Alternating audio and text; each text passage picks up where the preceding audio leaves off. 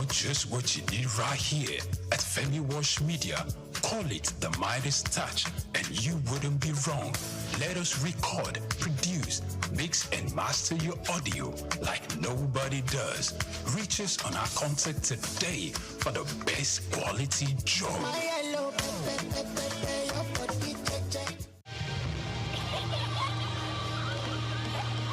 What keeps the heartbeat of a community alive? Is it the courage to create, the power to connect, the vision to transform? Well, it's all of this and more. It's a symphony of ideas, innovation, and industry. But where do these stories come alive? It's right here on The Isle, 104.9 FM, the station where dreams meet action and growth finds its voice. The Isle, 104.9. Business, economy, development. Stay tuned.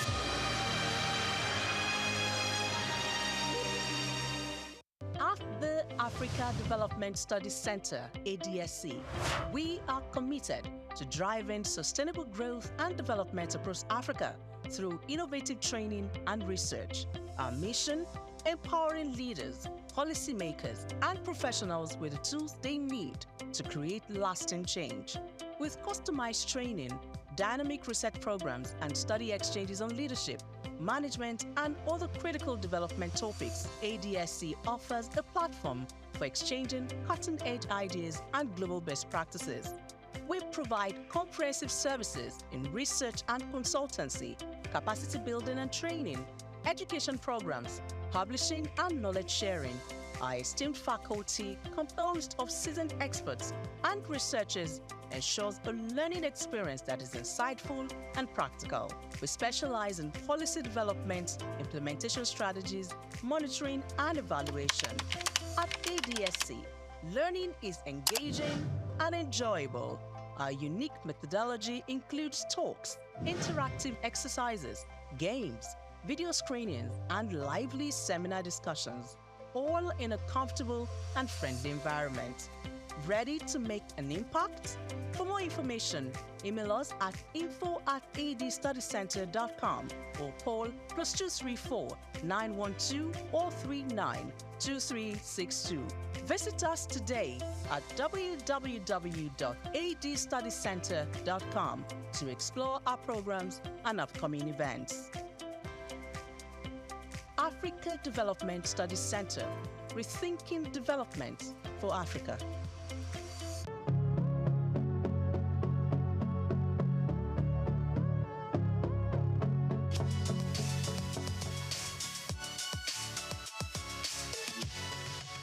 Well, Supporters Club had been there for 66 years when it was founded officially, but those who funded it were just doing it for the fun. We just come to the field, drum, sing, and go. Nobody gave them any recognition. But I joined them in the year 1977. I paid 2 naira to join. And how did I join? It was because of an incident that happened at the National Stadium. The Shooting Stars of Ibadan and the Bendel Insurance of Benin were playing the semi-final of the FA competition that year. And I had to go to enter the stadium. I paid 4 naira to watch the game. But while entering the stadium, the whole place was filled. And when I got inside, there was no place for me to sit down. So many of us were standing. Out there, people outside the gate of the stadium, there were more than the people right inside. So as at a point in time, while standing, some people just took me off ground and threw me into the crowd. And I started rolling until I landed on the culvert, concrete. Concrete slab. Before I knew it, Over 50 people were on my top, and I could no longer breathe. So to me that day, it appeared I was going to die. But through the grace of God, I was able to wriggle out myself of that position. And the man directly on top of me had to leave, because what I did was by biting him, and I had to struggle to go under the concrete slab. And I was right there for the first half of the game, 45 minutes. I was right there under the concrete slab. I couldn't watch the game. It was the breeze that was coming from the outer part of the stadium that saved the situation. After the first half, you know, people will get up to go to the toilets, to go and buy drinks and meet their friends. I had the opportunity of coming out, and a good Samaritan gave me a small place to sit. Even at that, I was very unconscious. I was not comfortable. But the game ended. It was a drawn game. When the game ended, everybody left the stadium, but because I wasn't very comfortable, I had to wait in the stadium for like an hour and a half before I left. So when I left and I got home, 9 p.m. network news, breaking news. 32 people died in the stadium that day. And that, the thought came to me. I probably could have been one of them. But I thank God. That was what informed my decision to say, I will not go to the stadium again until I have the best way to go into the stadium without being killed, maimed, or injured. And I decided to move with those people, and I joined them. But then we were just doing it. Maybe 20 of us, 15, 30 of us, we meet under the trees of the National Stadium, and we go home. And since that period, immediately I became a member, I introduced what they call flag bearing. When from 1977 to 1990, every Nigerian team that came out of the tunnel or goes out there outside Nigeria to play, you will see the Nigerian green, white, green flag being carried by one person. It's me. I did that flag bearing for 13 whole years. Whenever the team is played, I will be there with them, whether it's the Super Eagles, the under 20, the under 23, the Falcons, and the rest, all our national teams. Even our club sides going out to play Continental, when you see the green, white, green of Nigeria, I used to be the one carrying that flag. So I was with them, and I rose within the ranks from being an assistant secretary to becoming the national secretary and also the chairman of the disciplinary panel of the Nigerian Football Supporters Club. And by 1990, I was voted to be the chairman. That was when the thoughts of registering the club came. So when you hear that the Nigerian Football Supporters Club founder, officially because of its registration, I did the registration. Registering the club, I moved it from Lagos to Ibadan, Oyo State. I'm an Ibadan man. Charity begins at home, they say. So I went to Ibadan. From Ibadan, I moved to Bauchi. I moved to Abuja, Kano, Port Harcourt, all the states of the Federation. By 1992, I went to Cote d'Ivoire, in Abidjan precisely, to launch the Supporters Club. I went there physically, bringing the Nigerians together, those living in Abidjan. I formed the Supporters Club and launched it officially. I left that place, I went to Ghana. I launched it in Ghana. Leaving Ghana, I went to Gambia. I went to Burkina Faso. I went to Mali. I went to Republic of Benin. I went to Togo. I went to all the countries of Africa, putting the Supporters Club in place in those countries. By 1995, I moved to the United States of America. I launched the Supporters Club at the Giant Sports Stadium in New Jersey in 1995. After that, I went to France in 1997 to launch the Supporters Club in France in 1997, because we were already thinking of going to France to play in the World Cup.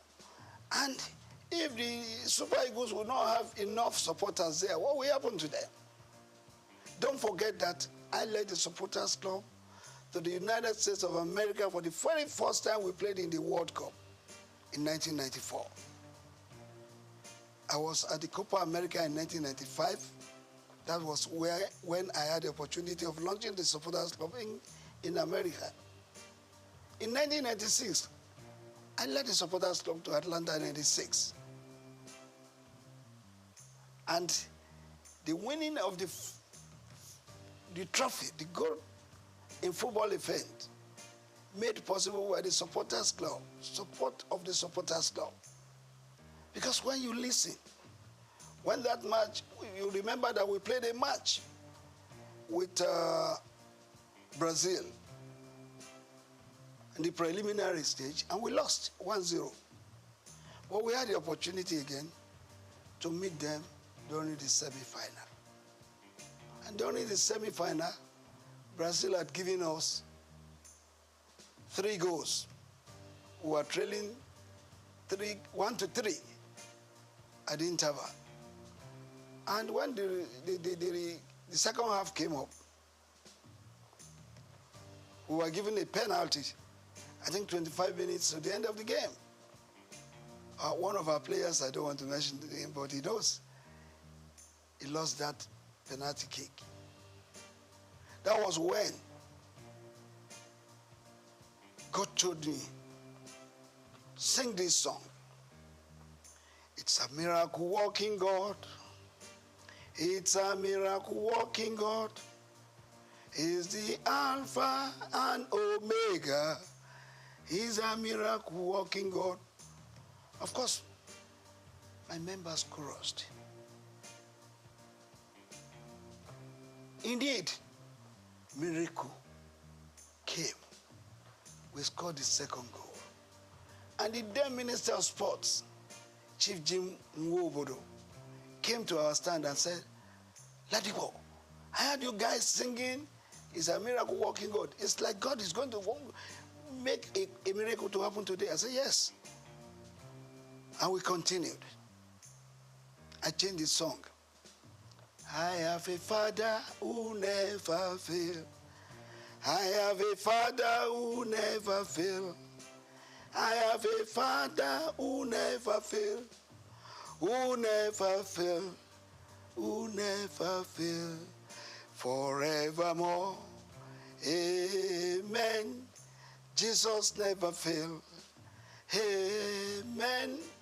Jesus never failed. Amen. Jesus never failed. Jesus never failed. Jesus never failed. Forevermore. We scored the third goal. Then another song came. Boya chukuna gaza. Boya chukuna gaza mere. Messiah yobiuma. Boya chukuna gaza. The match ended and there was to be the extra time. And that time was a sudden death rule. Immediately I sang that song, my people chorused. And the ball was coming to Kanu Nwankwo. He was backing the goalkeeper. Chested the ball, raised it up, turned around and tapped it to the net. And that was the 4 goals the Nigerian team scored against Brazil. And they started crying. And I decided to form another song. When Nigeria beat Brazil, when Nigeria beat Brazil, oh, Bebeto start to cry. When Nigeria beat Brazil, why Bebeto? Because they pulled him out. They were thinking they were reserving him because they thought they would meet Argentina in the final. Unknowingly to them, that they will be beaten, they don't know. So I did that song, and we sailed into the final, meeting Argentina in the final. And that again happened. Argentina was leading us 2-1. But we came from 1-2 to beat them 3-2. Yeah, to answer your question, I did that to tell you what the supporters club is to the team. And what this man felt by registering the club is that I have that belief. And it is general. Everybody must have it. That this is Nigeria, it's our country. We have to do something by giving it a positive image, whether in Nigeria or outside. You do know that all of us cannot be Mr. President of Nigeria. All of us cannot be governors, and not all of us will be members of the National Assembly. But all of us as Nigerians have special roles to play in giving our country a befitting and positive image. That is the reason why this man has been following football supportership all the time to date.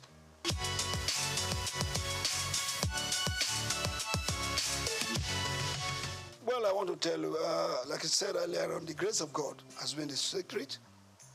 The other secret is that my members, I get them reoriented to believe in my vision. All of them supports what I was doing. They all love this country. They want to contribute their own to the good name of Nigeria. That has been the secret.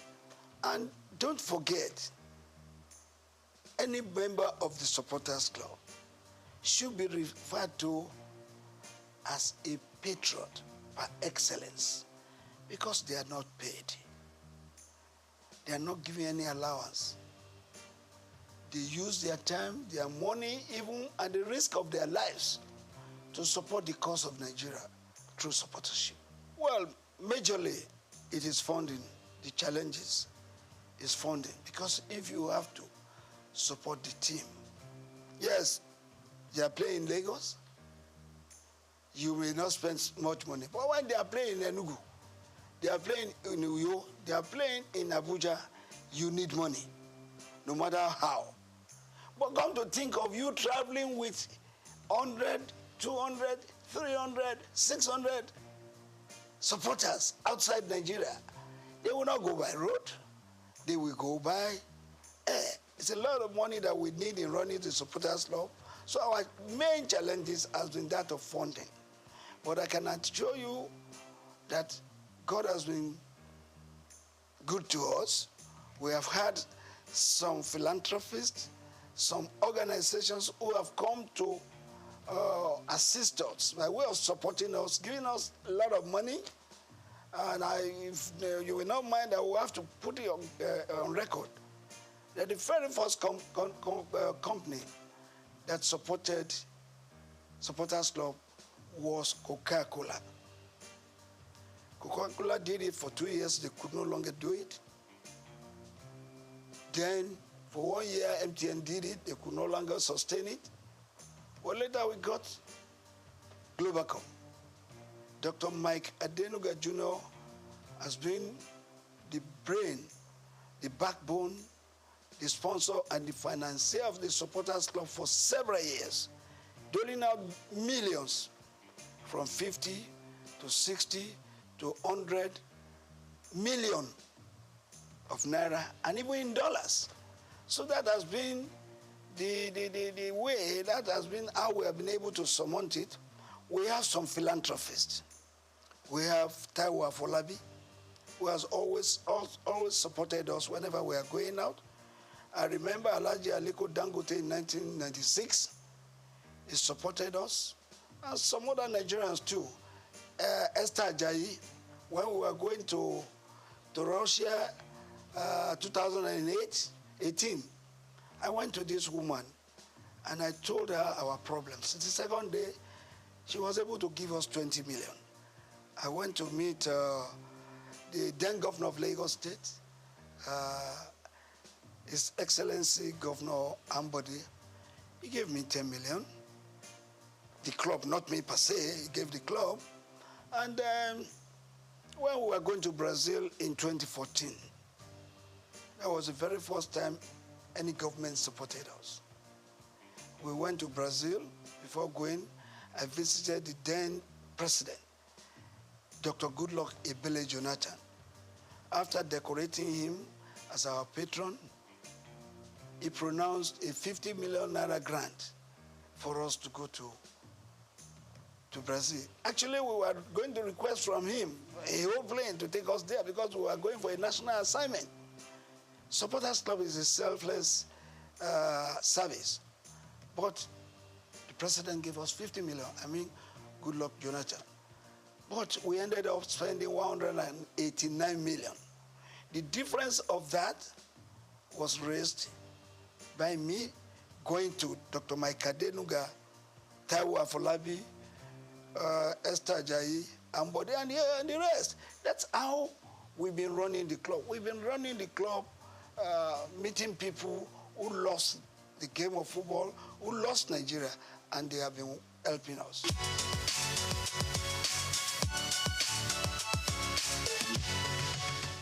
Well, very, very unfortunate. It's a story I hate to be talking about all the time because I've said many things about it more than 100 times. Supporters Club had been there for several years. And Dr. Rafiu Ladipo was the national chairman for just 10 years, from 1990 to 2000. I left that position in 2000. And then somebody else became the national chairman. And that was Alhaji Waide Anderile Yusuf, who was the chairman for 8 good years. After him, there was Otumba Olatunde Bashorun. He was there for 4 years. And there came a time when one Mr. Vincent Okumagba acted in that capacity for 3.5 years. And there was one little misunderstanding, because people will not want to wait for their time. And all I told them is, please, go through an election. Anybody who would not want to go through an election is not supposed to be on that chair of the national chairman. That's what came up. And the then NFF believed that there could be 20 arms of supporters clubs in Nigeria. It could even run to 100 units. But it's unhealthy. You cannot have a situation where your team is playing right on the field and you have different corners where you have the Nigerian supporters scattered all over the field, singing in different voices. It's not good. But look, I've been able to manage it because God has told me that supporters must not die. Supporters will not die. I have to be patient to let them see reasons why the supporters club should go and support the teams with unity. As a unit, go and support the team. But if you have funded your own, maybe you have registered your own, You have your own office. You can stay in your office. Manage your office the way you want to manage it. But when it becomes a national assignment, you are going out to represent Nigeria. All of us as supporters must come together to support Nigeria as a group supporting one team. Not when you have some people in angle 90, some people in angle 180, some people in angle 360, some people in angle 60, supporting one team. It does not augur well. There's nothing you are going to achieve from this. I remember when we were in Russia, and my members have gone in. I normally wait for all of them to go in before I will finally go in. So when I was going in as the last person, I entered the stadium, and I saw them, some people up there, I saw some people on the left, I saw some people on the right. And when I was going to meet the band boys, some of their security men came to me, I'm in Russia, and asked me where I was going. I said I was going to meet my people. They said I should bring their ticket, my ticket. And when they saw the ticket, no, you can't go there, go there. That place is not yours. Your seat is downstairs there. How do I coordinate the activities of my members? This is what we've been telling them. Supporters Club must be united. They must come together, sing together, cheer the team together, and let us have a befitting result. When the referee and all the match officials see a group of people, even if you are 200 or 300, converging in one special place together, in your uniforms, in your green and white, and you are singing, they know you have come to support your team. So it takes them every reason to want to do the game better. Well, when you are not there, in a capacity crowd of 90,000, we had 5 supporters here, 2 there, 7 there. When the Argentines were about 87,000 in the field, singing for their team. So I believe that the Supporters Club must be together. I've been able to manage it now, up to now. The national chairman of the Supporters Club, as we speak, is Reverend Samuel Ikpeya. He coordinates the activities of the Supporters Club in Nigeria. While worldwide, I'm the President General because we have Supporters Club in all the other countries of the world. And when we come together, there must be one person. There must be the head. We have the president of the Supporters Club in Côte d'Ivoire. We have the chairman of the Supporters Club in UK. In all Francophone countries, the head of the Supporters Club is called president. In Anglophone countries, the head of Supporters Club is addressed as Mr. Chairman. So the President General is not just what we just came out with. It's because there's a need for it. That's why the President General worldwide comes up. Well, I have told you a lot of people don't want to wait for their time. And when you don't wait for your time, what do you lose? You lose much. There was going to be an election. And I called all of them, go and pick your nomination papers for the election. But some of them would not want to because they want appointments. And I don't believe in appointments because we have a constitution in the Supporters Club that says everybody and anybody who wants to be an officer must contest for election. I insisted that there must be an election. Some people would not want an election because they know, probably they believe they cannot win. They decided to say, oh, let's go our way because we don't want election. That's it.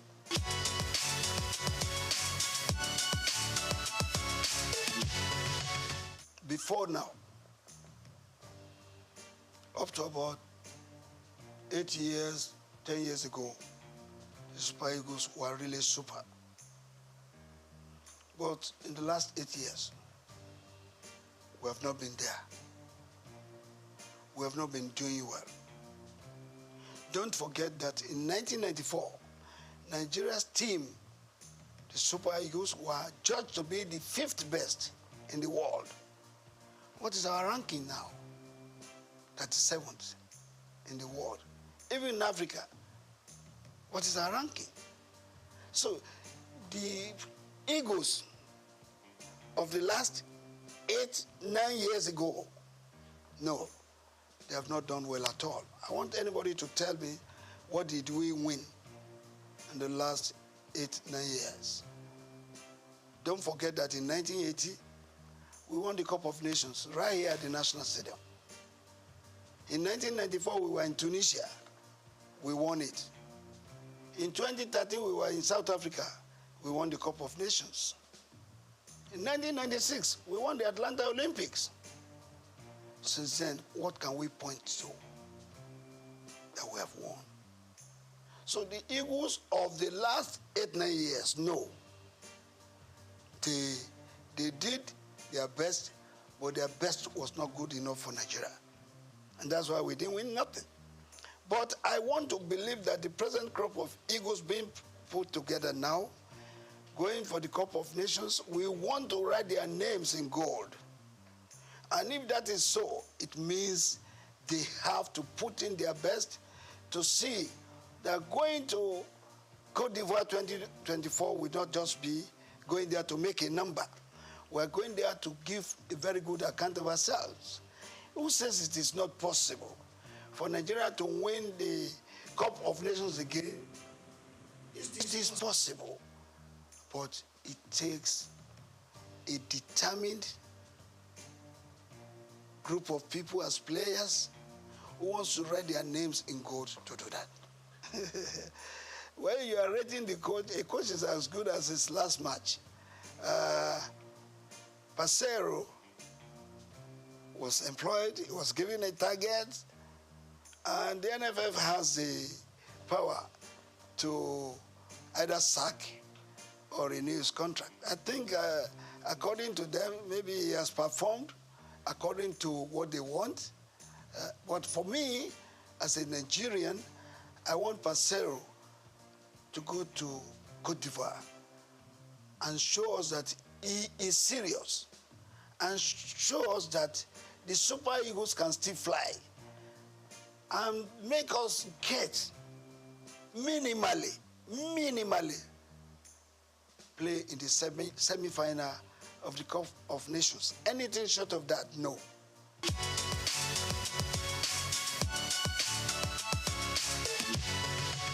Well,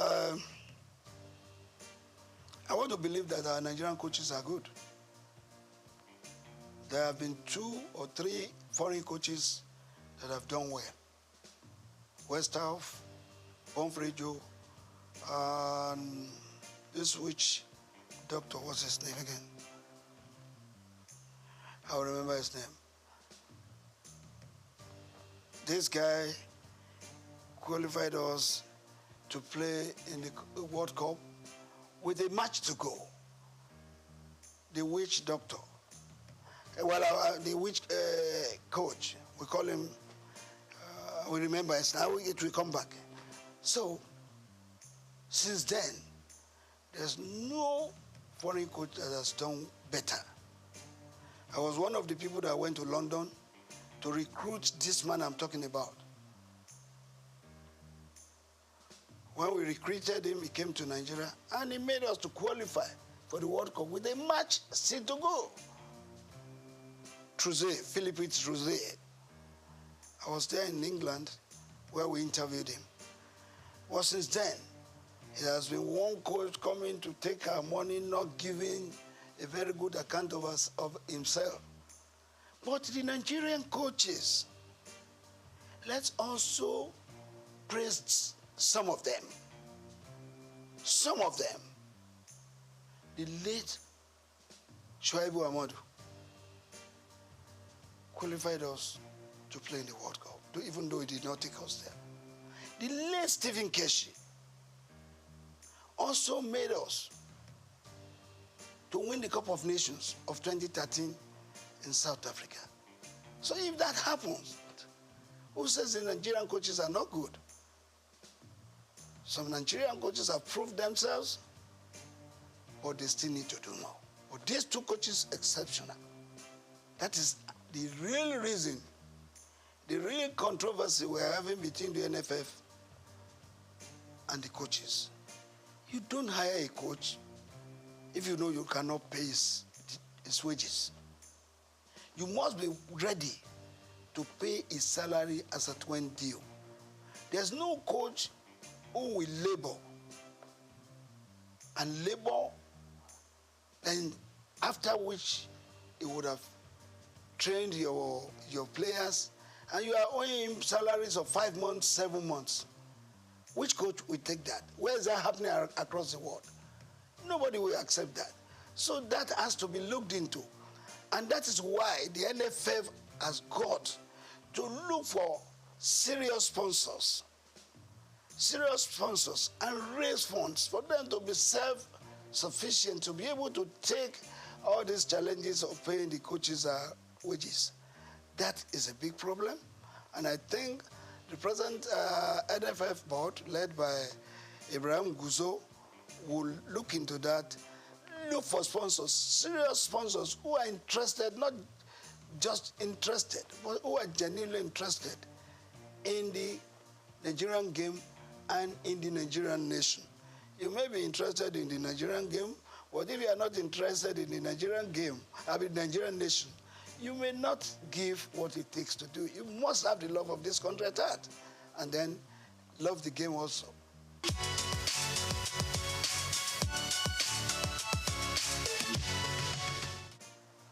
In the last 15, 10, 8 years, our boxing went down. In the last 5 years to today, our boxing has come up. I am the president of the Nigerian Boxing Board of Control, and I confirm to you that every week now, we have a boxing championship. We had one last week. Tomorrow, we will have one in Abuja. When I come back the following week, there's another one. We have promoters now promoting our boxing events. And our boxers are now earning big money, other than what they were earning before. In those days, they were earning 20,000, 30,000. They go on the ring, they hit them, they shed blood, and they sweat. What do they earn? But since the last 3, 4 years, our boxers have been earning big money, some of them earning millions, some of them traveling abroad to earn $5,000, $10,000. And that is made possible because we have a group of people in the Nigerian Boxing Board of Control who respects each other, who respect the boxers, who respects the coaches, and who respects the promoters. Take, for instance, I'm sorry to mention, GoTV. GoTV night every day, they've had about 29 GoTV sessions. You know what that means? GoTV for every boxing fight. They don't spend less than 20 million. They even spend more. And our boxing now is being watched all over the world, if not just Africa.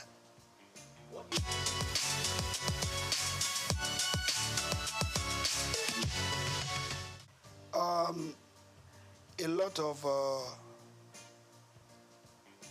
things have been said about this.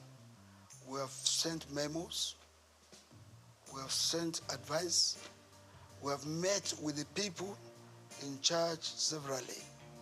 I've had to write to both the Minister of Sports, the National Assembly, and the rest. How can we develop our sports? It's very important. Without grassroots development, you won't be there. As a matter of fact, Kanu Nwankwo happens to be a product of the Nigerian League. J.J. Okocha, product of Nigerian League. Finidi George, Emmanuel Amunike, and all of them played in the Nigerian League.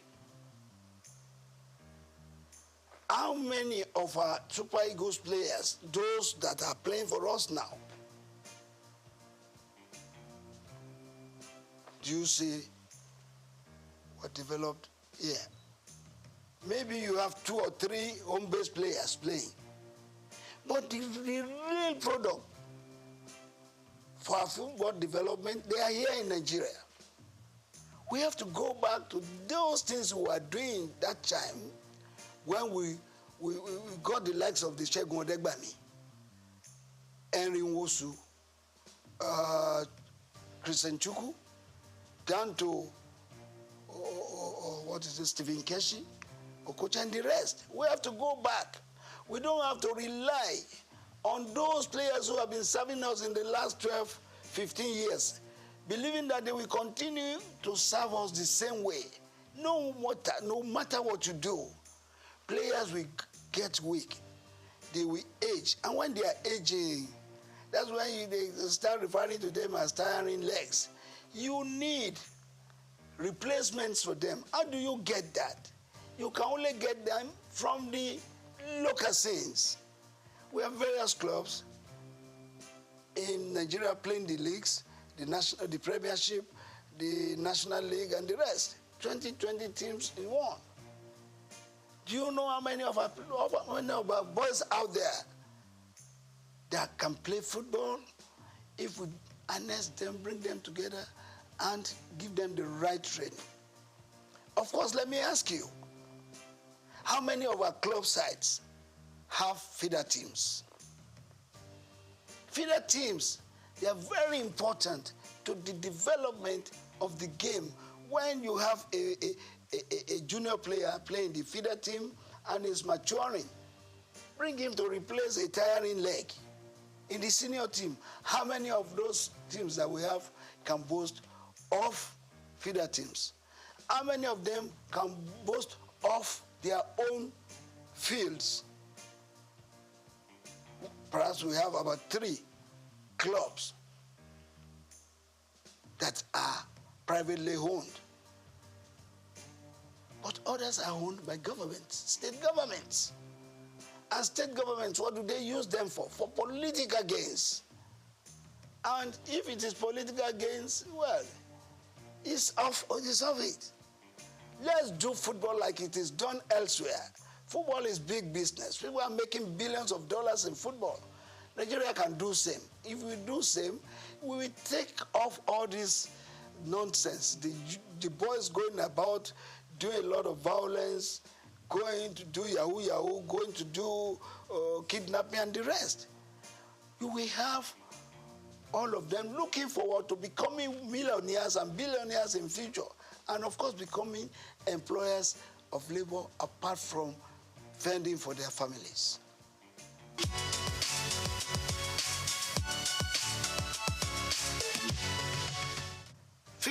Above 50 football. Yeah, it's above 50.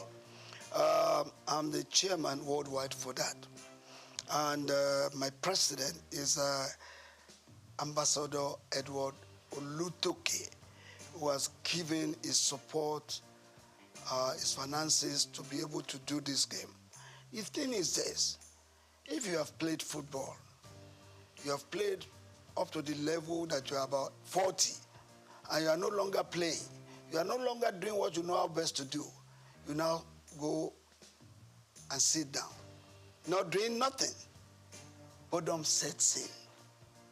And within that period, rather than getting fit, you are aging. Some of them developing sickness, various sicknesses that they ought not to have. But because they were no longer doing what they know how best to do, they sit down. So the concept is bringing them back. Not just the footballers, but anybody above 50 could play football, keeping fit, and above all, living a standard life, making money. There's a way, we have one thing we're developing with the above 50 concept for you to make money. Anybody who is above 50 and has no car of ease or no house of ease or a home has not been living standard. So above 50 concept is not just to play football alone, but to help you to keep fit, to keep you healthy, and make you to live standard life and make money. That is what we're doing. And as I speak with you, Brazil has embraced it. Mexico has written to us that they will want to play with us. The last competition we had 8 clubs: Ajegule, Surulere, Redeem, Itiraikate, Abeokuta, all of them, they came to play at the National Stadium. And the prize, the winner's prize was 5 million, which was paid instantly. The second place was 2 million, while the third place was 1 million. And we put a lot of money in organizing that. We are going to start the second edition very soon. We're now having clubs from Benin, Edo, where people from Abuja, people from Kwara registering to be part of the above 50 football.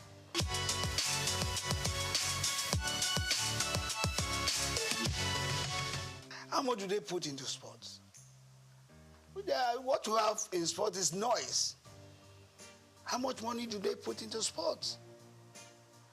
They need more money to run sports, particularly the development of the sports, not just taking part in competitions. Because if you have to develop sports, it takes a lot of money. And all those successful countries doing sports, it's because they have put money into its development. So government has got to put more money into the development of sports. Fantastic women. They've done us proud severally, having been champions of Africa for 9 times. I don't think any country in Africa can boast of that. But beyond that, we should also realize that these ladies, they are getting old. Some of them are 40, 38, 36, down the ladder. You need replacements for them. That's why we're asking that we should put more money. We should put more focus in the development of sports, both male and female. I think with what the female national team has done for Nigeria, we owe it a duty to put more money into the development of female football.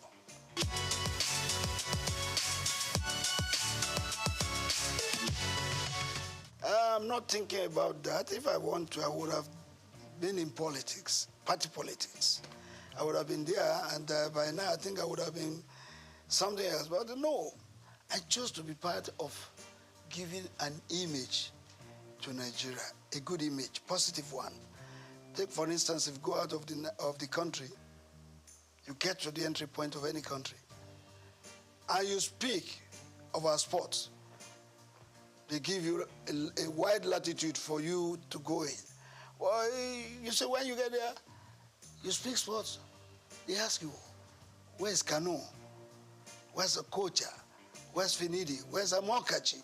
That means they recognize Nigeria sports. In fact, that's the only thing we can be proud of right now. Every other thing we talk in diversities. But when it comes to sports, every one of us were together. If the Nigerian team is playing and a Christian has to pray, and he say, I pray that the Super Eagles wins today's match, in Jesus' name I pray. Even the Muslim will say amen. So together in sports, where in this country, football and sports is a leveler, particularly football. Football unites not just the states, it unites the country, it unites the countries of the world.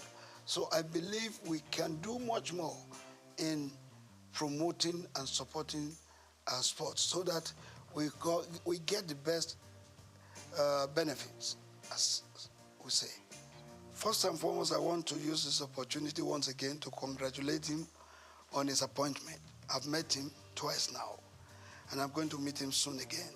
And why am I going to meet him is to advise him on what I think from my own views and from what I've seen to improve sports. First, we have talked about it. The development of sports is key, not just the taking part in competitions. Because if you are not developing sports, you are only taking in competition. If you don't win, what happens? But if you develop sports, 1, you are helping the youth. 2, you are helping the nation. 3, you are growing the economy. And thirdly, you are removing restiveness and restlessness of the youth in the society. I want us to advise the minister to key into the development of sports from the grassroots. Let's go back to the schools. Let's go back to the rural areas. Football is played everywhere. Go under the bridges, you see people playing football. Let the minister put in place, through the NFM, a consortium of coaches that will go to these schools, that will go to these corners. Everywhere in Nigeria, you have talents that can be helped, sponsored, and nurtured to stardom. Once we do that, our sports will improve. And let the minister put his feet there on ground and say, every club that is playing in the Premiership and the National League must have their feeder teams, must have their own fields and other infrastructures to make them develop sports. Thank you very much. I want to pray for this organization to continue to thrive, to continue to blossom in making money, because without money, this kind of things that I hear cannot be sustained. So God will grow you the more, and your business will continue to flourish.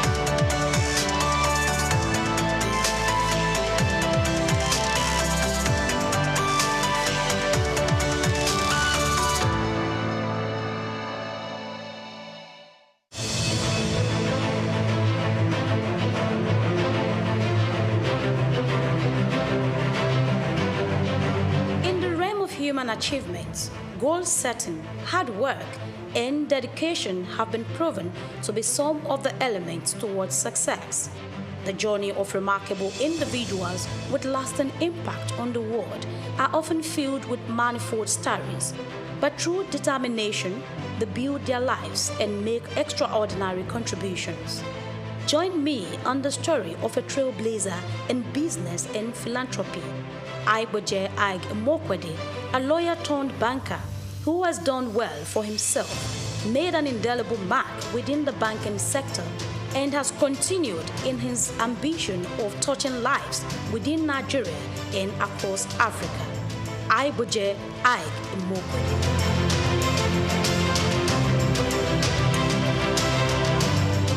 Within the Nigerian business space and philanthropy, few names resonate and are respected profoundly. Such is Aiboje Ag Mokwede.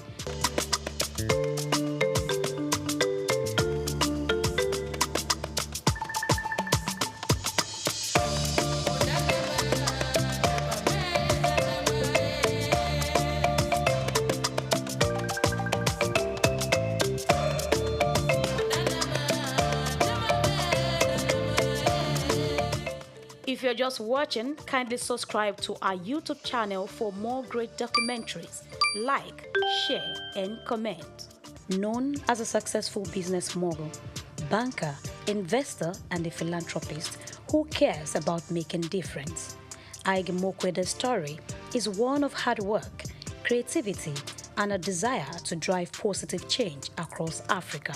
Born to civil service parents on September 24, 1966 in Ibadan, Oyo State, Nigeria, he hails from Sabongida Ora, Edo State. Aiboje spent his formative years with his parents in Lagos, where he had his primary education at St. Saviour's School. He enrolled into Federal Government College, Kaduna, and at age 16, he was admitted to study law at the University of Benin, where he graduated at a young age of 19 with a law degree, displaying early signs of his exceptional intellect and drive. Called to the Nigerian bar in 1987, he started his career in 1988 as a lawyer at Continental Merchant Bank during his National Youth Service Corps NYSC year. In 1991, he joined Guarantee Trust Bank PLC, GT Bank, where he rose to prominence as an executive director. His big moment came in 2002 when he led the acquisition of Access Bank, turning it from a small regional bank into a big player, a banking powerhouse in the industry.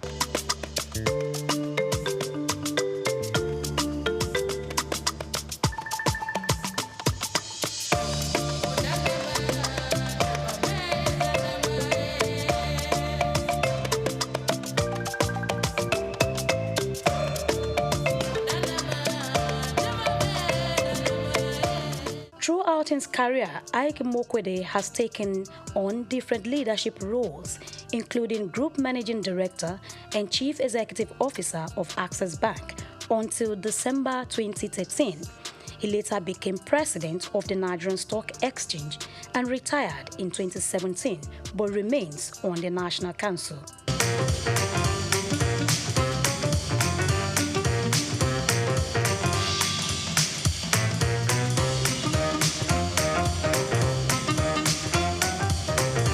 Bowing out of Access Bank, he was given a befitting send-off. No man or combination of men could transform what we met in Access Bank in 2002 into what would cause this type of people to come and celebrate today in office.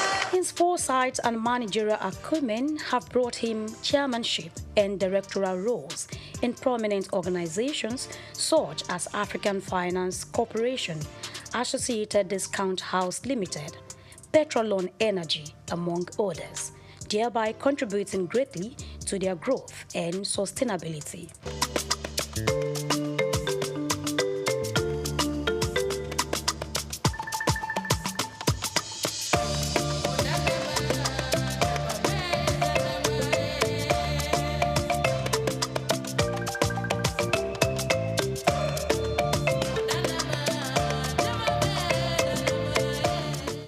Hard work, they say, pays. Igboje Ige Mokwede's hard work earned him many awards and honors. He received the National Productivity Order of Merit Award in 2009, conferred with Commander of the Order of the Niger CON in 2011 by the then President of Federal Republic of Nigeria, Goodluck Jonathan, during his administration for contributing to banking and finance. As a visionary leader, he was installed into the E&Y World Entrepreneurs Hall of Fame in 2011 as the EY West Africa Entrepreneur of the Year and named African Banker of the Year in 2013. These amounting to how much others values his leadership and ideas. He got honored by Chartered Institute of Stockbrokers of Nigeria. Beside his work, Ige Mokwede also gives back to society.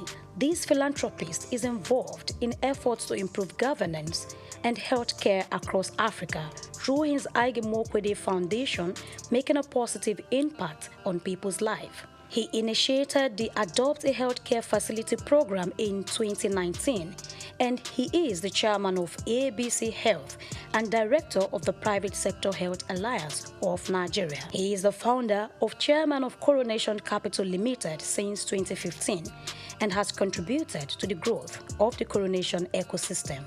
Coronation Capital Limited, with other arms of its businesses, also bettered Coronation Art Gallery in Lagos on the 13th of May 2022, a platform for showcasing exceptional works of art that embodied the essence of cultural significance and artistic expression. Igboje Ige Mokwede founded Coronation Art Gallery with the vision of democratizing art, foster appreciation and understanding for the artistic world, and making it accessible to a wider audience. Bumi Augusto is, I knew Bumi when she was born. I know her parents, and I know all her siblings. She's a beautiful, wonderful, gifted Nigerian artist, and just like many of the others here. The piece behind me is a triptych, long throats, all up to longer throats. I actually thought that I was going to caption this collection. You know, this is really a microcosm of my entire collection, but I was going to capture it longer throats because this represents a lot of this collecting I did during COVID. Many of these pieces actually were not in Nigeria. I brought them home. I'll tell you something.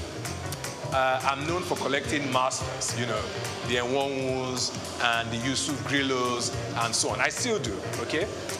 And I kind of stuck to that genre of classic. Those are the people who, when I was growing up, as I told you, those are the people who were my parents, either just older than them or contemporaries. So I grew up knowing these artists as my uncles, okay? So my first collecting was, you know, from works, you know, done by masters like that. After a while, you know, these works are really priced in. But Bumi Augusto, you know, her works, you know, which may appear even a bit pricey now, in 10 years' time, you know. So this is also hosted by Coronation, which are companies that are all about wealth creation. So there's also the investment angle. I don't collect for investments, but you know, with all that these great Nigerian and African artists, the young ones, have been doing, and the way their prices have been rising, you know, I've got to focus on investments now.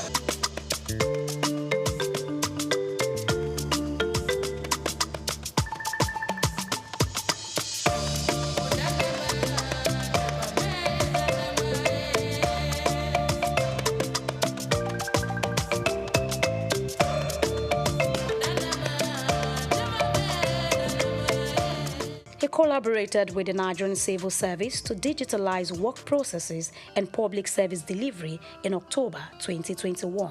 Recognizing 43 public servants at the 2022 Civil Service Award ceremony on behalf of the Ige Mokwede Foundation with an encouragement of cash prize worth 500,000 naira for each awardees. It is my understanding that annually 43 public servants will be recognized in this fashion. And so with effect from the 2022 Civil Service Awards ceremony, on behalf of the Ige Mokwede Foundation, we will be putting an endowment with effect from this award session, whereby each awardee receives a cash prize of 500,000 naira.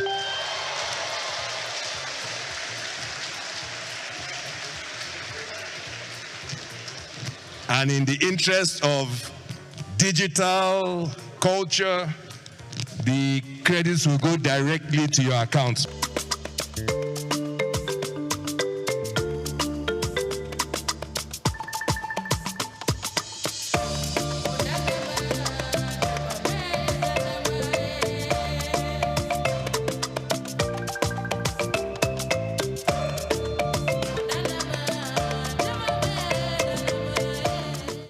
Among his many certifications, affiliations, and fellowships, Ige Mokwede holds Triumph MBA from the London School of Economics, New York University, and HEC Paris. He attended an executive management program at Harvard Business School in the year 2000, and he is a member of the American Academy of Arts and Sciences, also appointed to the International Advisory Board of Oxford University's Blavatnik School of Government. Ige Mokwede is a honorary fellow of the Chartered Institute of Bankers of Nigeria and had received an honorary doctorate of science from Olabisi Onabanjo University in 2018. Also honored by Chartered Institute of Stockbrokers of Nigeria last year in a groundbreaking ceremony. If the operators of our markets, of a nation's capital markets, are properly resourced in terms of skill, capacity, and conduct, nothing can stop that nation and its citizens from leaving the tarmac and moving from third world to first world. Nothing can stop it. The correlation between the advancement of financial markets and the advancement of national economies is perfect. It's not almost, it is perfect. And so, you understand why I have tied myself to the future of this market and why I have tried from the very word go that my voice was heard to get the public sector and the elite within the private sector to understand that we cannot ignore this market. Igboje is the first African co-chairman of the Global Business Coalition on Health and chairman of the Friends of the Global Fund, Africa. The business mogul has made significant donations to the Global Fund. He is the vice chairman of the Global Citizen Nigeria and creator of the Nigerian Solidarity Support Fund. There is always a story, or say many stories, behind every success. And this, Ige Imokwede has shared in a book called Leaving the Tarmac, Buying a Bank in Africa, Red Door 2020. In it, he talked about how he and others turned Access Bank into a major success, showing his determination and vision. On a personal note, I think the first thing is that I left Access Bank. I retired as CEO in 2013, and I knew that I needed time off just to recharge my battery, so to speak. I didn't think I would have more than a year and a half before my perpetual motion character, kind of took over once again. And so I wanted to use that period as productively as possible. So I had a year and a half, and what better to do in a year and a half, than write a book. And for me, it was an opportunity, for posterity to tell the story to my children in a structured sense, because before then, I just hadn't had the opportunity to sit down with my kids and say, this is what I did today, or this is what I did yesterday, and these are the highs and the lows of this journey. Herbert and I went through a hell of an experience between 2002 and 2013, and for him, that experience has continued. We learned so much. We were exposed to so many things. We had really, really great mountains that we climbed. We scaled some pretty high heights and so on. In a sense, it would be very selfish of us to, lock this up in a box and not share it with others, because I think our experience, can be used by any other person who has an ambition to go out there and do, whatever it is they seek, whatever it is they dream about. And so the notion of writing for posterity and recording this period in my life, and probably more important, the notion of preparing a way for others, those are the things that drove me to write the book. Ige Imokwede, former managing director of Access Bank Group, returns to lead Access Holdings, replacing Abubakar Jimo. His return after a decade aims to realize the shared vision of the late co-founder, Herbert Wigwe. Access Holdings PLC, trading under the Access Corp ticker on the Nigerian exchange, began to feel Iboje's progressive impact as its stock value increased by 1.52% following his appointments as chairman. Iboje Ige Imokwede is back again. Ige Imokwede is married to Ofovwe Ige Imokwede and has 4 children, namely Ohiozoje, Aima, Morenike, and Renown. He has been able to balance his family life with his professional achievements, setting an example as a leader and role model to many. He is an ordained minister of the Promised Land Ministry. In the annals of Nigerian business history, his story stands out, showcasing the power of vision, perseverance, and giving back to the community. From his humble beginnings to global recognition, he inspires others to dream big and make a difference. His legacy remains as he continues to make strides in business and philanthropy.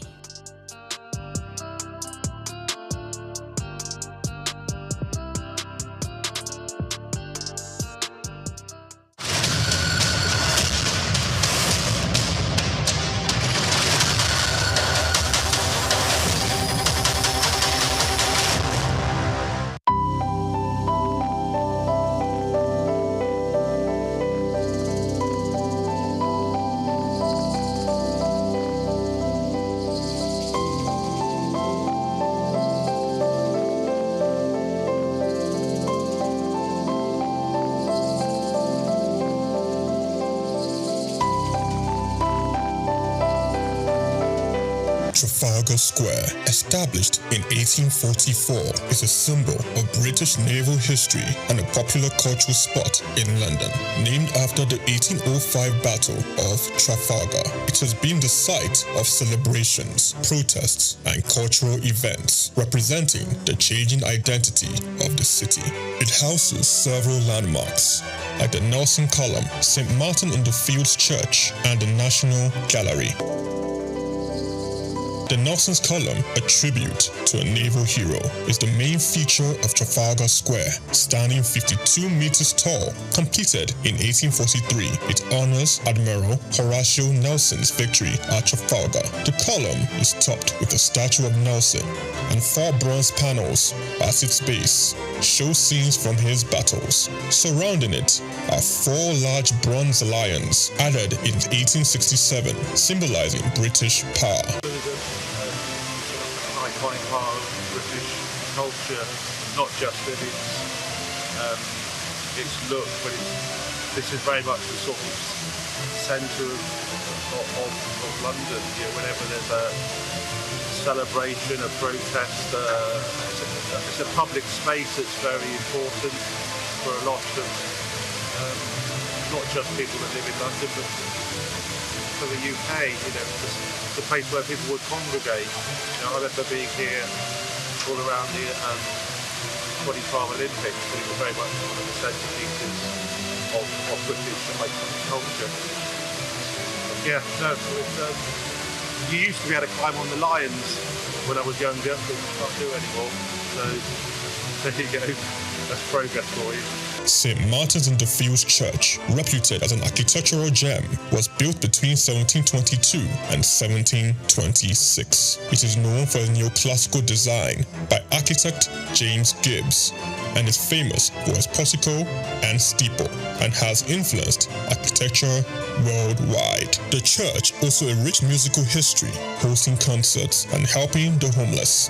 Yeah, I actually came to London just on a little day trip, and then I remembered that this church sometimes has classical music on, so I just popped in, and there's no concert, but there were some people practicing. So there's a quartet of violins, and they made some lovely, sort of practiced for some classical concerts. So I really enjoyed just sitting there for 10 minutes listening to it. It's lovely. It's a really nice church, and it's nice that people don't use it much time. So maybe we should have a nice coffee as well.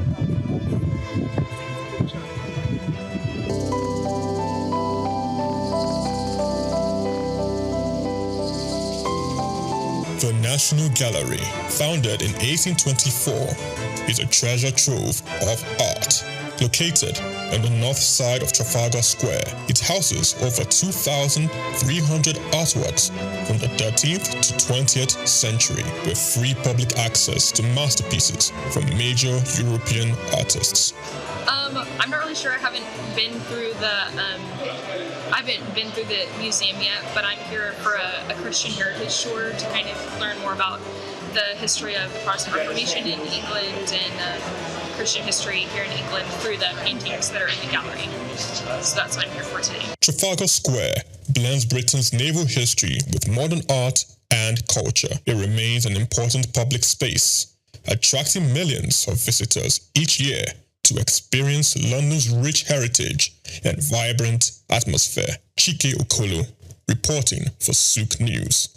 Muhammad Yunus was born on the 28th of June 1940 in the village of Batwa, Chittagong, a British Indian colony which is currently known as Bangladesh.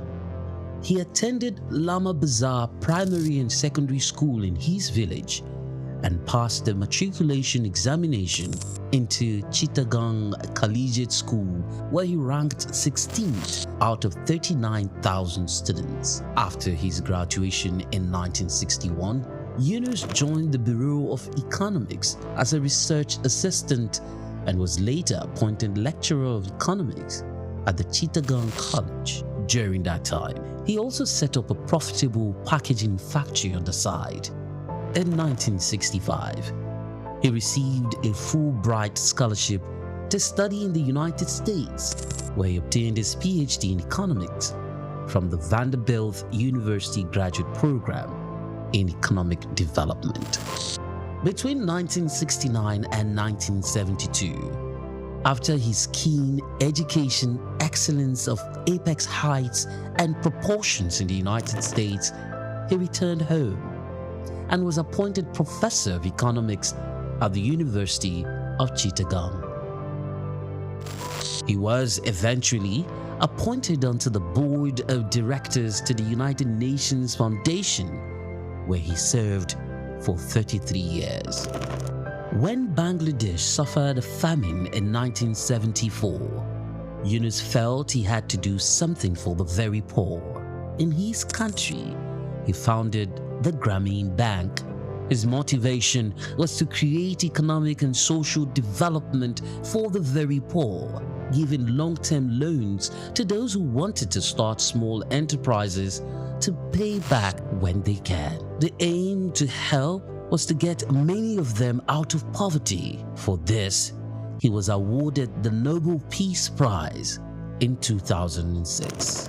Muhammad Yunus is a recipient of numerous international awards for his ideas and endeavors, including the Humanitarian Award in 1993, World Food Prize in 1994, Independence Day Award in 1987, Bangladesh's highest award, the King Hussein Humanitarian Leadership Award in 2000. He was also awarded the Volvo Environment Prize in 2003, Nikkei Asia Prize for Regional Growth in 2004, Franklin D. Roosevelt Freedom Award in 2006, as well as the Souq Peace Prize in the same year. All humans are born entrepreneurs, he would always fondly say.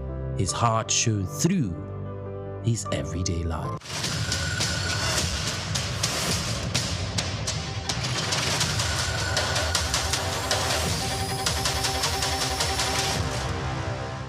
Known as the father of African literature, Chinua Achebe was born on the 16th of November 1930 in Ogidi, now Anambra State, eastern Nigeria. He was born to Isaiah Okafor Achebe, a teacher and an evangelist, and Janet Anenichi Ilegunam, a vegetable farmer. Achebe has reshaped the global understanding of African identity through the power of storytelling. Raised during the twilight of colonial rule, Achebe's education was steeped in both Igbo tradition and the Western values of post-colonial Christianity.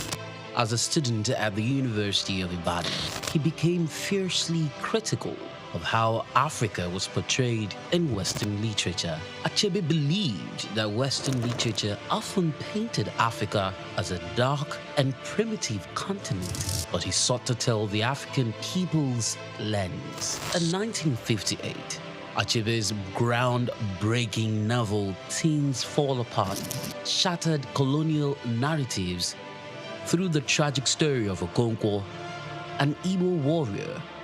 Achebe illuminated the complexities of African culture and the devastating effects of European colonization. Things Fall Apart became more than just a novel. It became a symbol of African resistance against the oppressive narratives of colonialism. Achebe was not just a writer. He was a passionate advocate for African self-determination, and his political activism made him a critical voice in the post-colonial era. Even after a life marked by personal and political struggles, including a car accident that left him partially paralyzed, Achebe continued to inspire. He taught at Bard College and later Brown University, where his influence reached new generations of writers and thinkers. He was married to Christiana Chinwe Okoli, and they had 4 children. Sadly, he died in March 2013 at the age of 82. Chinua Achebe's legacy endures in his novels, his essays, and in the countless voices of African writers who follow in his footsteps. He gave us a voice, a story, and a vision of Africa that is ours to share.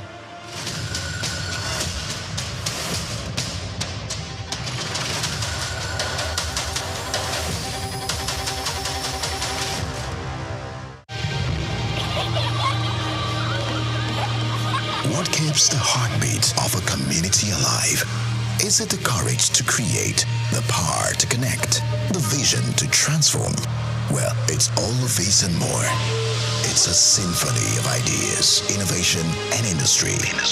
But where do these stories come alive? It's right here on The Isle, 104.9 FM, the station where dreams meet action and growth finds its voice. The Isle, 104.9.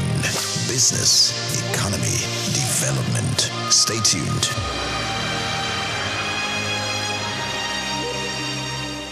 We've got just what you need right here at Femi Wash Media.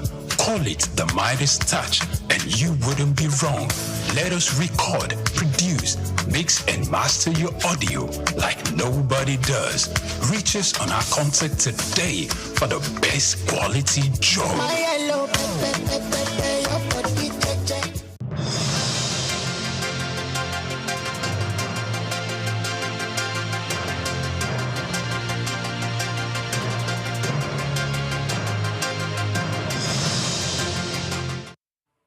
Hello and welcome to Souq News Television. We're reaching you live from our studio in Lagos. I am Antonia Umor. The federal government of Nigeria has launched a strategic housing initiative to deliver 77,400 social housing units across the country under the Renewed Hope agenda. This includes 30,000 units in each Lagos, Abuja, Kano as part of the new Renewed Hope cities and 250 units per state across 36 states. The Minister of State Housing and Urban Development, Yusuf Attah, stated that 30% of the units will be allocated to vulnerable Nigerians with no income, reinforcing the administration's commitment to inclusive housing development. The government is actively seeking partnerships to meet its housing targets. During talks with international investors led by Alan Kinam of SVNet Incorporated, the ministry welcomed collaboration proposals that could boost job creation, introduce advanced building methods, and spur investments in the housing sector.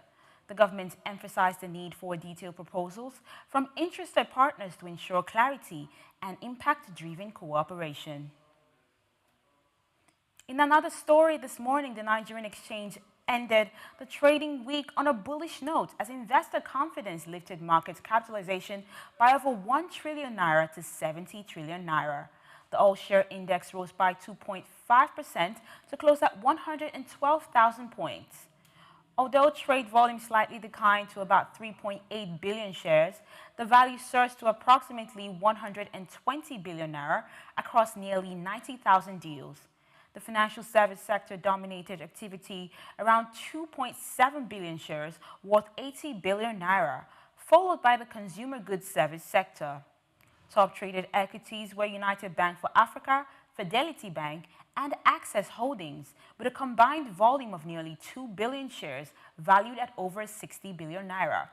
56 stocks appreciated, led by Universal Press with a gain of 35%, and Abbey Mortgage Bank topped the loser list with a decline of 27%.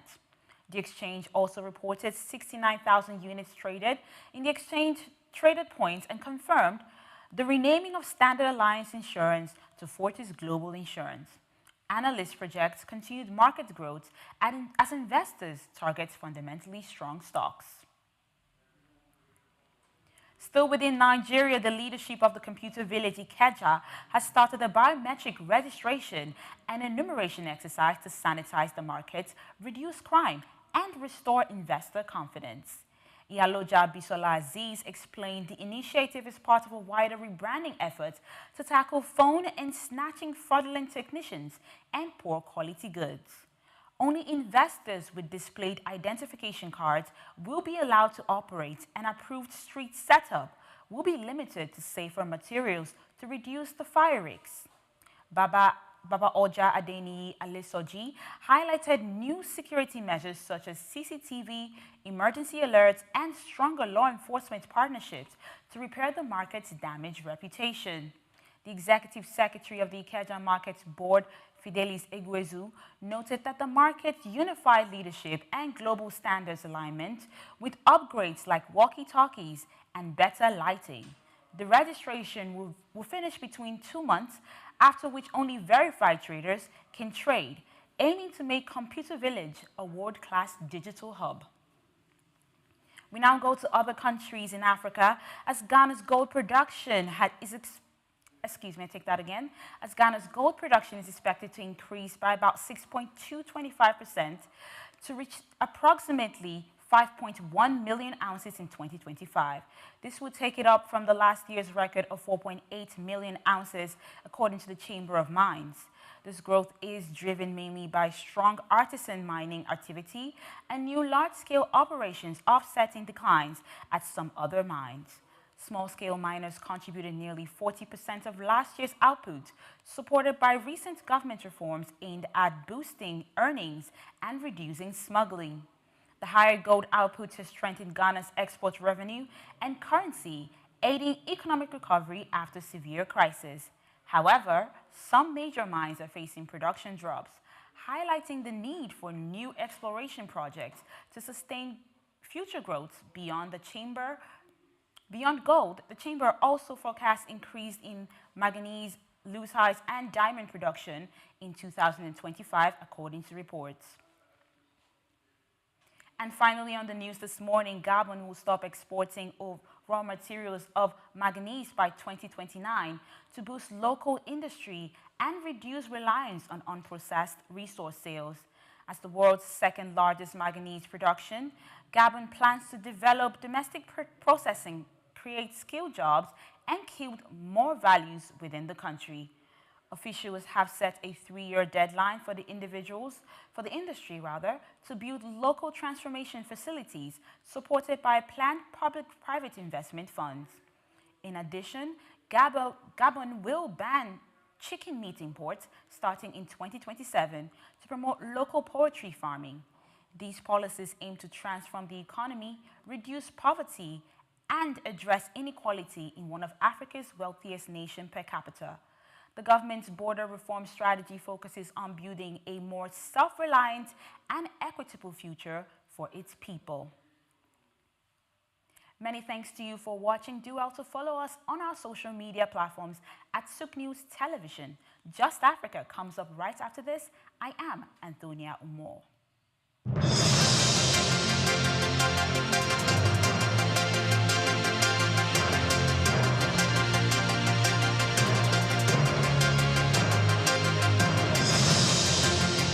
We've got just what you need right here at Femi Wash Media.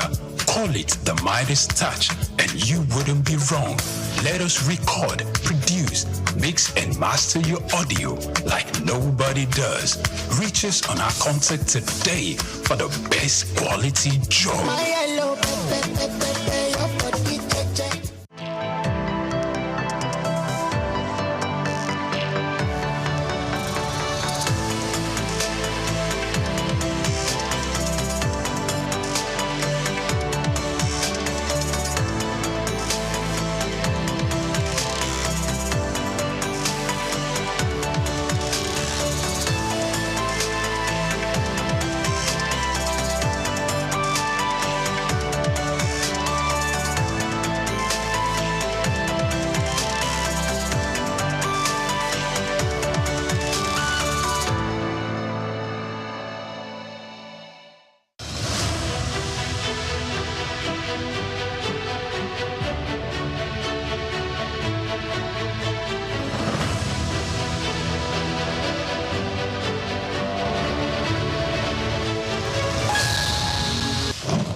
A drop makes a hole in a stone, not by force, but by consistent dripping.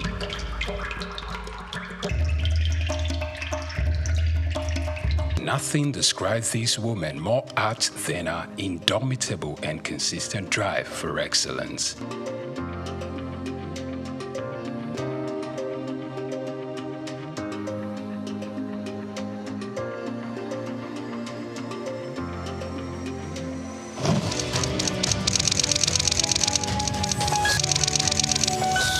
Born Bilikisu Abiodun Moturayo Omobalanle Adekola on December 24, 1962, into the family of Alhaji Abdul Moshood Adekola, the first grandson of the first Alhaji in the city of Ibadan, and a Cameroonian mother, Mrs. Hannah Aduke Adekola, in the ancient city of Ibadan, Oyo State. While her mother was still pregnant with her, left for England to further his education.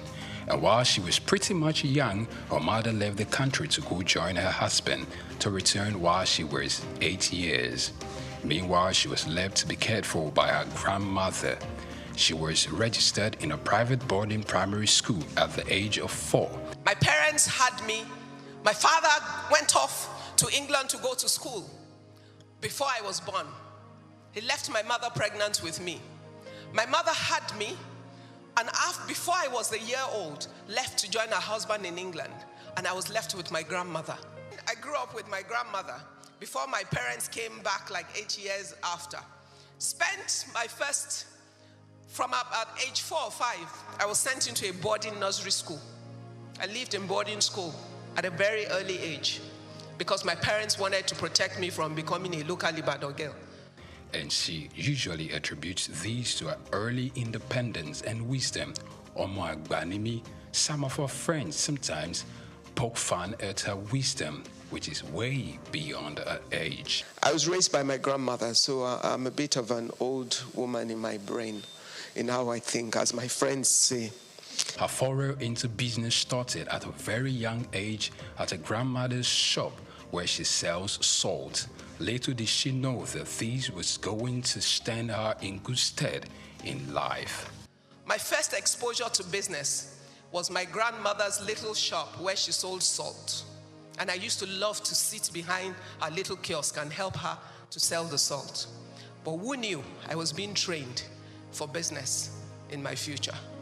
While at secondary school, she participated in the literary debating group, excelling in it, which made her consider a career in law, though that didn't last. Also, it is worthy of note that Ibukun Awoshika could hold her own in athletics, earning her the nickname Rabbit because she could really run. As an athlete, if you want to run, and I used to be fast, they used to call me the Rabbit.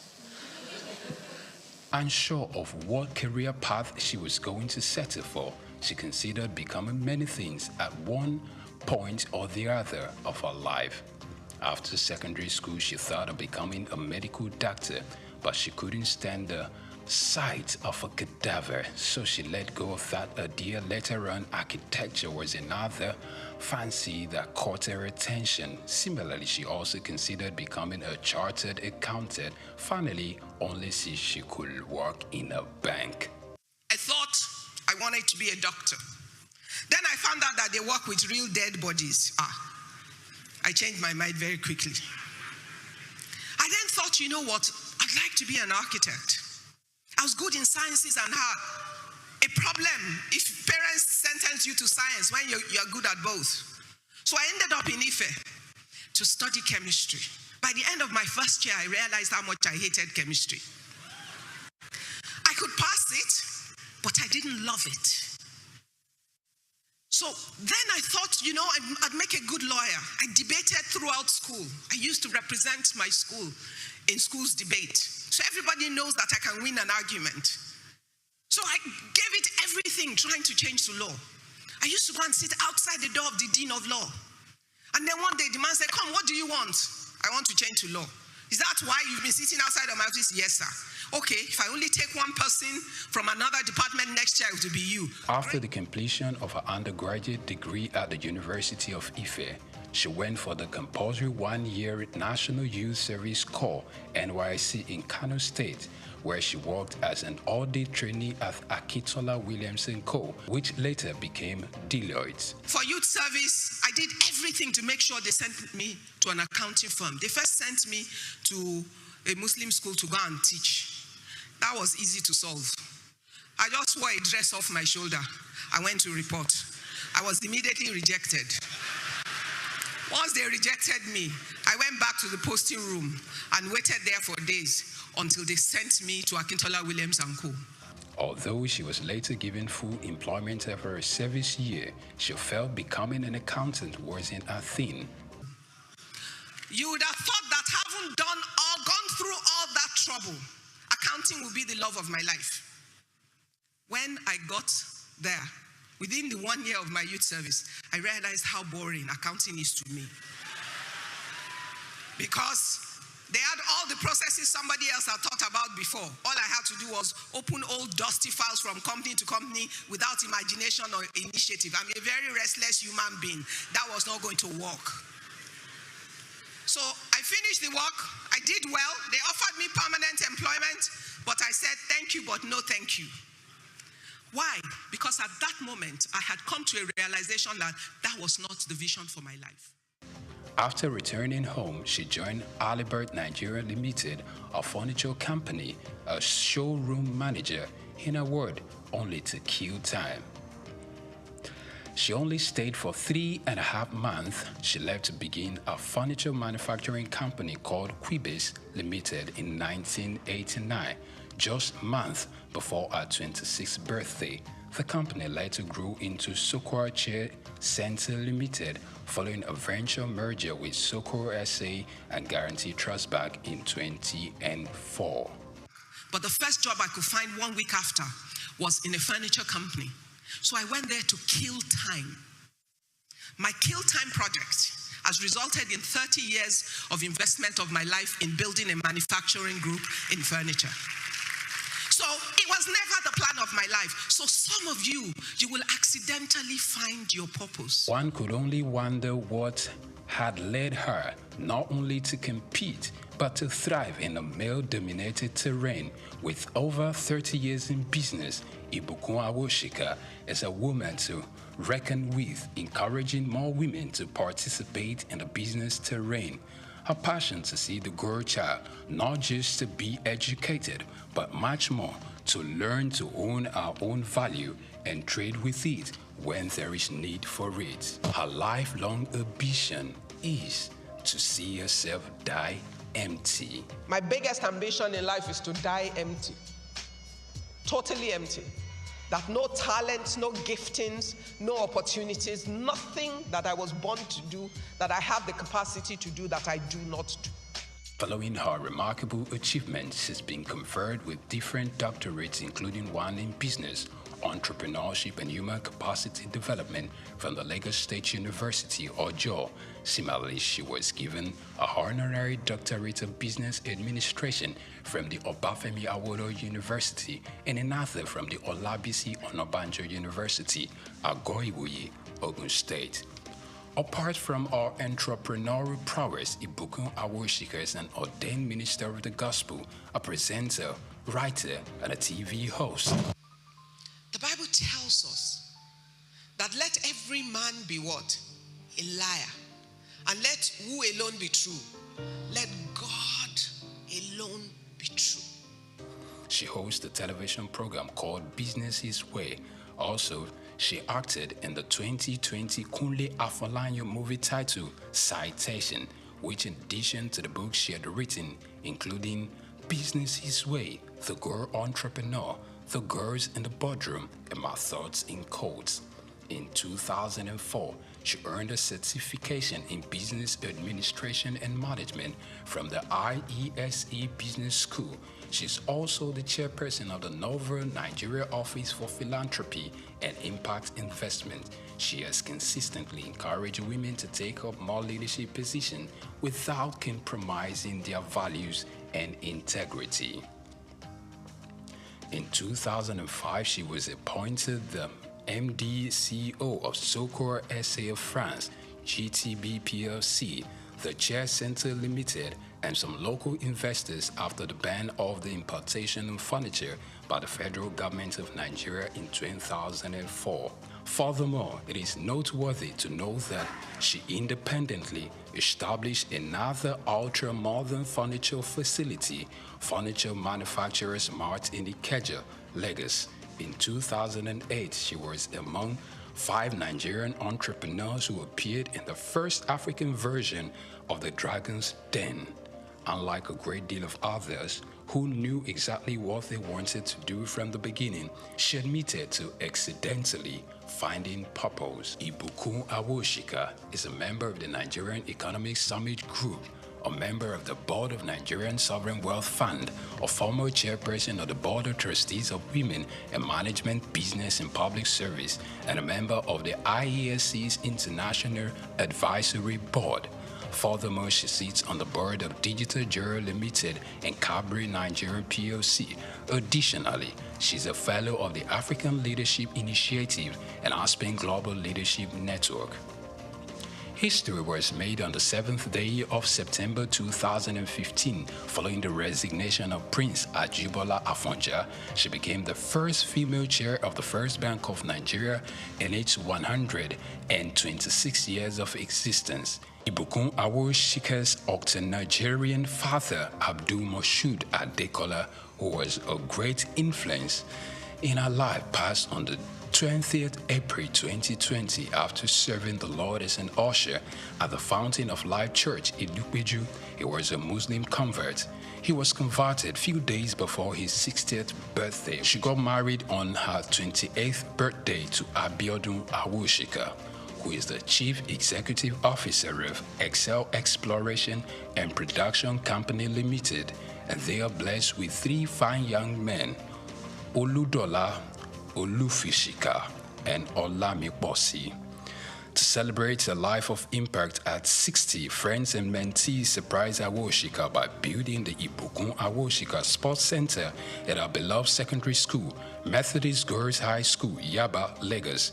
This project took about 6 months to complete and had some of our mentees like Tara Durutoye, Ndidi Okuanu, Chichi Nwoko, and Bisola Runsewe. They marshaled it alongside a team of other successful people. She stands like Joshua upon the pinnacle of the Horeb, looking to command an army of a new generation of women entrepreneurs that wouldn't stop at anything to achieving their God-given dreams. For her, she believes that regardless of how illustrious her career is and how successful she could ever get in life, her family and husband remain the most important gift in her life. Ibukun Awoshika.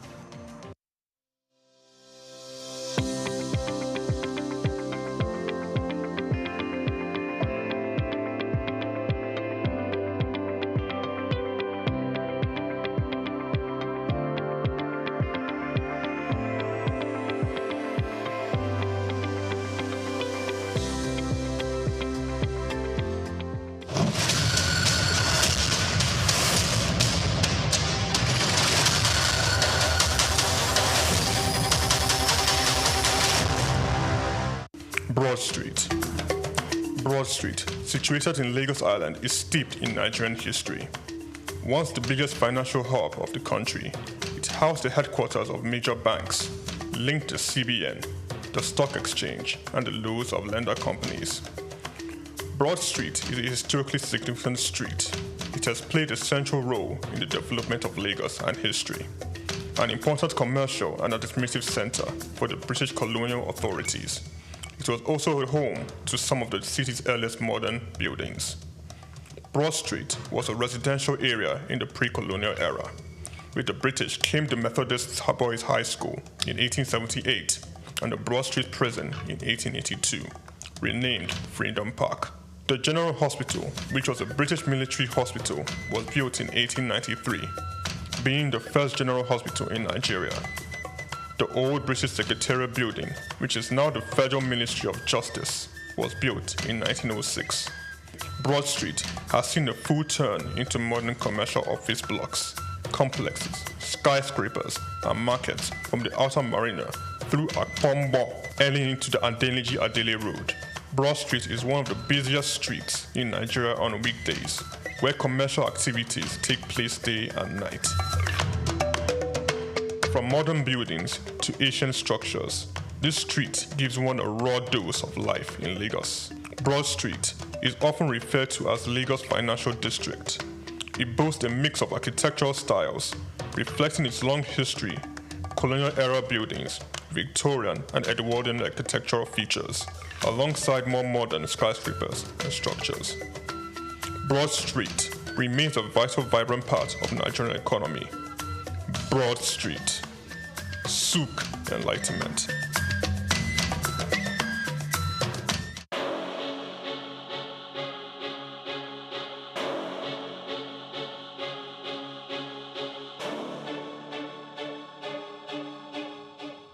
Elon Musk is a visionary entrepreneur leading innovative ventures in technology, space exploration, electric vehicles, and renewable energy. Musk was born on June 28, 1971, to a South African engineer and his mother, a Canadian model and nutritionist in Pretoria, South Africa. His talents for computers and entrepreneurship emerged early, and at age 12, he created and sold a video game. Musk studied physics and economics at Queen's University and the University of Pennsylvania. In 1995, Musk founded Zip2, sold to Compaq for $307 million. He also co-founded X.com, which became PayPal, acquired by eBay for $1.5 million in 2002. Driven by a vision for humanity's multiplanetary future, Musk founded SpaceX in 2002, developing affordable rockets to support International Space Station mission and NASA's Artemis program. He became a major investor in Tesla 2004, launching electric vehicles like Roadster, Model X, and Model 3. Tesla unveiled the Cybertruck, beginning deliveries in 2023. Musk acquired X, formerly known as Twitter, in 2022, aiming to enhance future and transparency. Musk has at least 12 children from multiple relationships, including Justin Wilson, Tallulah Riley, Grimes, and Siobhan Zilis. Through SpaceX, Tesla, and other ventures, Musk shapes technology and innovation globally, and his influence extends beyond business into politics and culture.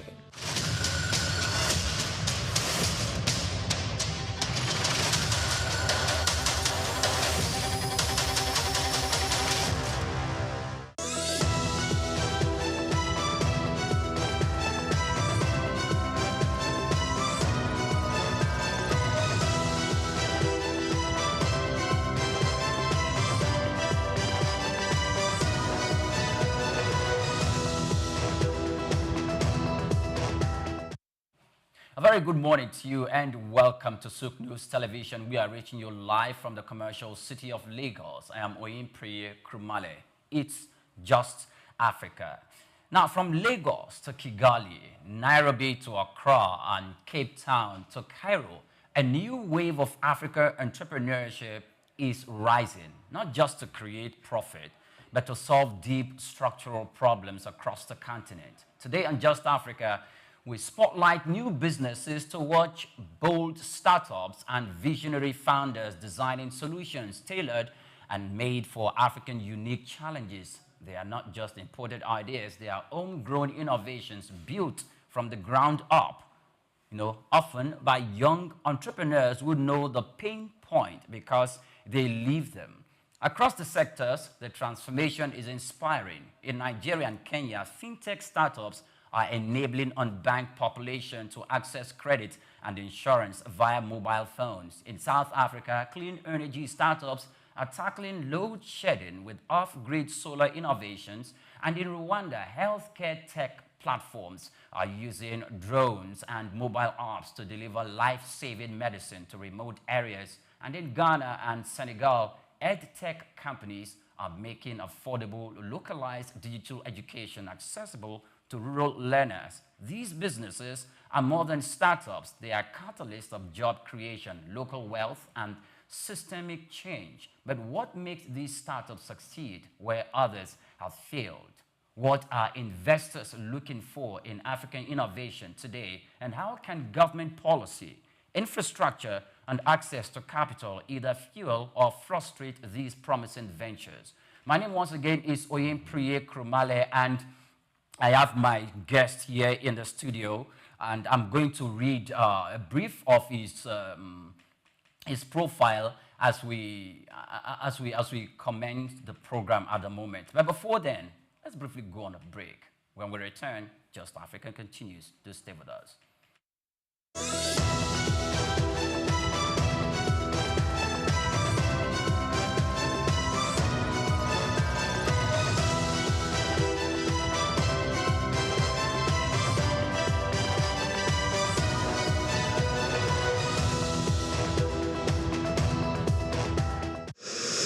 This is The Isle, 104.9 FM.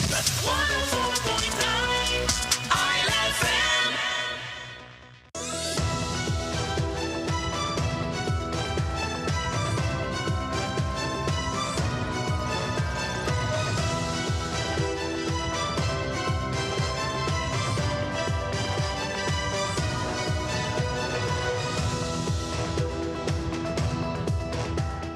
Welcome back. You're still in Just Africa. We have a fantastic guest right here in the studio this morning to discuss Just Africa this morning. His name is Dr. Charles Erumasele. He's a distinguished human resource and capital consultant with fervent passion for people-centered development and strategic decision-making, essential for initiating corporate growth and sustainability. His extensive academic and professional background spans various fields, including digital skills, training, leadership, coaching, and community development, making him a versatile and impactful professional. Good morning to you, Dr. Charles. Good morning. My Welcome. pleasure. Thank you. I think it's better I inform our viewers that his profile was quite lengthier than that, but for the purpose of the program, we needed to cut it very, very short.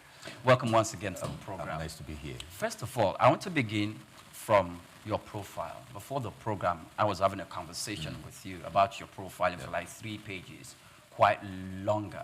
And you're quite tall, but your profile is taller.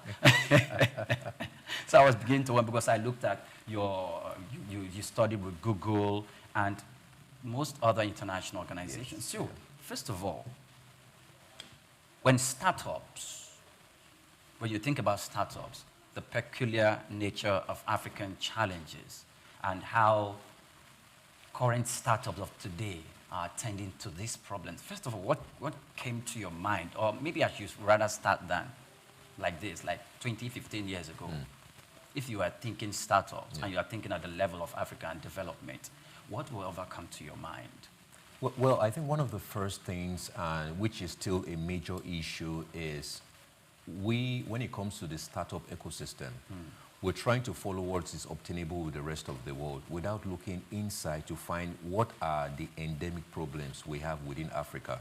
Because that's actually, before you have the word business or startups, the major trading factor there is value. So what value are you bringing to the table where national economics is concerned? What value are you bringing to the table where continental economics is concerned?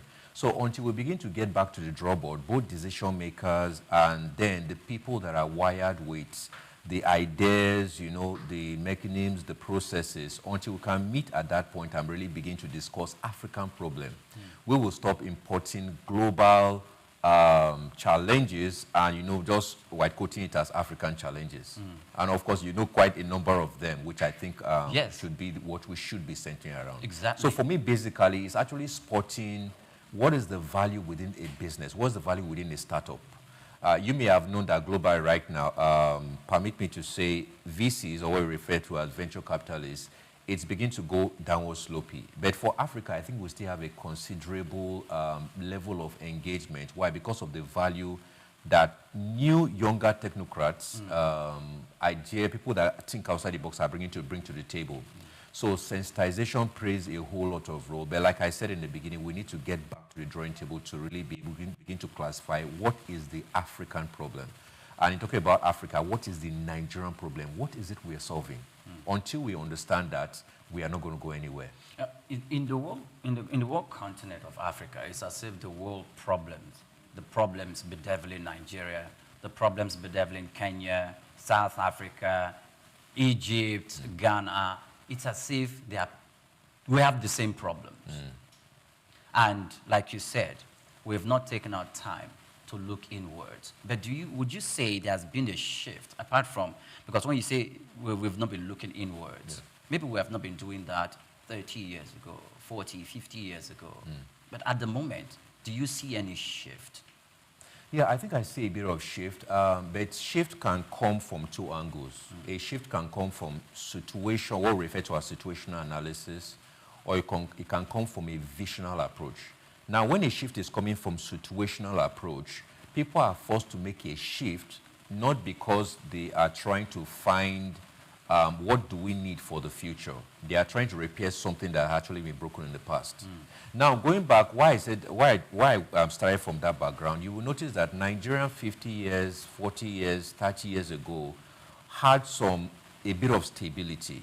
You would even remember stories where they would say people had to come to Nigeria to study from the United States, from UK. But over time, you know, with regards to the monetary issues we have, and then so many other things, the social vices, those things actually now begin to. So I think one of the first things is we need to move from a situational approach to a visionary approach. A visionary is someone that sees, for example, the light bulb. We still talk about Thomas Edison. So things like that came at a period it looked like the world did not need it. I remember the first time, you know, the social media began to gain center stage in Africa. A lot of older folks, the baby boomers and co, they felt, oh, it's for the children. Yes. But today, every organization is actually on social media. Yes. AI is here right now. So if we use the situational approach to attack it, where other developed part of the world will be in another 10 years, we would have been 20 years backward. Why? Because we're not taking it heads on to understand that the world is not a global village. And so whatever solution we are providing needs to be a solution that can be exported. And that's where I have a problem with. Okay. Until we begin, for example, you talk about certain new technologies right now. Yes. You still see that China is still a centerpiece. You still see that the United States is still a centerpiece. It's high time for our own Nigerian startup to begin to now think global. How can we bring value on the global table and play? So yes, a shift in culture, but that shift needs to be holistic. It just cannot be a shift that has to do with, oh, it's time to make a shift. What are we making a shift for? What is the next 10-year goal? What's the next 20-year goal for us to begin to like own a piece of? That's where China is going to right now. Okay. So they are not just a world power. The world cannot do without the solutions that China provides. So until Nigeria comes there to ask ourselves, rather than be a consuming nation, consuming the value coming from every other place, can we produce the value that the world is looking for? And yes, we can. Value. Repetitively, you've used the word value. And if I remember very vividly well, I know of a prolific speaker who said value is he said people are looking for money. You ask people, they say they don't have money, but they have skills. Yes. They have talents, they have gifts through which they can produce value. Yes. And value, when it is exchanged, it can be only exchanged for money. Yes. And in turn, you now have money. Yeah. So the conception of people saying we do not have money, or the tendency where for African countries to say, oh, we are underdeveloped, we are less poor, we're a poor country or a poor continent. Yes. It doesn't stand, it won't stand in that argument. Which is that myth. What you just was? Yes, it's actually a myth. Nigeria and Africa, and I repeat this with all sense of boldness, Nigeria and Africa has never been a poor continent or a poor nation. We just are a people that have not been able to quantify our value to present. That's actually what I'm saying. Until we come to the world table, who determines the dynamics for developing and developed?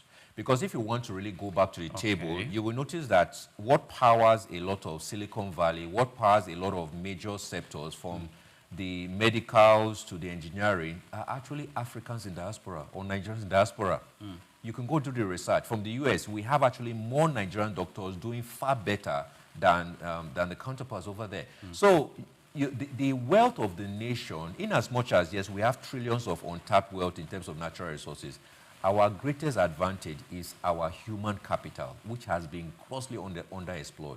So until we get back there, that statement, I never believe that Nigeria is never a poor nation. Africa is not a poor continent. Okay, first of all, let me start now coming back to our conversation about tech and there's the startups and how we seem to not have really got it correctly.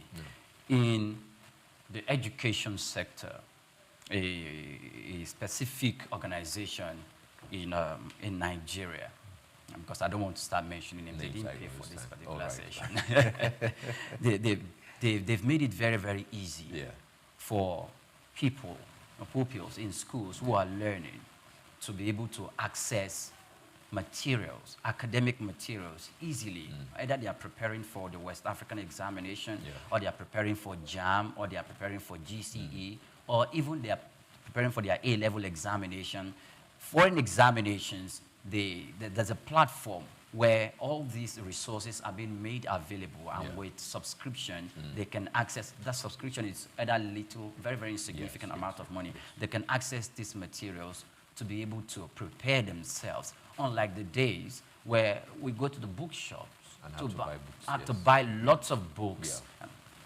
So the thing is, there's a perspective, there's a change of Nigerian startups, and this is in the focus of education. What do you think informed that, for us to move away from the status quo, from the norm, like you painted earlier?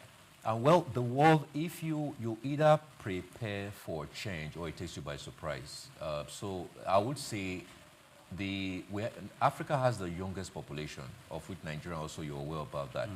I would say we're forced to make some of those changes. Why? Because the age we're in right now demands for us, if we're going to be able to play on the global table, we need to understand the importance of giving that recognition to the fact that our education have to shift.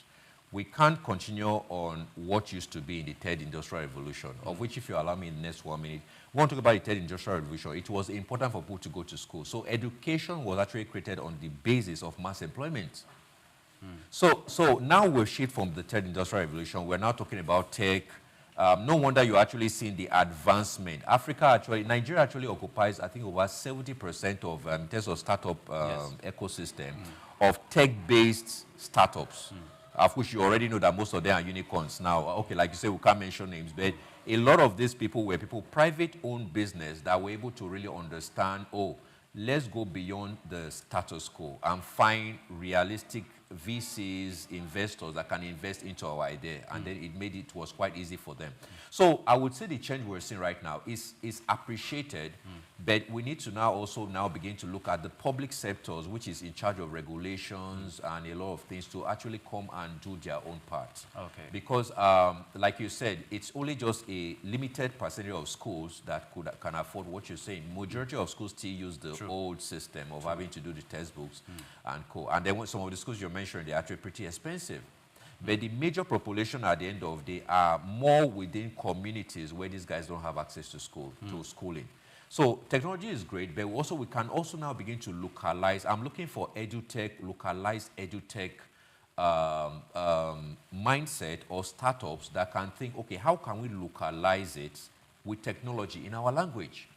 So that the teeming number of people in the rural area that may not have access to Queen's English, intonations, phonetics like we do, they can be taught in their dialogue, in their dialects. So in the Igbo-speaking community, we actually have Igbo-aligned softwares and stuff that can make education easy for the Yorubas. So if we have that, I believe that we are now talking. China, right now, education is not in English. Yes. No wonder you see the speed. So in other words, where other countries are, China has already gone 10 years speed of light to be there. Why? Because they find, okay, let's come to our convenience and find what works for us, and then nobody scores you. In our own traditional parlance, who English help? If at the end of the English cannot be used to produce the result we are looking for.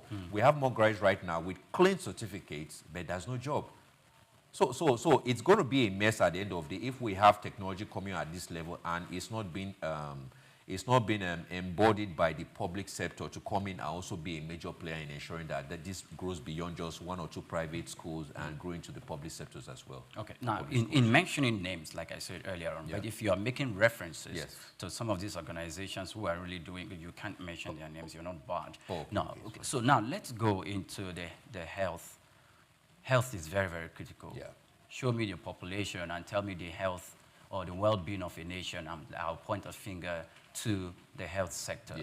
So do you think startup-wise or bringing technology to run in that space, how would you assess us? How would you assess Africa? From what you have seen, because I know you're somewhat traveled. Yes. So how would you assess the participation of Africa in that particular space, make comparisons with the first world? Yes. Funny enough, we have some major advancement where health is concerned. I know a lot of people now are beginning to think, because I also play within the tech space for health-based institutions. And I know health-based institutions right now that are already giving much more recognition to telemedicine. where at the end of the day, you don't actually have to be in the doctor's office to be able to have the best health treatment. Some great guys are already beginning to think innovatively where health is concerned. I think it is Kenya also. I know that an app was created where there are certain minor diagnoses that can be done just with an app. Okay. So we're already beginning to catch up. It's just the speed now. We really need more people to now begin to not just think about what I would refer to still the red ocean, which is the fintech. There are a lot of them are already unicorns. So that's a plus to Africa. We need to now start beginning to think about edutech, think about medtech and other areas. So you are very right. So I would say we are already majorly playing, and again, majority of the Nigerians in diaspora are also looking for a way to export, because for me, that's the essence. If you left the country and you go to another man's soil and produce solutions there, you should be able to export the solution back home.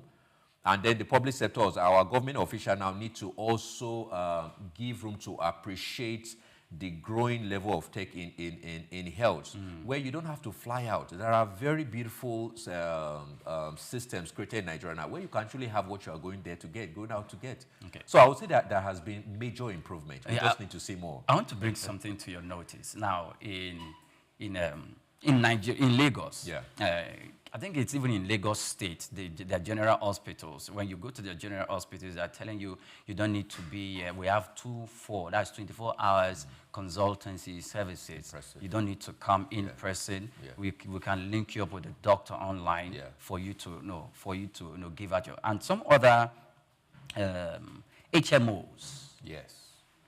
Whether it's organizational driven or personal engagement. Immediately you have paid and you subscribe monthly, and they are telling you that, okay, before you come to the hospital, immediately you lay a complaint, a doctor is online to either speak with you or chat with you. Exactly. So to an extent, I would say would have gone to a specific level. But in this specific sector, let's look at a few challenges that we encountered some time ago. It's not peculiar to Nigeria. Even though during that former administration, we were told that, okay, that's when our doctors were leaving the country in droves. And the National Association of Resident Doctors were always protesting because they felt the government was not creating the enabling environment for their doctors, the young doctors, to thrive. So they were leaving. And was it Saudi Arabia or one of those countries in Asia? They came and they were recruiting Nigerian doctors in the Federal Capital Territory, Abuja, until the government got a wind of it and tried and intervened. The same thing, you go to Ghana, you go to South Africa. It's like a difficult environment for Nigerians to learn. After they've gone through the rigorous process of learning and they go out, they perform, they are at the top. So I was thinking, what do you think could be the challenges that we face here that could be a restricting force for us to really expand and express ourselves academically until we get out of this place? What are the things out there that are not present here that by way of policy the government can replicate them here for us to thrive? It's so sad to say, and what you're referring to basically is brain drain. And if we actually look, sometimes, like I remember during that scenario, a lot of people were holding the doctors responsible, but the truth of the matter, until an enabling environment is created for people to be able to flourish. Fishes don't do well outside the water. The same thing, birds don't do well without flying. So when a doctor actually emerges, they are looking for ways to ensure that as they are also rendering value, which is still value. A lot of people think value is not about business. Value is about anything you deliver that is of major necessity in the world. Now, when they see here that somebody had gone outside, the person is better paid. We don't have things like the kidnapping. We don't have some of these social vices and a lot of problems that we have in those power. We don't have power issues. Of course, if you were given the option, what would you do? You will take it. And again, sometimes you say these doctors should not take. What do they have to fall back on when they don't feel recognized by the government, maybe of a particular sport? Because I learned that then, if you remember, there were different strikes. So there were different, where at the end of the day, both public and private need to come to the table, and government and the doctors come to you and say, this is what we need to affair. But at the end of the day, if in an agreement, you don't treat me with the value I think I deserve, I will find where to get it. Especially when the other part of the world, they are looking for Nigerians. This is what a lot of people don't know. Nigerians are the hottest cake in the UK right now. In whatever sector? Yes, whatever sector. They said if you get to any place in the world and you don't find Nigerian, run. It's very true. So Nigerians are actually the brain box that is keeping the UK medical industry or the UK health-based industry in the spotlight. The same thing with the US. I'm sure you've heard about recent where you say, oh, the first Nigerian that is able to do a perfect brain surgery, you know, and all that. So we don't have a problem with our people. We rather have a problem with people that have actually been set there to make the right policies to govern, you know, our people. By the way, it's not just in health, like you said. In education also, our teachers are actually the lowest paid if you actually look at education and compare what is happening in other parts of the world. So until we now begin to recognize the importance of our human capital and create the enabling environment for them to feel, this same thing you're saying is happening in the banking sector right now. I'm sure you're seeing a lot of flops here and there. It's because most of the technical-based services within the banking sector, also, these guys are getting better deals outside. And then before they go, there will always be a complaint. That's why I'm letting you know now. They didn't just pick up their bag and say they were going to the UK. They actually came to the table, but the enabling environment is not there. At the end of the day, you are a doctor, you don't have access to the right thing to take care of your family. What will you do? You want to just... but there's also a complaint coming from those who felt that the doctors somehow, not only in Nigeria and in other African countries, should be sensitive to the ethics that govern their profession. That when they were going to school here in Nigeria, the government took the pain to subsidize their school fee and equally subsidize some of the textbooks that they needed to buy to prepare for examination, and that will also prepare them for their practice ahead, and that it will be logical after going through that process to pay back to society and not just to pick up your bags and, lack of a better word, to jackpot out of the country in search for greener pastures. Yes. You see, why I laughed is that sometimes when we say these things, we need to put a face to it. Because everybody you are referring to had a past, had a present, and have a future. Yes, the enabling environment yesterday was beautiful, but what is the enabling environment for today? Because I can assure you, I have doctor friends. There are doctors I know that, unlike before, where those were very, how do I say, professions that were in the limelight. There are doctors today that cannot even afford a good car for their family. There are doctors at the end of the day, because remember, he has to go to work. So a lot of doctors are also not even able to build the right relationship because they need to fulfill that aspect you're talking about, having a national view, you know, give back to society. You find doctors while you are sleeping. Some doctors are actually in the hospital going through the rounds and other things. So that I have a problem with the enabling environment. I don't think a doctor would naturally, I don't think it's a lack of care. It's actually a lack of the fact that the caregivers are not being taken care of. So that's also why we have the ministries. That's the Ministry of Health. There's a ministry for every particular area. Can we have a true sense of what we refer to as PPP, public-private partnership, where the government can actually say, okay, this is the challenge, this is what we can do. This is where we are going to also compromise on our own side to ensure we create the enabling environment. So without the enabling environment, we are still going to have brain drain, flourish as much. You need to go to the embassies and see the mass number. I can assure you, this is just what time. You can get to any of the embassies, even the ones you would not expect. You get to the embassy, you will see the massive number of Nigerians waiting to Japa. So Japa now in Nigeria, suppose I say people are getting tickets to go to heaven. So there's a major thing, and until the government of this steps out, I believe that's one of the government, this should be around in the late 90s, that now began to think about things. How do we attract Nigerians in diaspora? I don't have any problem with the brain drain and with, having to Japa. But if at the end of these guys have to now go, because in Japaring also, a lot of things happen that we don't talk about. They say the lizard in Nigeria doesn't live and become a crocodile in London. When these people get there, they are reshaped, they have a paradigm shift how they do things. So they have a refined way to do the same things that they were doing here.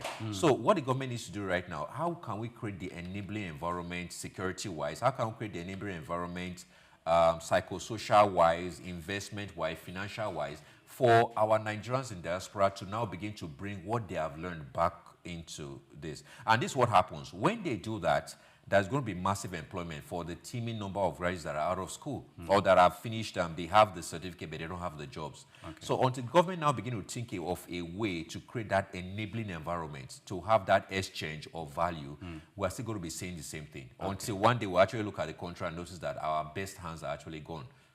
Yes. Okay. Well, you're still watching Just Africa, and we are reaching you live from our studios at Souq News Television. We're going to break. When we return, we'll go into other parts of the conversation. Do stay with us.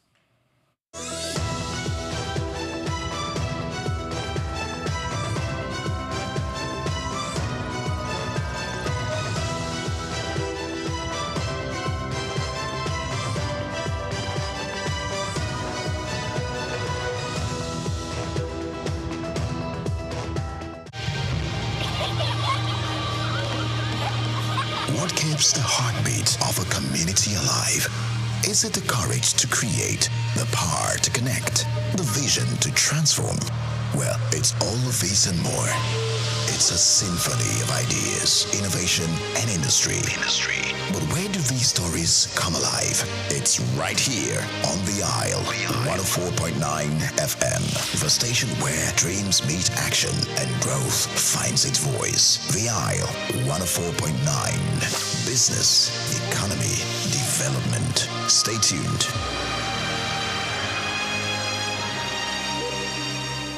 Anthony Onyemaechi Elumelu was born on the 22nd of March 1963 in Jos, North Central Nigeria, to Susanna Dominic Elumelu, originally from Delta State. Tony earned a degree in economics from Ambrose Ali University, where he laid the foundation for his future career, and then furthered his education at the University of Lagos, where he obtained a master's degree in economics. His academic journey also includes attending the Harvard Business School, where he completed the Owner of President Management program, equipping him with advanced business management skills. Tony currently serves as the chairman of Heirs Holdings, Transcorp, and United Bank for Africa, UBA, demonstrating his significant influence in the banking and investment sector. He founded the Tony Elumelu Foundation, which aims to empower African entrepreneurs through comprehensive training, mentorships, and funding opportunities. In addition to his professional achievements, he's also a family man, married to Dr. Adele Vivian Elumelu, and together they have 7 children. In 2020, his efforts were acknowledged when he was named one of Time's 100 most influential people in the world. Anthony Elumelu's net worth is estimated to be around $700 million, a testament to his successful ventures and strategic investments. Elumelu continues to be a driving force in the business world, advocating for sustainable economic growth and empowering the next generation of African entrepreneurs.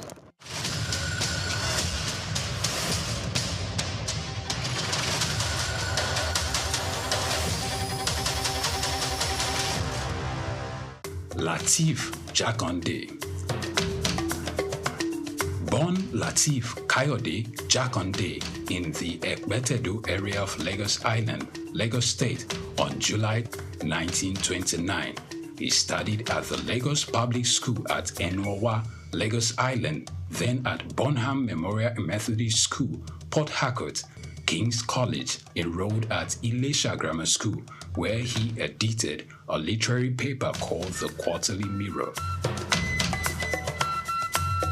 Jakande began a career in journalism in 1949 with the Daily Service and joined the Nigerian Tribune in 1953. The owner, Chief Obafemi Awolowo, appointed Jakande editor-in-chief of the Tribune in 1956. Jakande established John West Publications in 1975 after leaving Tribune and began to publish the Lagos News.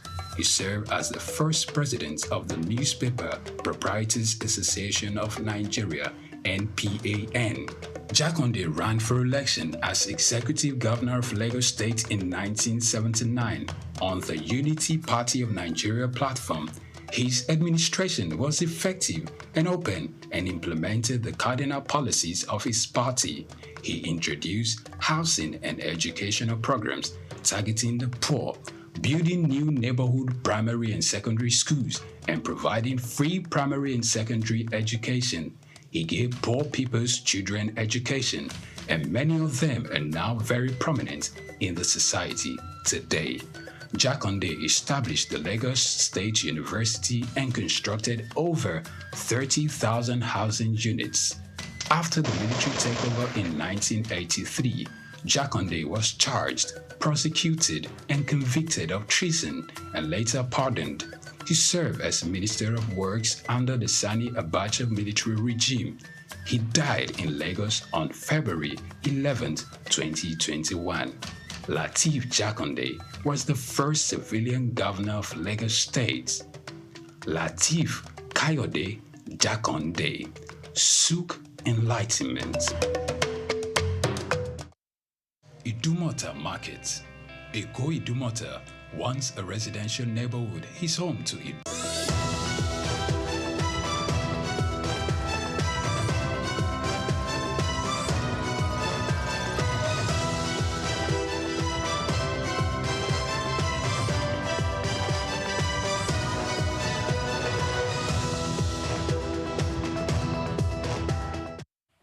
Welcome back. Many thanks for joining us on the program. It's Just Africa. And of course, I'm still having a conversation with Dr. Charles Iromosele. He's a distinguished human resource and capital consultant with a fervent passion for people-centered development and strategic decision-making, essential for initiating corporate growth and sustainability. His extensive academic and professional background spans various fields, including digital skills training, leadership, leadership coaching, and community development, making him a versatile and impactful professional.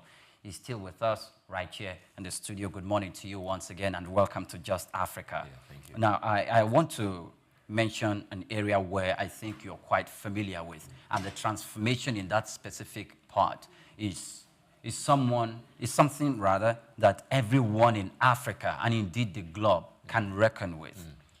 And it is fintech, financial technology. 20, 30 years back, we can say that the population of people in Africa that were unbanked were massive, if not 10 times more than the population of people that were banked. Yeah. And that's because the conventional banking system was running the show. Yes. But now, it looks like there's this disruptive technology that came into that space, and we have still not, got ourselves back from the shock. Yeah. What do you think? Massive, and that's now that's what we're talking about. That's a way to demand for value that can be transferable to the rest of the world. I don't know if you're aware of this. In 2024 alone, I think just by virtue within the startup ecosystem, in terms of equity funding, Africa was able to pull in as much as over $500 million US. And I believe the world started taking attention when several years ago, I believe about 4 years ago, the likes of InterSwitch, Flutterwave, Paystar, quite a number of them. And right now, we're already seeing some come in the scene.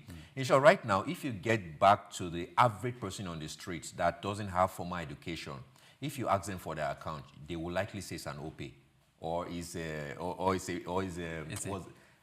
Money Point. Yeah, Money Point. A number of them. So that is the way it should be. Is the solution, the reason why a lot of people were unbanked, the procedure then where, you remember years ago, you have to queue in a line to do a withdrawal or to do a deposit. When ATM came, at the end of the day, the line now moved to ATMs. But now today, you can, there are people I know that have not done anything. I'm not a cash person, because now the world has actually become better where you can easily just make transactions. So they've brought banking to a level where right now, people no longer go to the bank comes to them. So that's what we're talking about, the innovativeness, because you can't talk about a startup that will succeed in today's world, whether fintech, edutech, or whatever, or in the agri sector where we're talking about precision agriculture right now. You can't talk about any of them without talking about the innovativeness of the idea. So right now, what is Moneypoint and other people doing? They are now having to take POS to the people, as opposed to them having to do the other way, conventional banking system will do. And so right now, they are actually leading the way for our conventional banks to look and follow, which is what needs to happen in every single sector. My only challenge, like I know, is I still feel that we're staying too long within the fintech industry. For example, imagine just only one, I think it was Money Points, just in October 2024 that did, I think, 110 million US dollars. In short, that took them into the unicorn status. So we have right now, I think we have as much as 7 African startups, private-owned companies like that are called unicorns. In other words, they've made in terms of their portfolio, they are over $1 billion US dollars. So that's a pointer to the fact that when you now begin to give the average Nigerian attention, you are going to definitely see a lot of changes. Today now in Canada and US, they're already thinking about precision farming, where things like irrigation doesn't have to be human-led. By the way, AI is coming into things right now. So I know a particular farm that I was seeing just last week where everything is automated. Once it's time for irrigation, something prompts something, and before you know it, everywhere. So mechanized farming. Locally. So this is what happened. So when the government of the day came in and said people need to now begin to divert back to agriculture, the mistake is that you do not tell them what kind of agriculture should they divert to. Okay. Is it agriculture like we know it, a farmer holding a hole, going to, or agriculture that can be medical? I know people that are multi-billionaires that are in the agro sector. They've been able to find a way to bring in technology. There are setups, like you said, we can't mention it. There are setups I know now. Go on, you can reference. Yes, there are setups like farm tech that have now begun to break into a system where, for the average farmer in the village that needs maybe 100,000, they are able to create a software or a mobile app where people like me and you can begin to deposit maybe 20,000 naira, 50,000 naira, 100, a million, to be able to help reach those farmers. And then at the end of 6 months, at the end of 1 year, you're able to get a return on investment for that. Now, the more institutions, the more private organizations now begin to take advantage of that, because my focus now is, while we're waiting for the public sector to catch up, we as private sector, we must not be found wanting. So that is actually where the major thing is now. So fintech, yes, but I think it's high time also we'll now also begin to look at exploring other areas. And fintech, let me tell you one, let me just take one example because of time. One of the things you need to understand about the fintech dominance, like we're seeing right now, is that let's ask ourselves, what were they solving? Number one, you would remember at a time, to do business between Nigeria and any country outside the world, it was a Herculean task. You had to be doing PayPal, which eventually had to go out because at the end of, because of the level of fraud and everything that was happening. But right now, we're now beginning to have other people that are thinking, how can we bridge the gap? So right now, we have a gap, and particular areas I can mention that I think need to now begin to take in. We now start finding innovative ideas around that will be in the issue of security. Okay. Can we now begin to find people that, young startups that can think about, okay, this security stuff, can we now begin to make drones? Can we now begin to find a way to curtail, because the same thing with the telecommunications sector as well. If these guys are having to call with a phone, it can be tracked. So can we have startups that now their base is just to focus on tracking?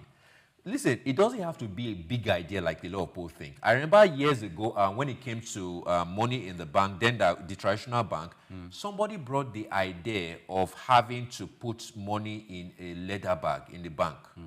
And that became an idea that now, flourished. During the COVID-19, I can tell you that a company in Lagos here was able to come into, okay, these marks, can we create marks ourselves? And they started making marks. Now they have metamorphosed into something that's still of major value to the nation and to the continent. So the value doesn't have to be big. People are listening to me right now, and they are failing to realize that they are sitting at home with value and waiting for money and salary and other things. Right there in your house, do you know that there are people that, if they don't have access to POS, you can actually start a POS business, get it registered, get the basic, and then at the end of the day, so in providing your solution, you get wealthy, because finances will always move in the direction of value. So truth be told, I think we now need to break the word and go back to what I said earlier on. Value is about finding what is the problem we have right now, and how can me and you, how can we solve that problem? And then we can now begin to talk about every other things, the standards, the systems, the availability. And then I know you've not asked this question, but let me also just hit another area. I think a lot of our startups and individuals have a problem. People are less informed. Nigeria has more population, over 70%, that are giving more to entertainment than information. If you check the average Nigerians for now, these are things that as our organization will be able to run some statistics. You run through the phones of 100 Nigerians. I can bet you that 85% of them have more of music, have more of movies, they are binging on series, and you have only just a limited people that are actually feeding their mind with what it takes to progress. You want to compete like those in Silicon Valley, but you have over 7 hours in your life given to entertainment. How do you compete? Because let our children not ask us questions tomorrow. When Nigeria had the opportunity to be in the face of the world, bringing value to the table, where were you? So that's the question we need to now start asking ourselves. So everybody needs to go to a drawing board. It's so easy to. Somebody says, while you are pointing your hands to government, the remaining 4 is pointing back to you. So the question about you, and guess what? The government of the day for your children is not the government sitting in Asoro. The government of the day is you. So more people now begin to now start thinking about what problems exist within my environment. Or at the end of it, look within yourself. What potentials do I have? What purpose am I wired to do? How can I put value on it? And then for the rest of the world. And whatever works in Nigeria, I can bet you can be exported to other African countries and the world at large. Great. There's something I want to bring to your notice. The advanced climes that African countries study to want to replicate some of the good things they've done over there here because of the benefit and the value that it carries. They spend more time. They have this knack for research and development.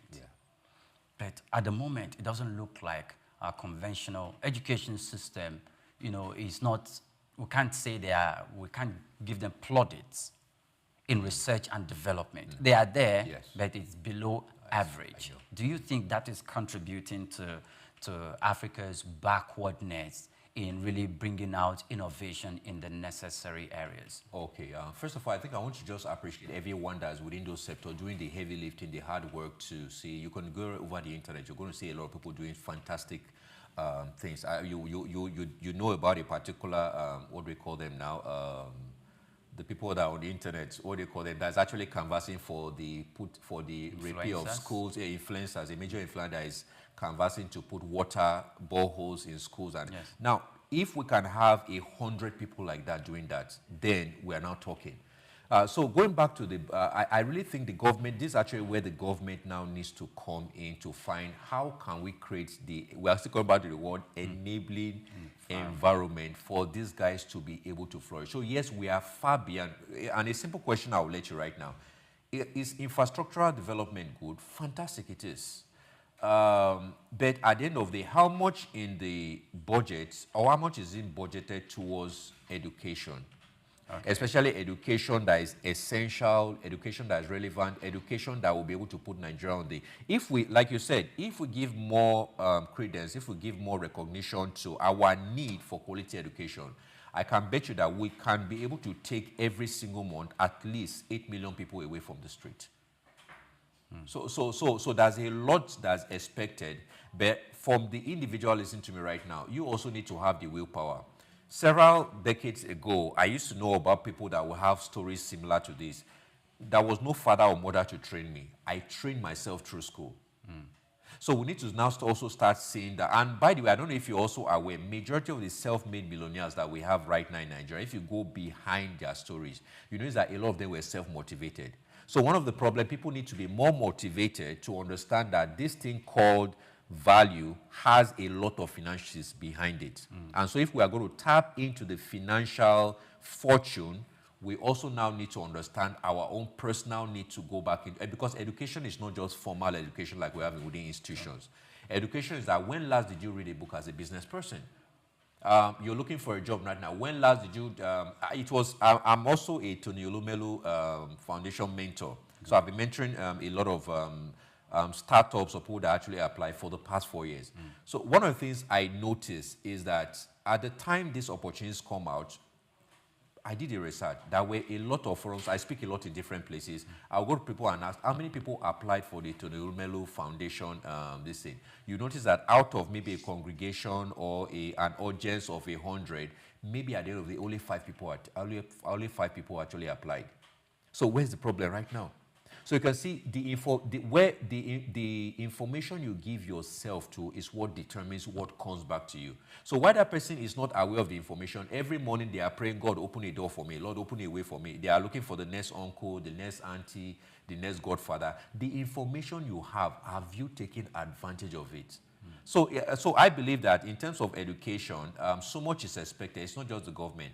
And anybody that knows me several years ago, I am a big advocate for the fact that in every local government area, first of all in the geopolitical zones, and then coming down to every local government area, whether it's Etiosa, whether it's anywhere in Lagos beyond the shores of Lagos to other states, every community should have a community development center where at the end of the day you are able to offer skill acquisition centers. Imagine what you are doing right now. And that's actually why I want to praise you guys for what you're doing, because this is the kind of information that should be out there. And then people that also have the wherewithal and the mastery to present it in such a way that can evoke response as well. But people like me, people like you should be in different schools now. We should be in different communities, speaking directly to the people, making them in their local dialects, in Pidgin English if you want to use it. Okay. Make them understand that you are important. You are not important because you have a A1 in English or you have a D7. You are important. Why? Because there's a value you can deliver that the world needs. Okay. I can tell you there's a particular state. There's a particular state in Nigeria that I know that the richest person, I don't know of now though, this was about 4 years ago, the richest person in that particular state is non-literate. In short, he has to hire a graduate to attend to all his financial matters. He doesn't do any signature, you have to do a thumbprint. So the word of value is not a respecter of your certificate, or it's a respecter of what do you have to bring on the table. Okay. Yeah. I don't want you to leave without taking this into consideration. In the concept of globalization, transportation or the movement of persons from one place to the other, it's a big deal. Yeah. And when you talk about the deposit of mineral resources, all attention will come to Africa, the continent of Africa. Yes. So do you think we have exhausted ourselves regards to innovation in harnessing or exploring these mineral resources? Or do you think by way of transportation, African countries have really linked themselves together in such a way to facilitate trade? The reason why I'm asking that, because the current president, or the man at the helm of affairs of the African Development Bank, Akumi Additional, will be leaving in September, because a new person had been elected to fill that vacuum. When he was speaking in other global business fora, he said, if Africans can only trade with themselves, trading together 1.4 billion people, we will make the difference in the world. Do you think that statement is on the right? Do you go with that perspective of that statement, putting into consideration solid minerals, harnessing and exploration? Yes, I will give it 200% yes, very correct. And why am I saying very correct? I will give you a particular scenario. That was something that I had to buy that had to come from the US to Nigeria. And then the same thing had to come from an African country. Sorry, I have to come from Nigeria to an African country. Yeah, and then I noticed that it's easier for me to transact with the US and get that into Nigeria, and harder for me to transact from Nigeria to that African country. So the trade barriers are really quite heavy. I still also believe in the mindset of what the ECOWAS was doing at the time, where there was this talk on getting a single currency. How can you say that you are within a particular continent and countries are actually at loggerhead when it comes to the trade battles and a whole lot of things? So Africa is actually disintegrated on the trade lines, and I think we need to bridge that gap. Until we do that, for example, I don't know if you look at Asia, why is China making a major advancement? And then you're also seeing Korea, the same thing, Malaysia, you see this. These are countries that, for example, Malaysia was actually quite poor several years. the truth of the matter, majority of what makes Malaysia what it is right now were things that were actually gotten from Nigeria, talking about palm oil.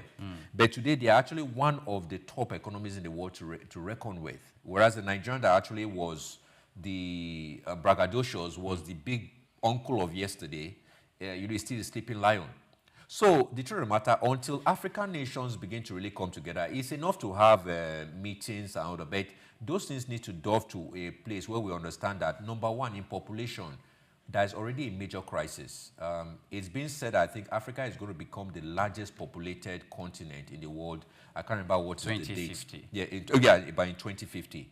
We are mass producing like never before. So in 2050, this is what is going to happen. If you're not careful, it will look as if crime will now be legalized. Why do I say that? Because if you don't have an economic boom that can house people, eventually you're going to have an economic doom. Okay. Yeah, so we need to start coming back to the drawing board to understand that in terms of population size, we are growing rapidly. And then most importantly, you also know about the statistics as well. Africa has the youngest population as a continent than any other population in the world. UK is already in trouble right now because there's also a system where majority of the people are actually getting much more older, and so they need fresh blood. So the reason why you're even seeing some of these opportunities for Nigerians to go to places like the UK, Norway, and some of these places, because it's not because we are Nigerians. They are actually looking for fresh bloods that are cheap in labor to actually hire. Okay. So we Africans now need to understand, since we are this important to the world, can we come back to the drawing board and understand that African problems will be solved by Africans. Nigerians' problem will be solved by Nigerians. That's why I'm happy at what Trump is doing right now, because what Trump has indirectly done is to remove the meal ticket from... not every Nigerian, not every African is happy about that. Yeah, but can you blame him? If you were the president of the US, your business is not what any of the world thinks. It's what my people thinks. Okay. So that's how I want. If I sweep the corner, that's what we should be doing. So our people need to think about our people, respect the Nigerian populace, understand that whatever we need as a solution can be gotten. And we have exemplified that with success we are seeing within the fintech. Nigeria alone has 70, when you talk about startup success now, Nigeria has 70%. So that is not a small feat. True. So it means that the government now needs to pay attention to these guys that are doing quite a lot and then create the enabling environment for them to become role models. Role models right now should not be the crazy people we're seeing over the Nigerian space. You see someone, so a lot of social vices actually as a result of. So if you want to grow a population that can bring value to the table, by the way, Paystack right now, let's take for example, has given back to about two other startups, that are actually doing very well. And why that is happening, mass employment is also happening. True. So we need to come back to the table and bridge that gap between whether it's West Africa, East Africa, South Africa, we need to be central. We need to be able to come together and ask ourselves a question. The reason why the rest of the world are developed is because they had a time they all had to begin to see eyeball to eyeball. And they had to talk about things, bilateral relationship and all that. And they grew to that point. Africa now needs to also start thinking that it is our time. And then we need to start doing something different. Okay. Thank you so much, Dr. Charles Eromosele. It has been a very robust and productive conversation with you this morning on Just Africa. My pleasure. Thank you very much. And this is the right place for us to draw the curtain on the program. We've been having a robust and productive conversation with Dr. Charles Eromosele. And I'm going to leave you with cashcraft and uniqueness in Africa. Many thanks for watching. Until you come your way again, I remain Oyempriye Krumale.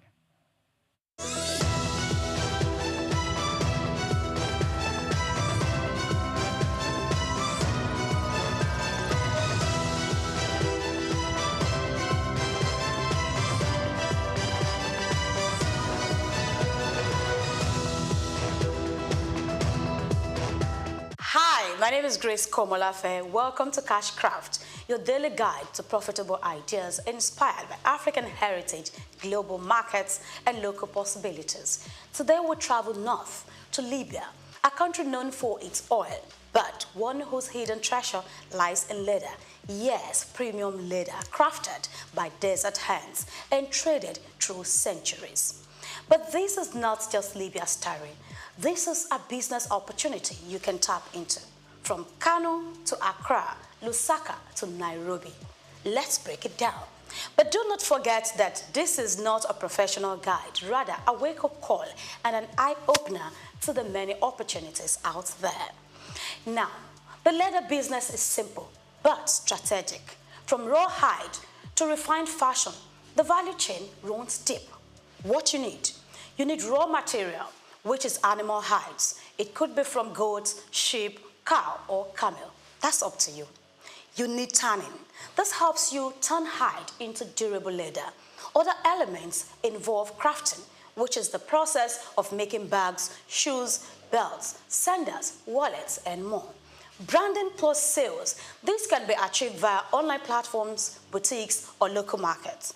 One thing you need to know is that Libya's traditional leather is thick, durable, and often dyed using natural desert herbs, an edge for eco-conscious buyers. That's your niche, right? Now, are you ready for this business? Then let's get familiar with the necessary steps so you can get started. Step 1.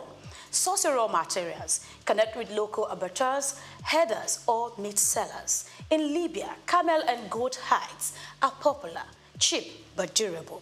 Step 2. Tanning. You either set up a basic tanning unit using lime, salt, water, sun drying, or partner with a local tannery. Modern vegetable tanning is eco-friendly and adds brand value. Step 3. Crafting your products. Start small. Leather, wallets, bracelets, passport covers, all of that. You can just pick any.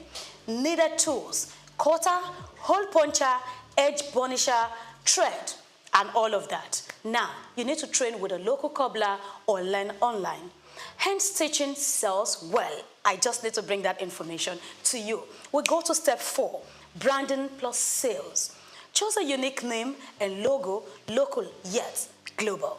Sell at local trade fairs, via media platforms, and all. Showcase your story. Something like inspired by Libyan nomads or desert leather, African hands. You know what I mean, right? So let's go. Let's take it further by talking profit projection in 1 minute. Let's do the maths. Raw goat hide, say 2,000 naira. 2 split materials per wallet, one wallet, 500 naira. Retail price for handmade leather wallet. It can cost for about 6,000-7,000 naira or even 10,000 naira. Now you want to sell 50 wallets monthly. That's a whopping 250,000 to 500,000 naira in revenue. Now scale to sandals and bags, and you are talking bigger figures. Are you ready? Okay, so let's look at the bonus tips. Go premium, add stuffs like brass buckles, Ankara lining, or custom embossing to the items you make, and scale up. Looking at the export angle, join platforms like Africrea, Etsy, or contact Nigerian Export Promotion Council, NEPC. Collaboration is key, so partner with fashion designers, gift box companies, or tour operators. Look, whether you are in Sokoto or Satay, Morovia or Nisrata, leather is legacy and wealth is waiting in your hands. This time around, it is inspired by Libya and driven by your hustle. So this is Cashcraft, where heritage meets hustle, and every idea counts. I am Grace Komalafe. I'll see you again.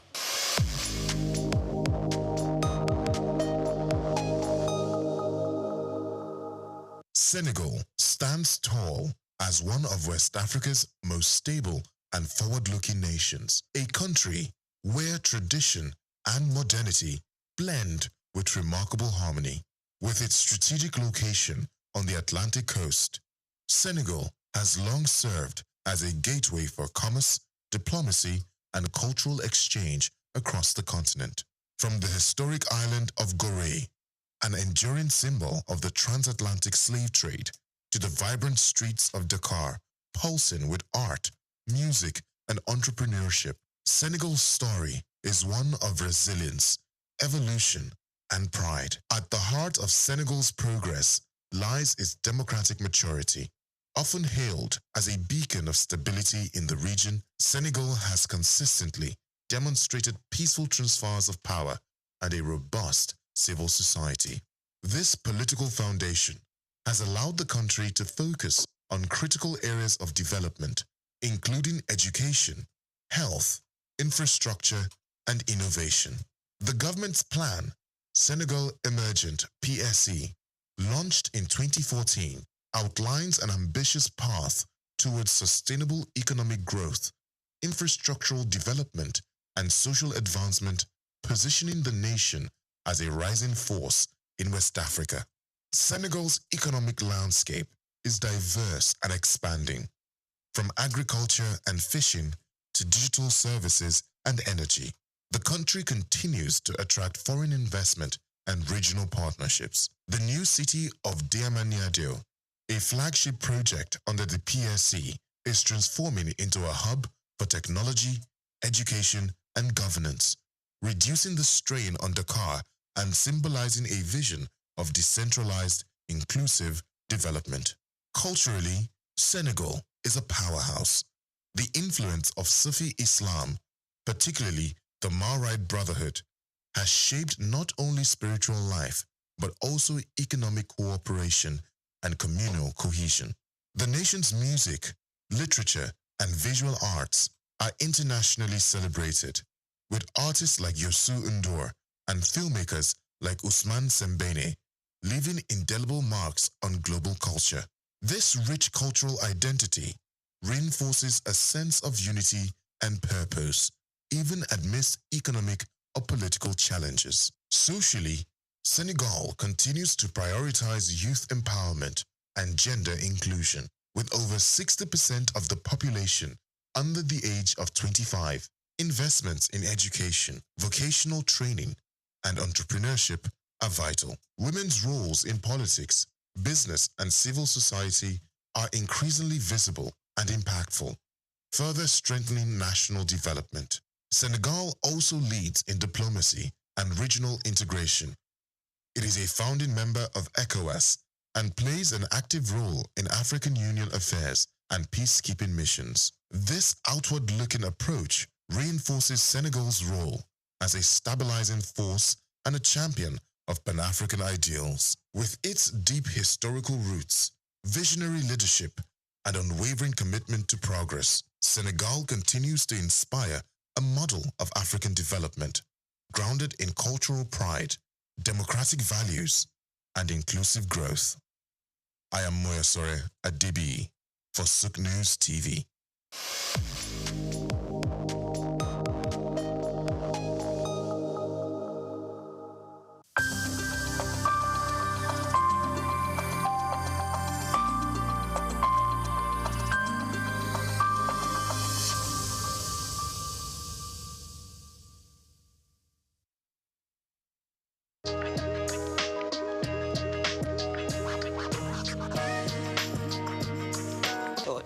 To start with, let me give some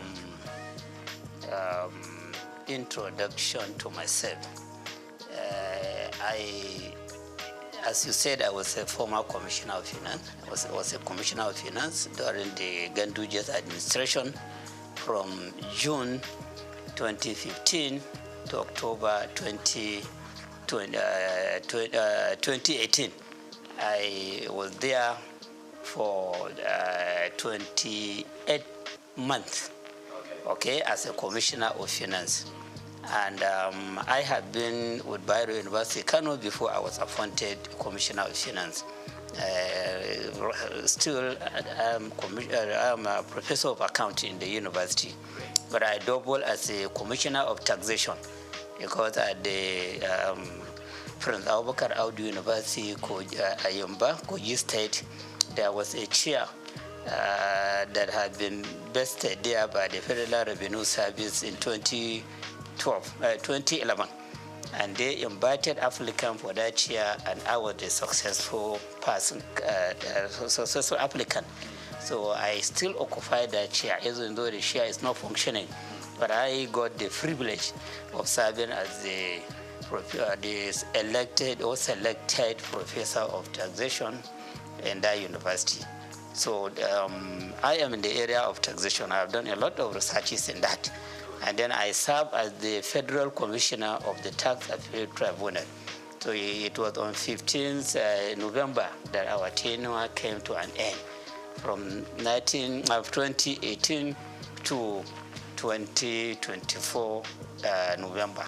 So you can see that I have been involved at various levels on the issue of fiscal policy, tax revenue generation, tax revenue utilization.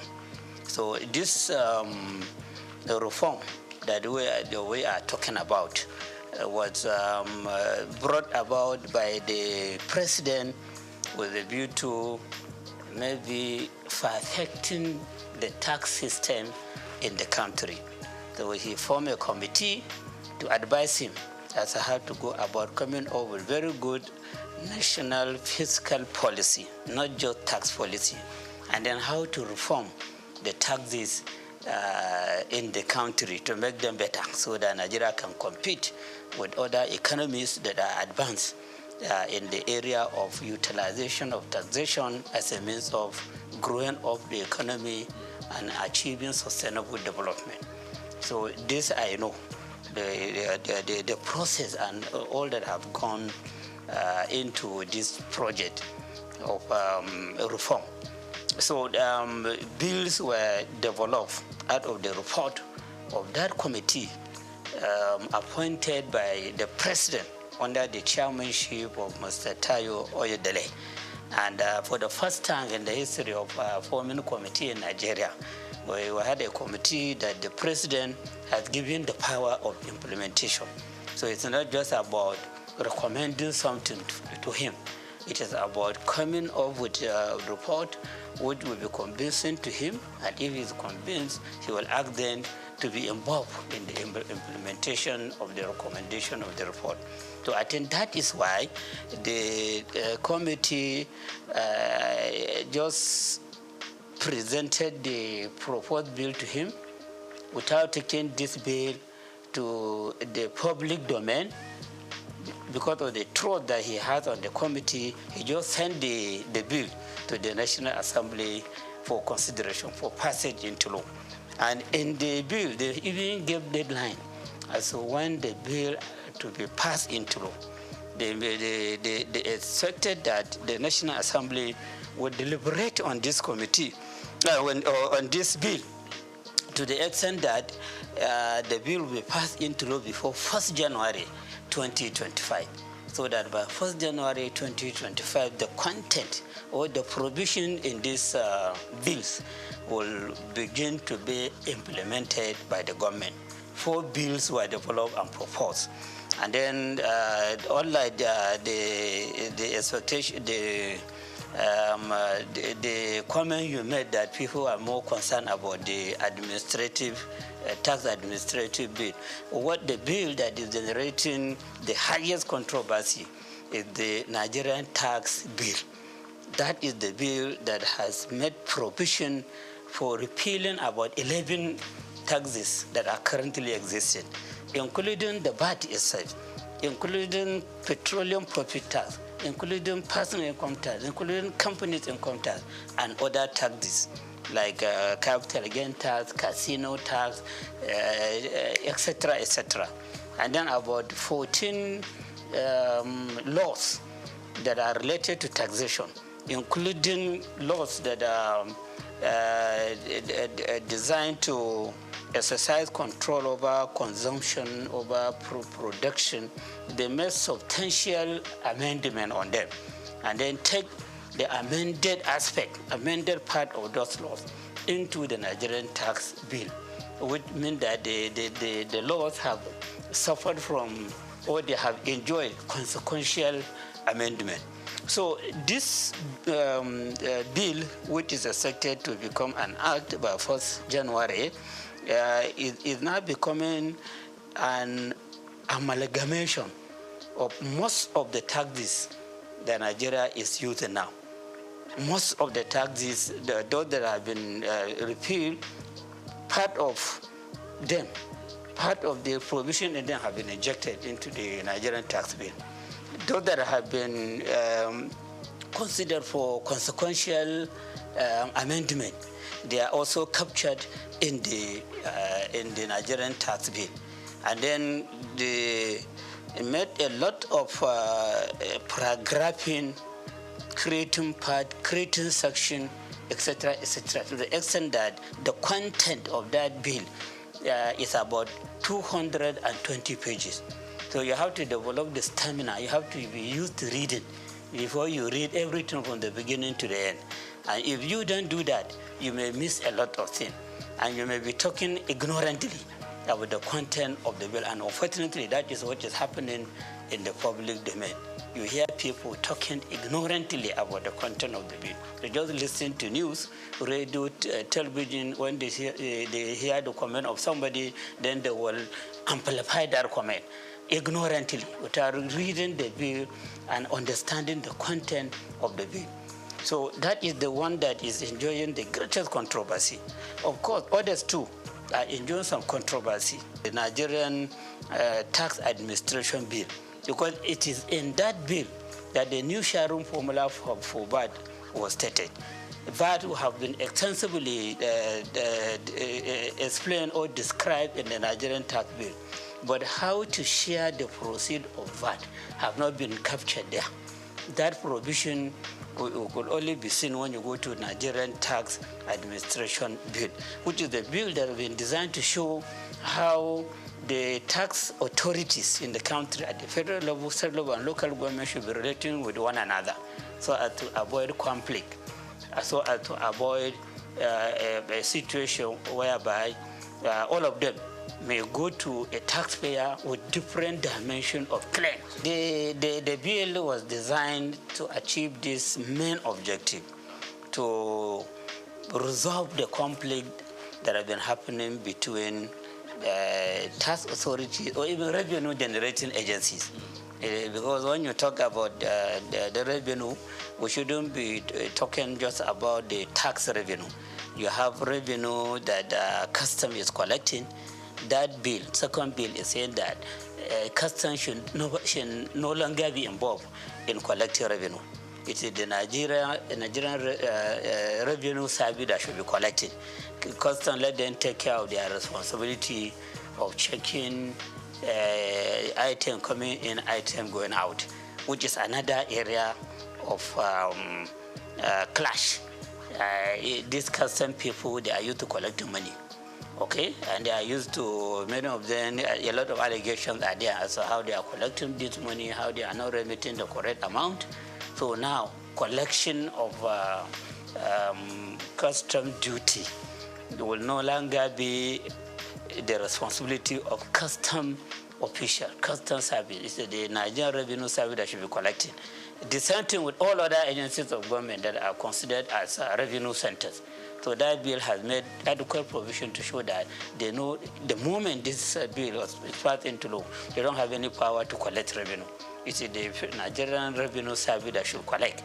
Let them deal with their own responsibilities of stabilizing the economy, ensuring control over consumption, over production, over whatever. But then collection of revenue is not their own. And then between the said Internal Revenue Service and the Nigerian Revenue Service, there should be harmony. If there are revenues sources that are difficult for the said revenue service to utilize in generating revenue, they can bring in, they can collaborate, or they can reach agreement with the Nigerian Revenue Service to do the collection and then share the amount collected as per the agreement, or take cost of collection as per the agreement and then give the State Internal Revenue Service or even local government revenue committee what they deserve. So the expectation of the Nigerian Revenue Nigerian Tax Administration Bill is to bring about harmony and understanding. So how that could be brought about is a question to be answered. Because of the nature of Nigerian, the nature of official, and the way the people put their eyes on money. they want to be the one collecting money or keeping money or doing something with money. And now you are saying that all those that are used to that, they have to, they will be suspended from doing that, or they will be barred from doing that. It is only that agency, the Nigeria Revenue Service, that will be doing it.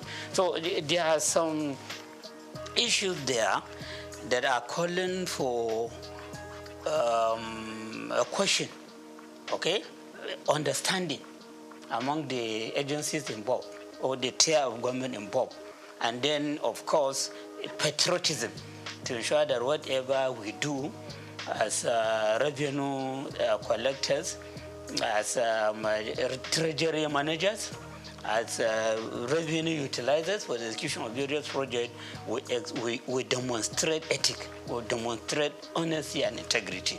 The revenue agency itself, before now, the revenue agency is behaving as if it is for the federal government.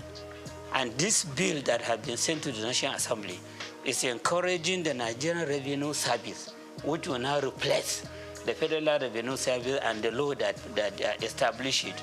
It's encouraging it to consider itself as a federation agency, not federal government agency. It is to be serving the interests of the federation. And so the concern of the state should be addressed by that agency. The concern of local government should also be addressed.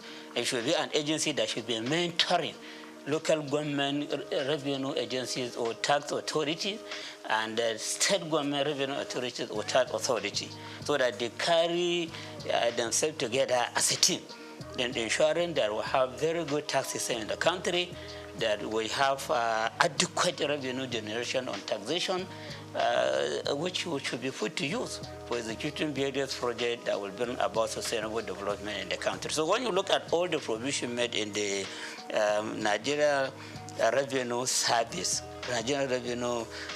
Bill, they are talking about the need for harmonious working relationship. They're talking about the federal Nigeria Revenue Service to serve as the model to state revenue service and local government revenue committee, so that they have very good understanding in implementing the provision in the Nigerian tax bill and the Nigerian tax administration bill. So all the provisions are like that. And then provision have been made adequately as to the position of the executive chairman of the State Internal Revenue Service, the need for governing board, which should have that chairman as the chairman, the need to have the technical committee at the state level, and who are to be members of that committee, the whole and the representation to be drawn from various MDAs and other agencies of government and federal government into the committee, and many other issues. And even at the local government level, there is a need for revenue, local government revenue committee, which should be chaired by the councillor in charge of revenue or finance at the local government level, and who the members are and their function. So when you look at all the provision there shouldn't be any controversy. Even if there will be controversy, it should be less, and it should be something that could be resolved. For example, personally, I will not support a situation whereby the chairman of the State Internal Revenue Service should also be the chairman of the board. This is against corporate governance system. And then the same person will be the chairman of the technical committee. The same person will be the chairman of the revenue joint committee, where all the representatives for local government will be members and other agencies. So it will be as if the chairman of the Internal Revenue Service at the state level will become the alpha and omega on all revenue issues in the state. And that person may even be seen himself to be more powerful than Commissioner of Finance. When I was Commissioner of Finance, I was serving as the supervisory person on all the activity in the Internal Revenue Service. The chairman of Internal Revenue Service should be reporting to me, should be taking orders to me. He shouldn't be going directly to the governor. But the provision is showing that the chairman of Internal Revenue Service is equal to the commissioner. And in fact, they were even saying that governor is just to nominate him and has to go to the House of Assembly for clearance. Just as commissioner will go to House of Assembly for clearance. And there is no provision to show that this person should be answerable to the Commissioner of Finance. So something like this, I think many people may not see it, but with my own experience as a Commissioner of Finance, who have been intimately related to the Minister of Finance that time, I know the problem many states were facing as they empower the chairman of the Internal Revenue Service, they empower too much the Accountant General against the Commissioner of Finance, who should be the supervisor to all these agencies of government. So issues like this are there, and appropriate action need to be taken by the National Assembly in correcting the lapses in the bill. Then the last one, which is about institutionalizing revenue board. Okay, a revenue board. Before we have joint revenue board. Before we have joint tax board. So now that joint tax board is an appendix of the personal income tax. It's just under personal income tax. So now the drafters of the bill, they will want joint revenue board to be on its own. I have a law supporting it, so that at the federal level, where we have the chairman of the Federal Revenue Service, he will now serve as the chairman of the Joint Revenue Board. Then all the chairmen of the Internal Revenue Service at the state level will be members. Ministry of Finance will have a representative. Ministry of Budget and Planning will have a representative. And you have some other agencies of federal government that may send representative into that board. So that board will be taking decision on monthly basis on where improvement should be made, how to solve problems between one tier of government and another, and many other things, which will be very, very beneficial to the president or the Federal Executive Council, and then beneficial to governors and the various state executive council on fiscal policy and on utilization of taxation to generate revenue and on utilization of the revenue being generated by these agencies. Because many people are having the feeling that the agency, they collect this money and they spend the money. But in real sense, they only collect. But they remit to the government, into the treasury of government. So while they collect, they have the responsibility of collection, they don't have the power to spend a kobo from the amount generated. It is the government that takes care of that. So the Joint Revenue Board has been given a lot of responsibilities in that bill. So when it becomes act, become a law of itself, so the Joint Revenue Board will now be more powerful than what we know before as Joint Tax Board. So this is just the summary of the bill that have been sent to the National Assembly for passage into law.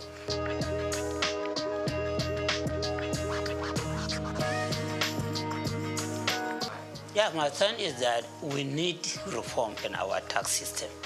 As a student of taxation, I have the belief that no economy can make any progress if it doesn't have a good tax system. Most of the economies of the world, or I can say all of them, all the developed economies of the world, they are tax-based economies.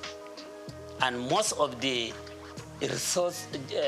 natural resource-based economies, they are among the backward economies in the world. Look at it. All the members of OPEC, none of them is part of the G20. They have the revenue, they have the oil, they are producing it in great quantity, but they are still being considered as developing economies.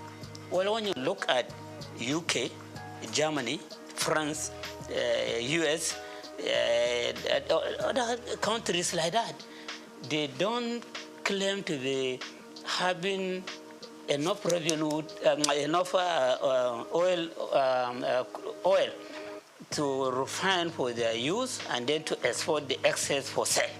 They don't claim for that, and that's why they don't belong to the OPEC, Organization of Petroleum Exporting Countries.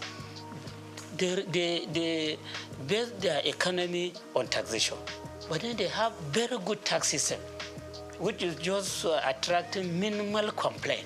And the moment they hear some complaint from either the taxpayers or the tax administrators, they take appropriate action immediately, so that at the end, nobody will complain.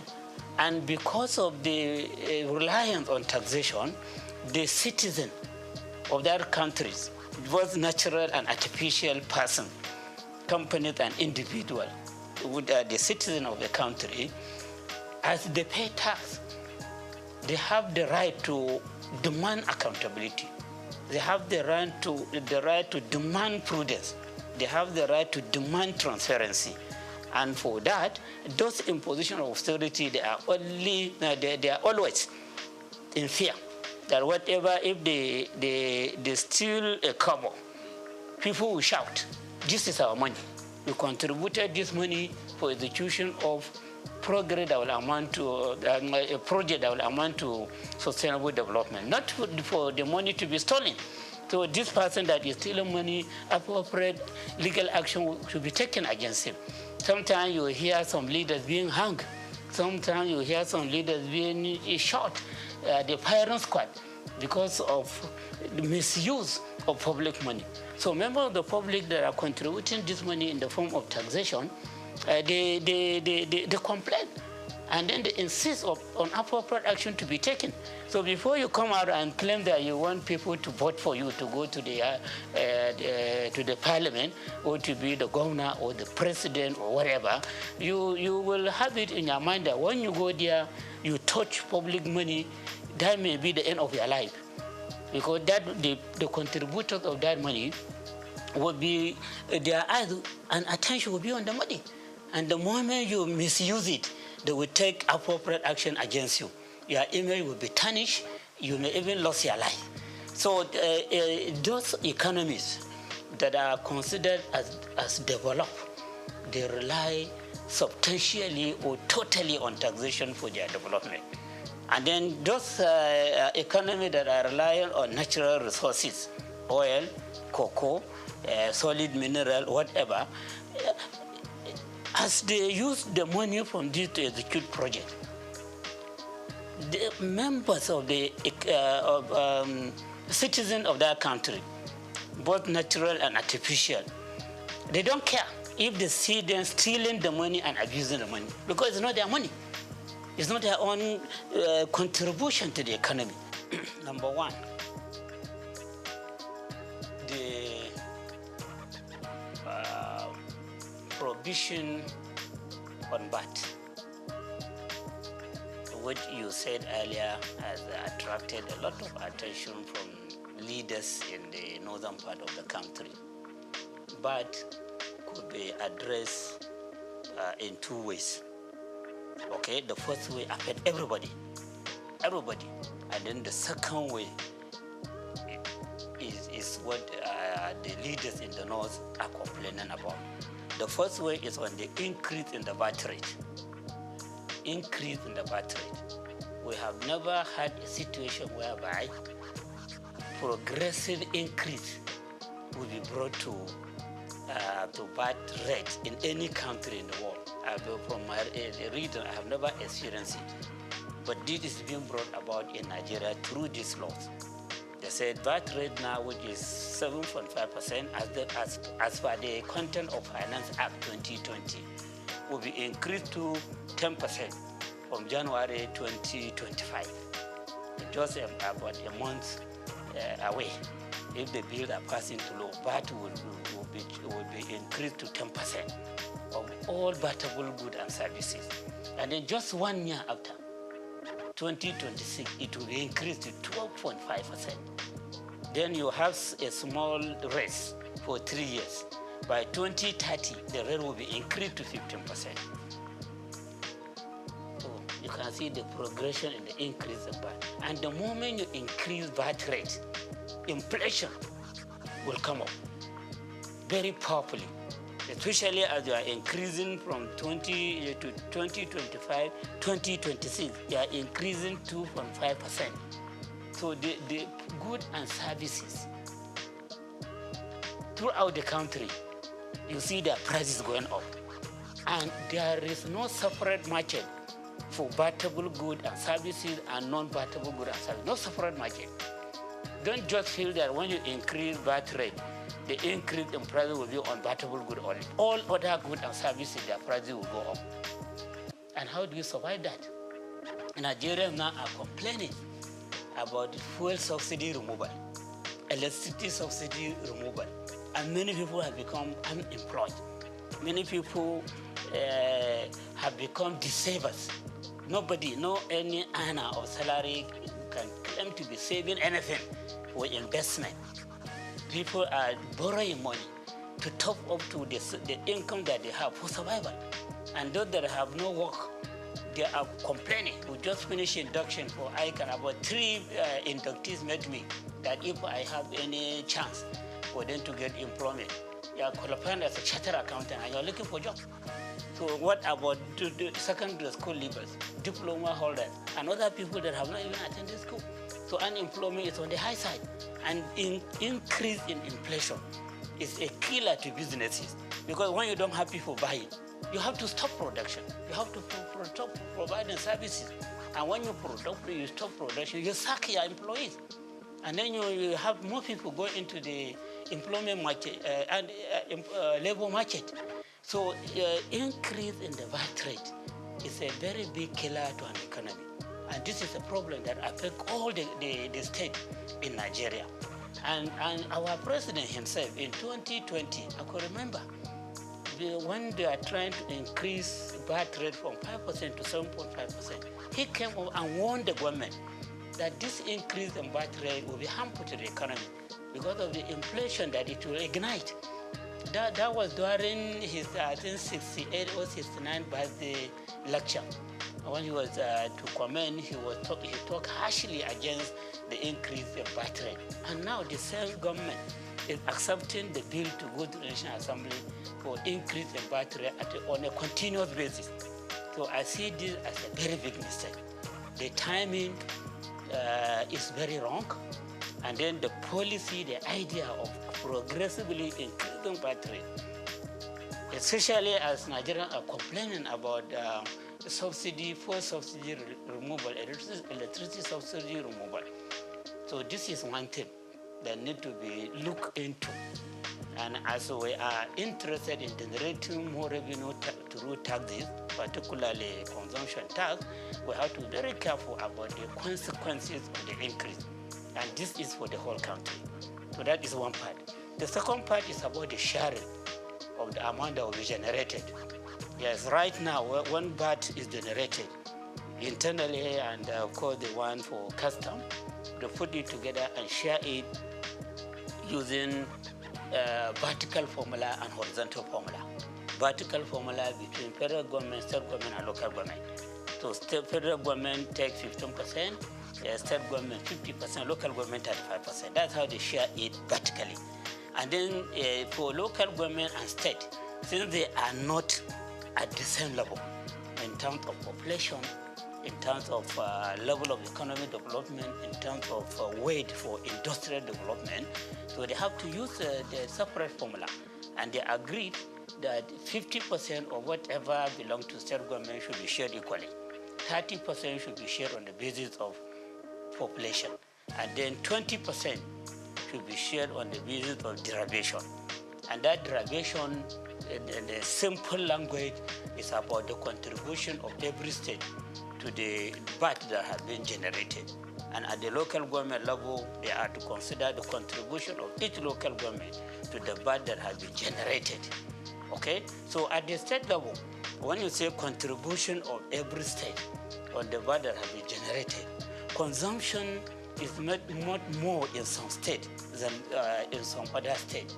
But then the formula, the derivation, the term derivation, this date, that is being applied now, is giving priority to states where the head offices of companies providing services and goods are located.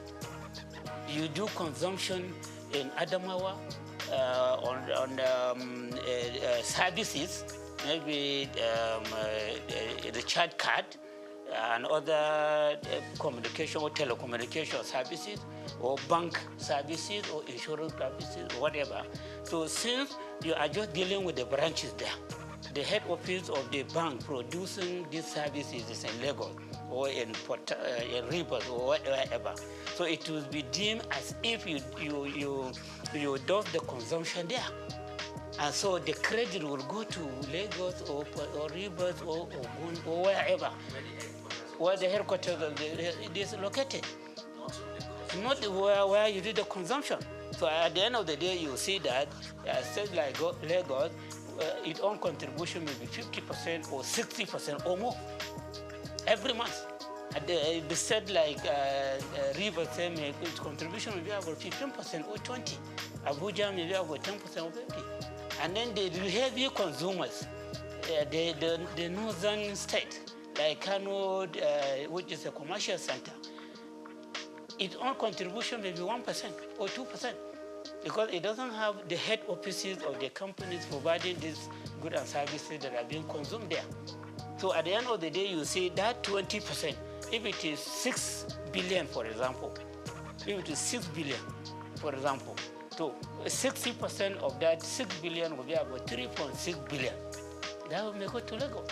And then 10% of that 60% may be about 600 million. It may go to this. And then you, the consumers, you may get 1% of that. So you can see that particular 20% is the crux of the matter. That is the basis of the controversy. So now that this bill has been submitted to the National Assembly, then these people saw that this derivation has been increased to 60%. 60% instead of 20%. Now, not previously, right now, 20%. Not right now, 20%. And it has been jacked up. And the depression has been jacked up. And then in the law, derivation has not been defined. But then people have to go by what is happening now. As they go against it. Since now the derivation is about contribution of state that are producing these goods and services being consumed. So they have the right to just say that, oh, so now instead of 20%, it will now be 60%. And then you hear the government functionaries, including members of the committee, saying that no, that's not what they mean. They mean area of consumption. This 60% derivation is about consumption area, not location of the headquarters of company that produce the good or services. You should have defined that in the law. When you say the issue of derivation has been increased to 60%, but what we mean by derivation is this and that. So that controversy will have been avoided. Or you go under the interpretation section. And so as you are interpreting this, and then you say derivation. By derivation, we mean this, and that. That has not been done in both the Nigerian Tax Act and the Nigerian Tax Administration Act. So you can sympathize with the people complaining. And then if it goes like that, if they don't correct it at the National Assembly before passing into law, the moment it is passed into law, they will go back to this issue. The suspicion that they will just go back to a pleasing state where the headquarters of the companies are located, because there is no definition that says that it is about consumption. So everything needs to be documented. Yeah, in a society that is well informed, you should always talk on the basis of evidence. And evidence in accounting, we said you prioritize when you are to prioritize between two evidence, verbal and written. Written is more important than verbal evidence. Okay, and that is why in court, even if you say you give verbal evidence, they want to write it down and read it for you. Then you sign, or you put your thumbprint that yes, this is your comment. because written evidence will continue to remain. Verbal evidence could be denied in a later date. So, so these are two issues, all based on that. And then you can appreciate why people are talking too much on this matter, to the extent that they don't even care to notice other lapses that in the act. But they, as student of taxation, I have to read and try to pinpoint lapses that need to be corrected so that we have a perfect reform on taxation or on revenue generation in our dear country.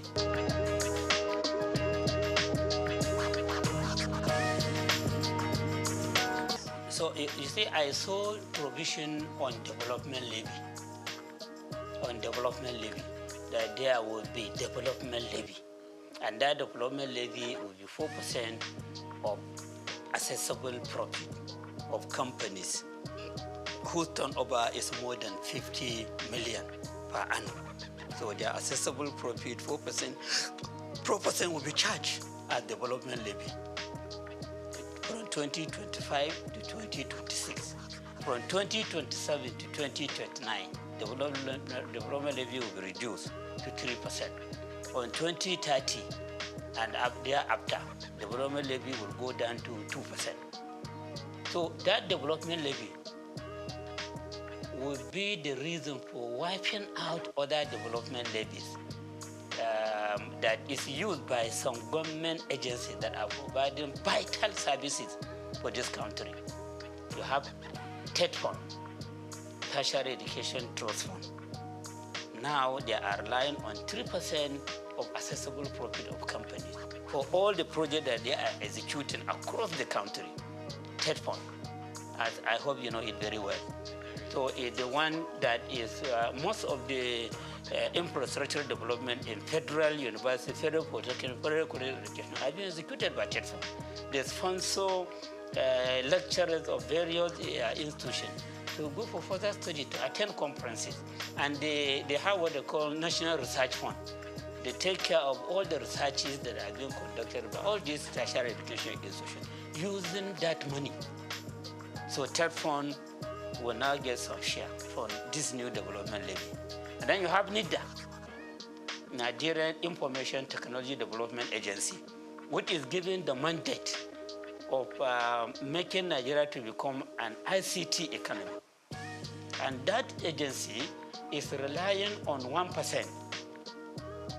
1% of the profit before tax of GSM companies, banks, insurance companies, etc. These are companies that are pushing for ICT technology development. So the agency is the one to be monitoring the activities, and they want to be funding ICT development in various institutions and taking many other measures which should take Nigeria to ICT economic level. You have NASENI, Nigerian Agency for Science and Engineering Infrastructure. So that is an agency that has been given the mandate to make Nigeria become science and technology economy, to promote local manufacture of cars, local manufacture of motorcycle, and many other things that we show that, yeah, we have grown up as an economy that can compete with all these developed economies. So that agency is also relying on a particular share, I cannot remember, from what internal, I think, Federal Revenue Service is collecting. And now the government has introduced NEL Fund. So NEL Fund is collecting 1% of the total taxes, levies, etc. that are passing through the Federal Revenue Service. So these are 4 agencies of government that are relying on levies, charges, etc. for them to take care of the mandate given to them. So this development levy is designed to ensure that 3 of them are phased out systematically. Only NEL Fund, which is for giving loan to students, will survive.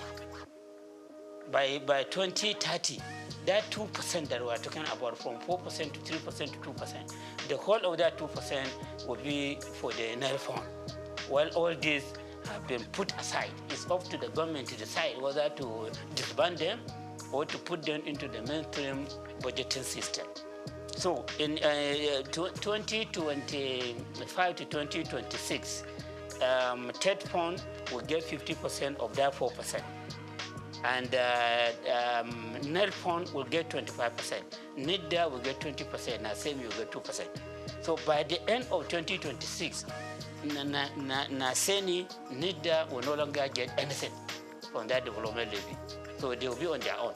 It's up to the government to decide whether to cut them out or to continue to fund them through the budgeting system. And then by the end of 2029, TED Fund will not be getting anything.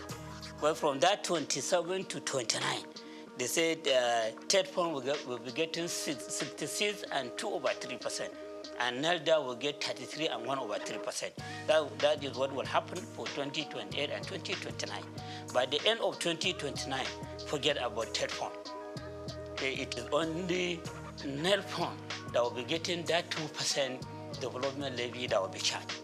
So you can see that by 2029, all these three agencies that have clear mandate for moving the Nigerian economy forward, they may either be passed out or they may be taken back into the mainstream federal government budget.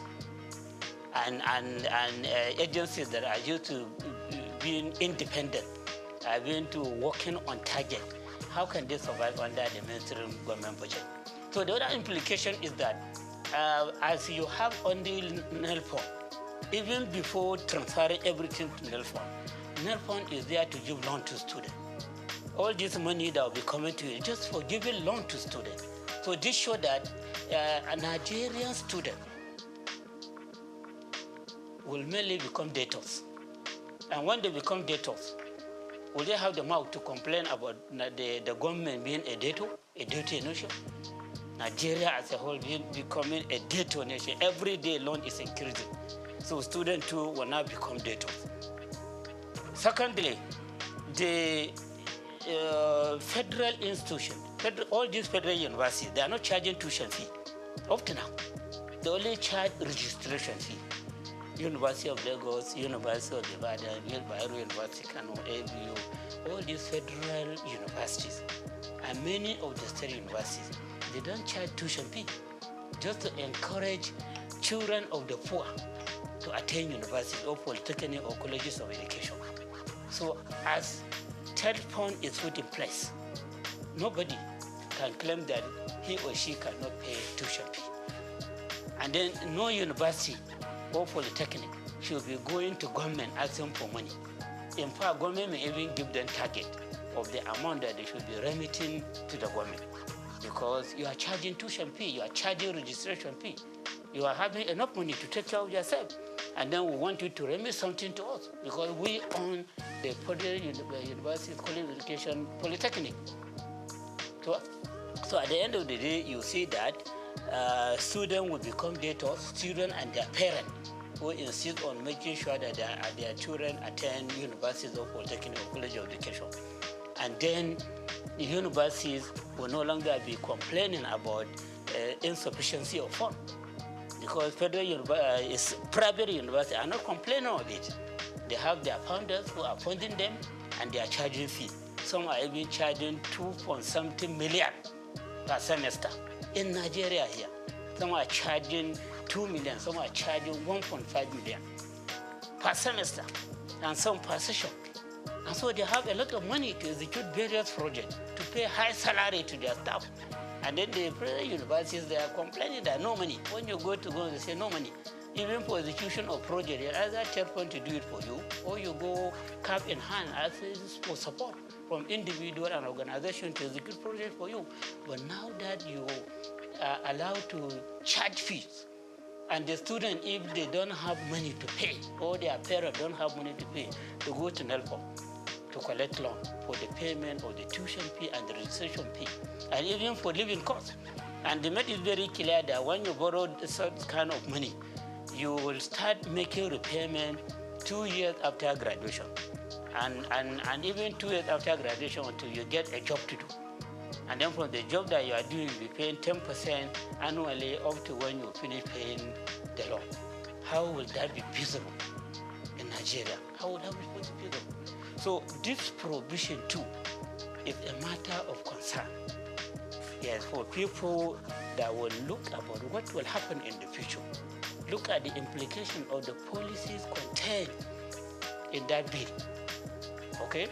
So I am of the opinion that to correct these lapses, they should just stop at the first formula. When you collect 4%, you increase the rate to 3%, as again to 4%, as again 3% for third point, in order to accommodate other agencies, and you stop charging the other day. And then, so the first year they said 50% will go to third point, which is like reducing what third point is getting from 3% to 2%. I hope you understand. When I say 50% of 4, that is 2. Before third point is getting 3% of the accessible profit. So we can manage with the decrease from 3% to 2%. And then null fund, which is the baby of the government, will give you 20%. Okay? Then NISDA, which is having very clear mandate of making the Nigerian economy an ICT economy, 20%. Then NASENI, 5%. Saying we don't care much about the technological development that may come to manufacturing cars, motorcycle, etc. We give them 5%. And then allow them to look for means of further funding themselves. So you stop at that, but not to scrap any of these agencies. So that's my own advice. Okay? So that is another important area that need to be addressed in this bill before they are passed into law.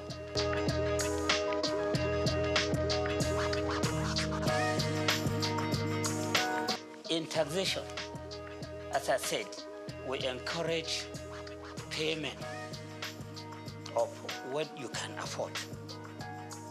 A situation whereby,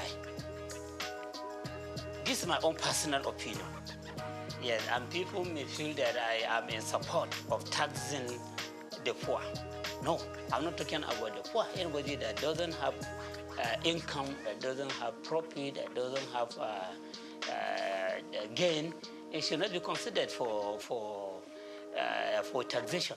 But if you are making some gain, you are making some income, no matter how small, and you are paying something, no matter how small, out of what you are gaining, that will make you to have greater moral right to challenge government. But if you are put outside the tax net, you are not contributing anything, you don't have much moral right to come and challenge the government for inefficiency, for poor accountability, for poor transparency.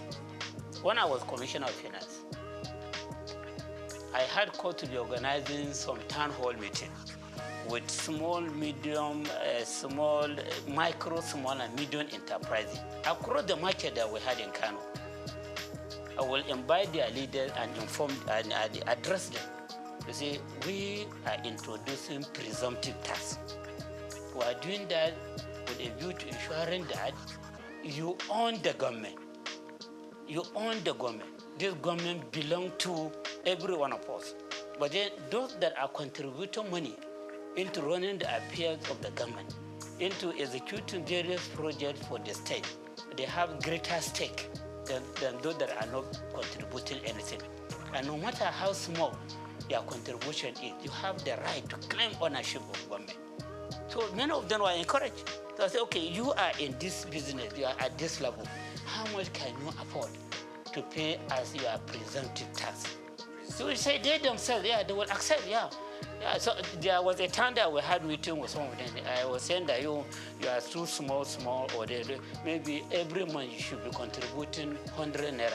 Some say no, if that group of people can contribute 150, we can contribute 200 naira every month. Through engagement, interaction with the micro, small, and medium enterprise, you can arrive at something that they will be contributing in the form of presumptive tax. And that payment will make them to have the pride of becoming taxpayers. And they will be having their eyes on how government is spending the money. But the situation whereby you come openly and say that you are pushing away about 90% of the people out of the tax net. So you are only relying on 10% of people for the payment of tax. So you are saying that you are now taking the whole of the government to 10% of people, or probably 1% of people. My worry is about that threshold. The fact that you have threshold does not mean that somebody that is not at that threshold, who is making money, cannot contribute with a view to owning the government. I hope you understand. My concern is about ownership. Taxation is a way of owning the government. So if I pay tax, like now I pay tax, I know every month they deduct something out of my salary as a lecturer in the university. I will look at my pay slip and see the contribution that I have made. So if I need tax clearance certificate, I can go there and collect it, whatever reason. But you that are not paying anything, what tax clearance will you ask for? Okay? And then if something bad is happening in government, you see them stealing money, do you have any right to complain? Is it their money? What have you contributed there? So a situation whereby we want people to be economically empowered to own government. And then we are now having a reform that is saying that that is even proud to say that about 90% are made not taxable, even presumptive tax. So in other words, I am of the view that as we claim for transactional tax to be paid by the rich and luxury asset to be taxed as that are at the lower level, they should also be paying some presumptive tax, even if it is 10 naira per month or 20 naira per month, so that those rich people claim that the government belongs to them, this one too will say, yes, the government belongs to us. So provision like this is not there in the act. All they are just claiming is that they have pushed people away from the tax net. And pushing them away from the tax net, just pushing them away from ownership. So you are just surrendering the whole of the government to very few people who will now be teleguiding those in the position of authority. And you will just be asking for help all the time. Well, you can also claim ownership with pride, or no matter the amount that you are contributing to government.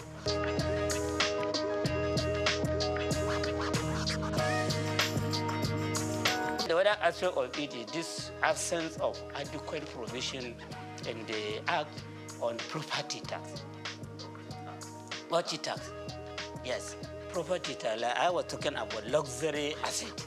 Those with luxury asset, they need to be taxed on the value of this luxury asset so that we generate more revenue. Those that are doing the transaction of high volume of money, they need to be taxed for this transaction. That's what we call transactional tax. So you can see that as we are talking of relieving the poor or income earners from tax, from this tax rate, we are not talking much about taxing the rich in the bill. It is not clear as to how properties of the rich people in this country, who are very small. Someone was even telling me that in Nigeria, where you see 99% of the wealth of the country is in the hand of 1% of the people in the country. That 99% of the people of this country, they own only about 10% of the wealth of the country. What a gap!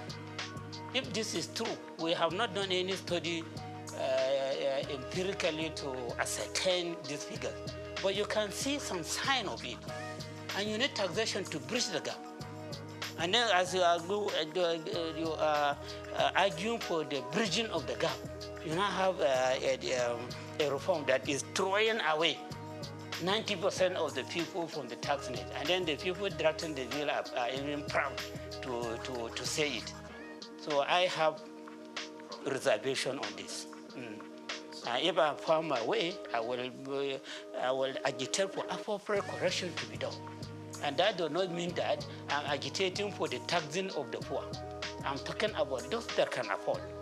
They are not for the personal income tax rate, but then they pay presumptive tax with a view to owning the government, with a view to ensuring that the government is not allocated to only the very few rich. And then these few rich, in the other way around, there are no adequate provision, there are no clear provision to see how their wealth will be taxed.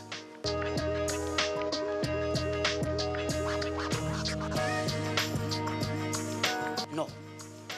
If you look at all the statements that I've been making, there's nowhere that I mentioned that the North is having this agitation.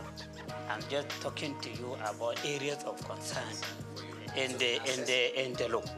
Areas of concern. I think I only made reference to the North when it comes to this issue of sharing of VAT, that the governors and traditional rulers in the North, they are first to raise alarm, and they raise alarm on this matter only.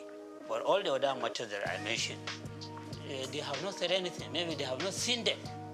They don't have this perspective that I have. Okay, so I am a Nigerian first before becoming a Northerner. So I talk as a Nigerian. My concern is about the Nigerian people. And the Northern people are also part of Nigeria.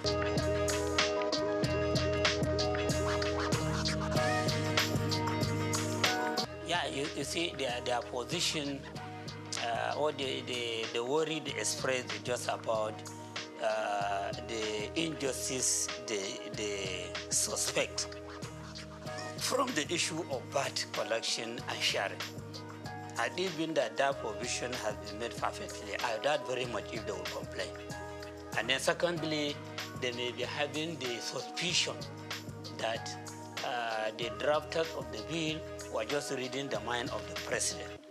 A president who was a governor in Lagos State, who developed, people are just having the feeling that he was the one that developed the Lagos agenda, which is about making the Lagos State to have a special status in Nigeria.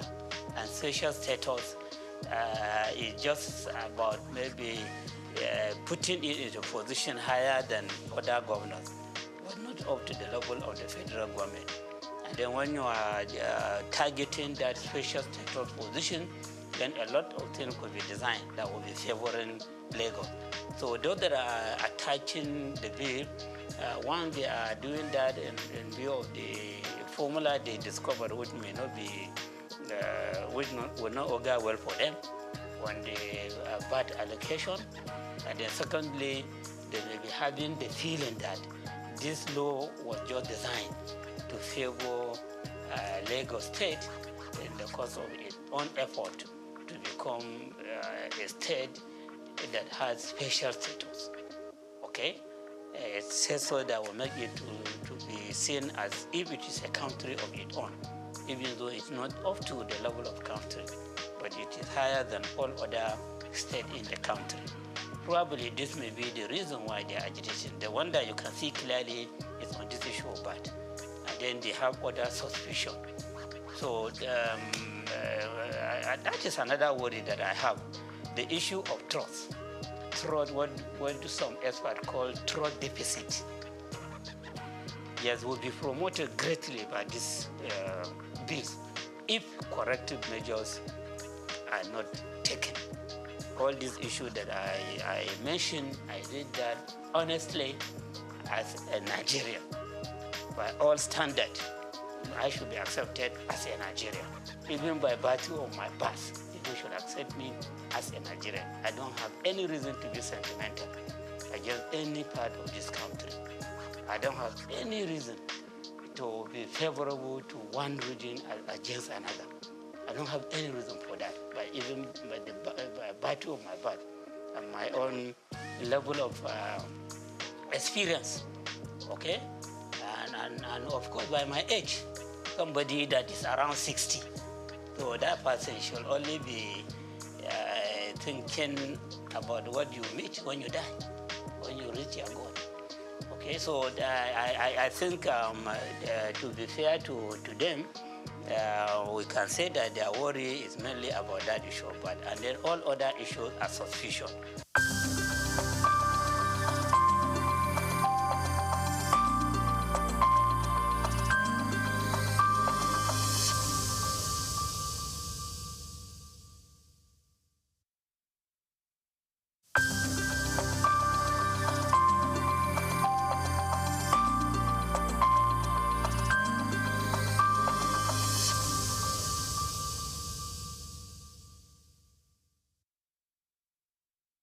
Well, you already know my name is Steve Omojafor, and my middle name is Bamidele. That was the name that my parents gave me at birth, because it was like they regarded themselves as not Lagosians. It is Providence that brought them into Lagos, and I then happened to be born here at Odo Street in Obalende, and in fact we had it. We didn't go to Mercy Hospital then. There was a little home along Odo Street run by a very experienced nurse, Mama Nurse. That's what we, So I was born in that little place and grew up from there. Like I said, my middle name is Bamidele. My parents probably said, well, we have had it here, but this is not home. As at that time, you will go home with us. No problem. So I started off at St. Matthias Catholic Primary School on Louis Street. And I was in St. Matthias from 1953 till 1960, when we finished with our primary school leaving certificate. Then from there, an extra year at Holy Cross School. We needed that extra, they call it prep class. Prepare yourself to go to the secondary school. I'm from Holy Cross for 1 year. I moved on to St. Gregory's College, Lagos. Now, growing up in Lagos was one of the best things that happened to us then. Life was good, life was easy, life was safe, life was like everything that a young man could aspire to. We went to school with Scholars Bus, which was virtually provided for free. When Scholars Bus was not available, it was fun walking from Obalende, firstly to St. Matthias, and then from there to St. Gregory's College. Life was good, life was safe. You could go out any time of the day. You could play from house to house. Parents knew each other very well, and so, in fact, when you were late somewhere on your street or in your neighborhood, you could sleep there because they would send a message to your home that Dele is here, so don't bother. The next morning you wake up, have your bath, have breakfast, return to your home. There was this community life that we all lived. Parents could discipline children of their friends, okay? Not like these days, you dare not touch any other child. The parents will come and, do a battle with you. That I didn't send my child to you to be flogged or to be beaten. So it was a very beautiful life. So went to St. Matthias, went to St. Gregory's College, and then from there to University of Lagos. We were our brothers' keepers. School was fun. Teachers were all there just to teach you. There was no messing around. There weren't any bad habits that people could be developing along the line, So that was my life growing up. So we were all walking through Balinde to Lafiaji, to Campus Square, to Tokunbo, Okekpokpo, So we were children of the neighborhood. We were children of the area. So I'm never ashamed to say I'm an area boy in Lafiaji. Today it has become a taboo, but then we were proud of our origin. We were proud of our place of birth, and we were proud growing up in the neighborhood. So today, still believe me, I get up on some Fridays, I just go to Lafiaji, I stay with the guys. Okay, not all of us were fortunate enough to go through the system. Okay, so those who, in quote, we left behind, we still, a lot of the time, we still talk to them. We still relate to them when there are problems that we could fix. You know, we help out. Because, I mean, it wasn't their fortune to be able to have gone. I know some dropped out, you know, on their own volition. But generally, we all like the idea of going to school, but some couldn't make it. But we still relate to them. We are still friends. So I'm not surprised I leave Holy Cross Cathedral and I just hear people call me my names. And I know these people are those who knew me when we were growing up.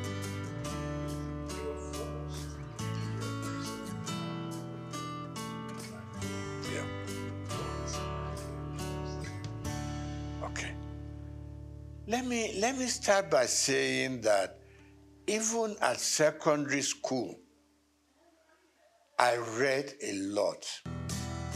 I was interested in the newspapers, and a lot of the time I read something, there was always this beautiful column of letters to the editor.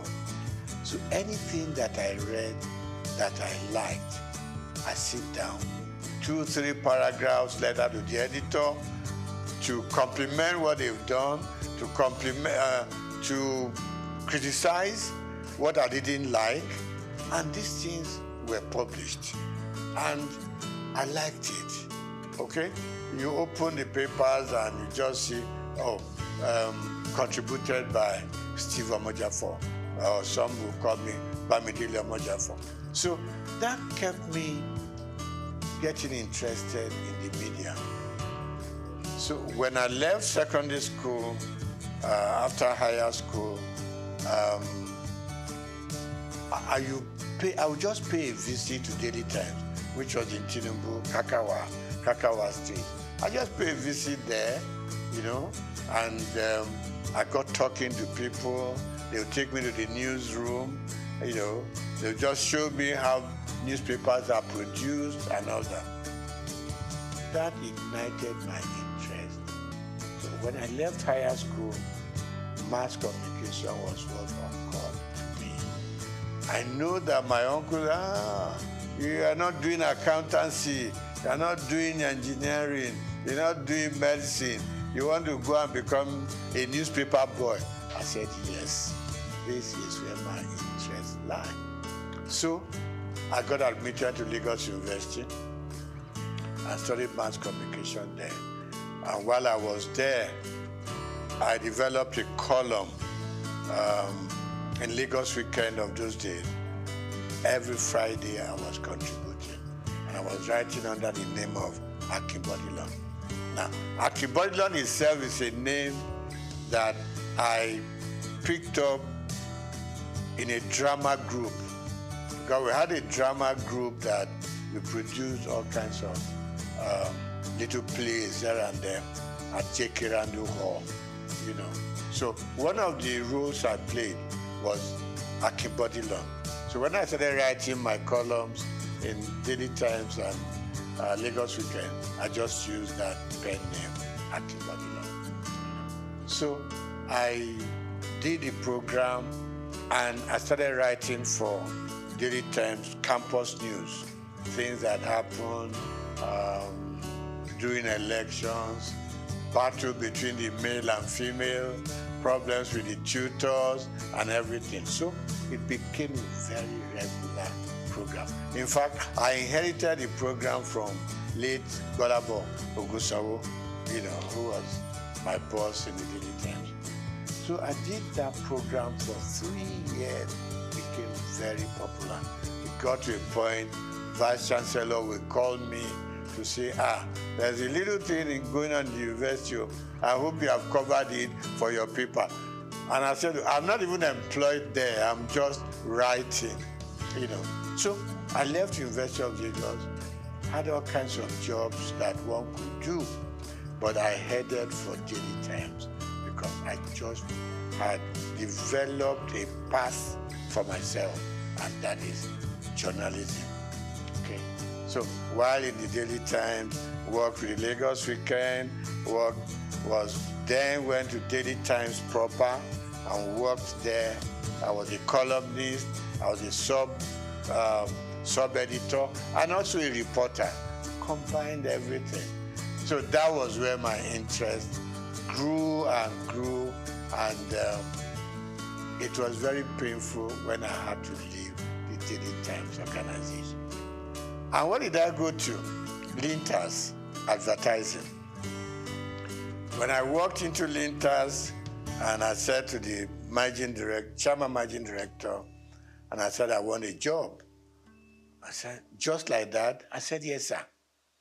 You know, then it was easy to communicate with people. We're not too many, so they listen to you. So he said, what are you doing now? I said, I'm a sub-editor at the Daily Times. So why are you coming to advertising? I want to broaden my space. I want to broaden my experiences. It took about 3 months, and I got a job in Linters.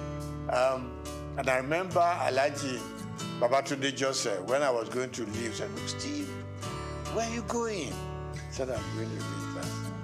I said, well, we do the same thing.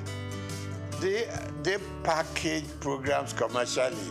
Here we do our papers and we go sell, you know. So I said, okay, sir, let me just go gather some experience at Linters. And Linters and Daily Times were just 5 minutes walk from each other. And I said, sir, if the editor needs me for anything, trust me, I will spend my time and money, do write-ups for Daily Times. So I was like working in advertising and still writing for the Daily Times. You know. So that was my life. From Linters, we set up our own company known as Roosevelt Advertising Limited. And Roosevelt, was formed by 3 partners, you know, two friends of mine. 3 of us were at Lagos University at the same mass comm department. So we came out, and I left Daily Times to set up Roosevelt. One of my partners left Cadbury to join us, and Akadusi left AdMark, another advertising company. So 3 of us came together and we set up Roosevelt.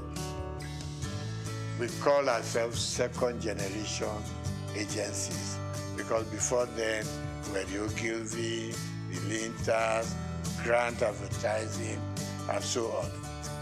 So we set up a small shop in Souq, and it grew beyond our own imagination. From Roosevelt, we set up a second line agency called McCann, STB McCann. Got affiliated to a company in America, McCann Erickson.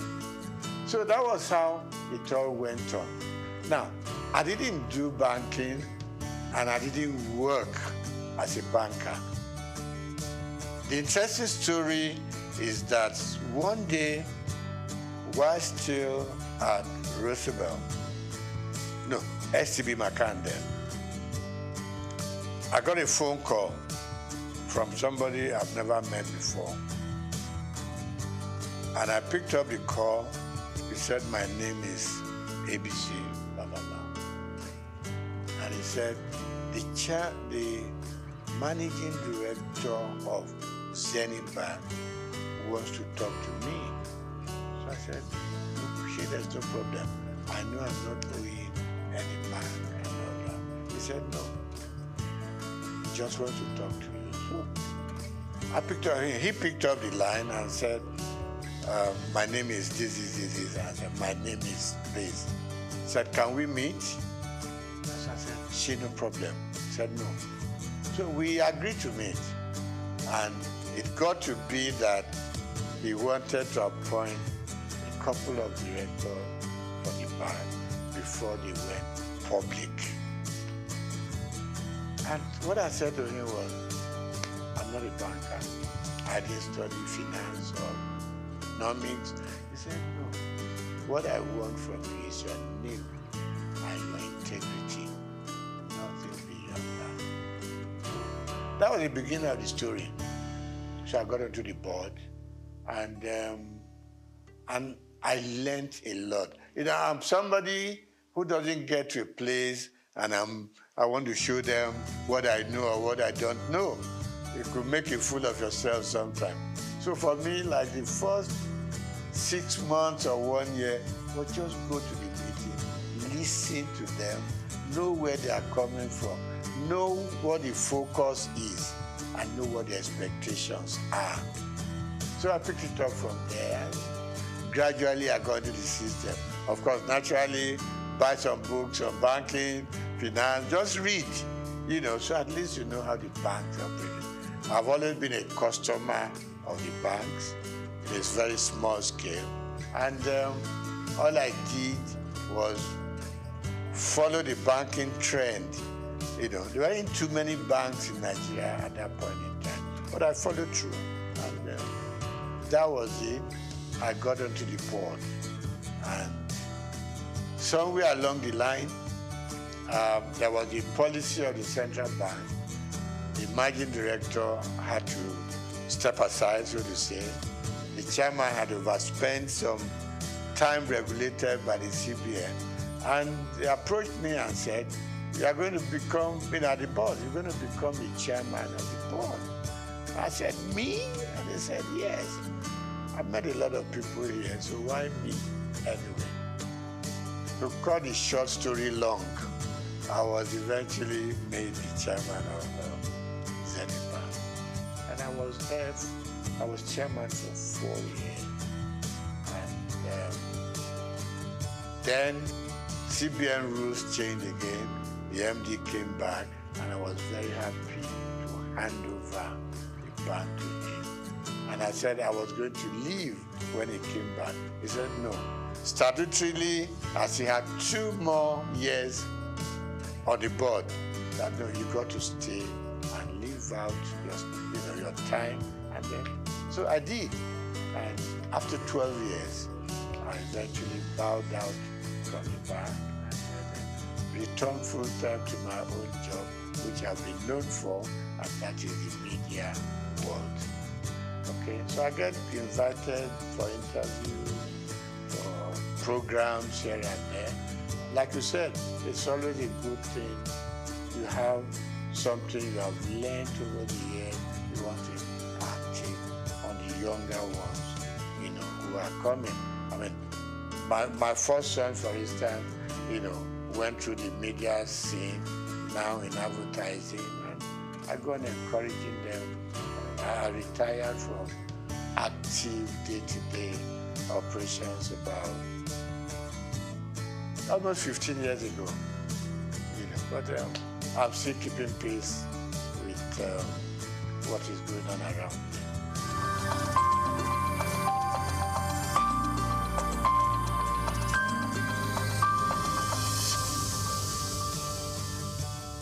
Yeah, I mean, the society itself is very dynamic.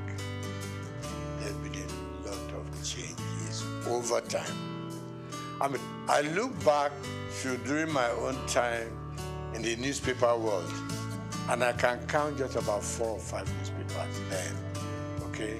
Morning Post, Daily Times, The Express, and a couple of others. So we knew each other, we knew the practice, we exchanged news information, we exchanged, I mean, if you had a news that was breaking, you want to call up colleagues from other papers, we all go there as a team, right? Because stories will be written from different angles, no matter what you do, So newspaper was great. And it was so good. In the morning, your byline was there, and people were trying to reach you, about the quality. Quality was good. quality was good. And there wasn't too much of freelancing in those days, the newspaper world. So you were either fully employed or you didn't belong. Same thing for radio. I mean, for instance, television I didn't do much about.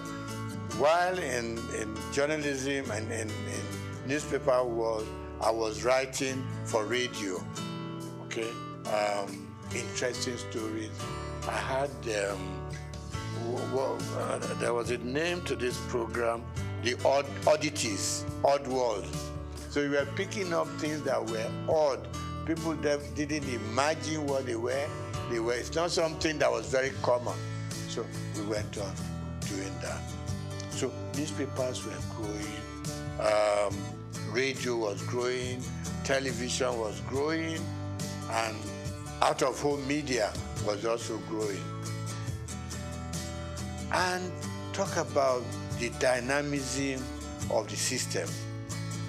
Suddenly, people were now going out of buying a newspaper every day to sit down and hold it in front of you, trying to read from beginning, from cover to cover. Other forms of communication came on. With the advent of mobile phones, things began to change. In our own time, it was the phone you put on the desk and you were dialing it, a lot of the time you could never get across, okay? Suddenly, mobile phone came onto the scene.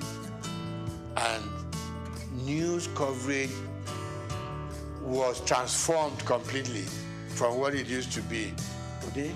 So now, people on their phone could reach out, you could touch Germany, touch America, touch all parts of Europe, just sitting down in your office to gather information, gather news, what is new, And then, of course, we now had more television stations, no longer NTA alone, okay? Now, with the news stations, things were just expanding. Things were broadening up, and news gathering became something new altogether, and everybody was heading for a new phenomenon altogether. So today, you don't have to be a big guy to be able to tell your stories. Little children tell their stories, females tell their stories, So really we have moved from the days of waiting to read your newspaper to gather your news. Now, with your phone on your palm, you could do wonders all over. But of course, standard also, in some areas, standard will improve. In some areas, standards will go down. Because the multiplicity of media sources create problems. The kind of quality control we used to have in those days was disappearing. And people can build up stories without even being there to know if it is factual or not. So of course, the turmoil that we are going through in the media space now is better imagined. But I still believe that for those who have structures like the one you are building up now, will enable people to know that you've got to check, you've got to cross-check, okay? We have laws that control what we say, what you do, what you publish. Of course, they are not as rigid as they should be, So in terms of content these days, you have to ensure that you check your facts before you can believe, what they are saying or make any sense out of them. So really it has become all commerce affair. And this is not going to be the end. The explosion is going to continue. maybe in a few years to come, we're going to have a stronger media control than what we have now. I mean, people are building content. You go on YouTube, you go on all kinds of media, and you are getting all kinds. What you hear from your WhatsApp is different from what you're going to get in your YouTube. You go to Instagram. People are selling themselves with all kinds of stories. So really, for me, we've gone through the era of sanity. Yeah? And I hate to say, we've gone into the era where anything you can think of, say it, write it, do it. And for the consumers, it's like you either take it or you leave it. But it's good that we can now reach out much, much widely. I mean, thanks to our mobile news. I mean, we talk to people in any village in Nigeria.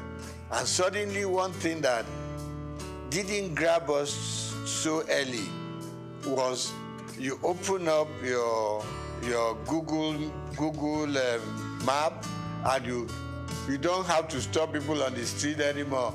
Show me where I'm going. Just go to the app, and it leads you to the front of the house you are going to. So we have a lot of improvements, and I think it's going to be improving some more. All we just need to watch is to ensure that we remain truthful and we remain factual, so that we don't mislead people on the street, particularly people in the rural areas. One day you just see everybody running helter-skelter because somebody posted in news that is not correct. So we need to watch that and put some more control. But I like the growth in the media space.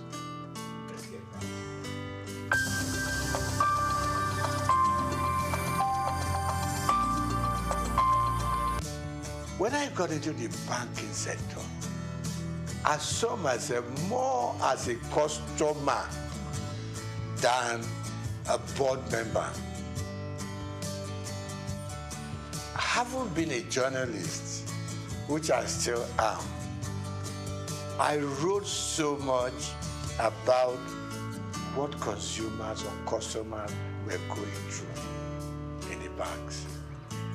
It was the period of tally number, Remember this commercial, where somebody carried a mat. I said, what are you carrying a mat in the bank? I want to lay down here because I know before I get my money, I will have slept once or twice and woken up, So I was very consumer oriented. When I got into the banking system, a couple of times my board members will ask me, are you on the board or you are still a customer? I said, first and foremost, I want to remain a customer of the bank. Who will come into the bank and get properly served? Who will come into the bank and feel like human? Who will come into the bank feeling important? Because it's your money in the bank. Even if it's only 1,000 naira, it's your money. You need to be treated with some dignity and respect. And that was my mentality that I took into the board of the bank. I said, listen, I am not too happy the way customers are treated. It is their money, no matter how small. Treat them with respect, treat them with dignity. So they started listening to me after some time. And I said, look, customer service is extremely important. In those good old days, you will hardly hear about customer service in any of the major banks. It wasn't there. But gradually, people started being important. It was more of retail. I mean, yeah, you can deal with the big corporate organizations, but at the same time, it is these poor, students, poor market women, you know, people who are out there on the street laboring hard to bring their money. So that was one area I was extremely happy that we developed that area of retail banking and being able to make the consumer the king. Okay, so that was part of it. Then, of course, I said to the bank, I said to them, fine, it is very good to make huge profits, okay? But at the same time, the customers that come in here and from their money we make our profits, let us also consider the kind of interest they get from their deposits. Today, when the banks take your money to deposit, okay? No. When you go to the bank and say, I need assistance, I need a loan, and you tell them, give them all the facts and figures, okay? They will tell you, you are going to pay interest of 20%, 23%, blah, blah, blah, blah. When they take your money to put in the bank, they give you an interest of 2%, 3%, 4%. And I just couldn't live with it. I mean, if you are giving me a loan, you're charging me so much. When I put my money there, it's also a loan to you. Why will you give me with 2 or 3%? And I thought the system wasn't quite right. It was too skewed towards the banks than the customer. So I met a lot of pushbacks, you know, in that area. And I must still say, it's an area I think government should still be interested in. I mean, in the civilized world, interest rate hovers between 3%, 5%. In Nigeria, goes as far as. I mean, maybe in Africa, not just Nigeria. You know, I know we are developing, but at the same time, let's develop together. You know, for both those that we are taking in their money and for those we are giving money to. So there be some level of balance. So I really worked hard in that area. I may not have fully succeeded. You know, then I think finally, one other thing that I think I was able to do at the bank is our staff also requires some upliftment.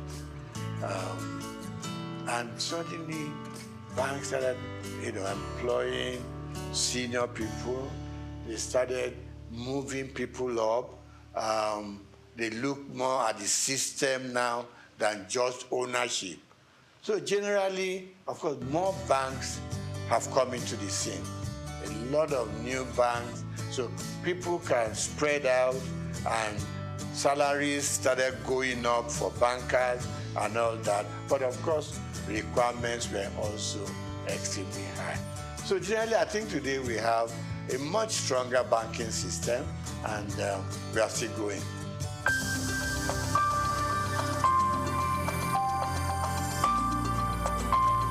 Now, the bank for a long time have been let loose to do whatever they want to do at the disadvantage of customers, like I started off with. Now,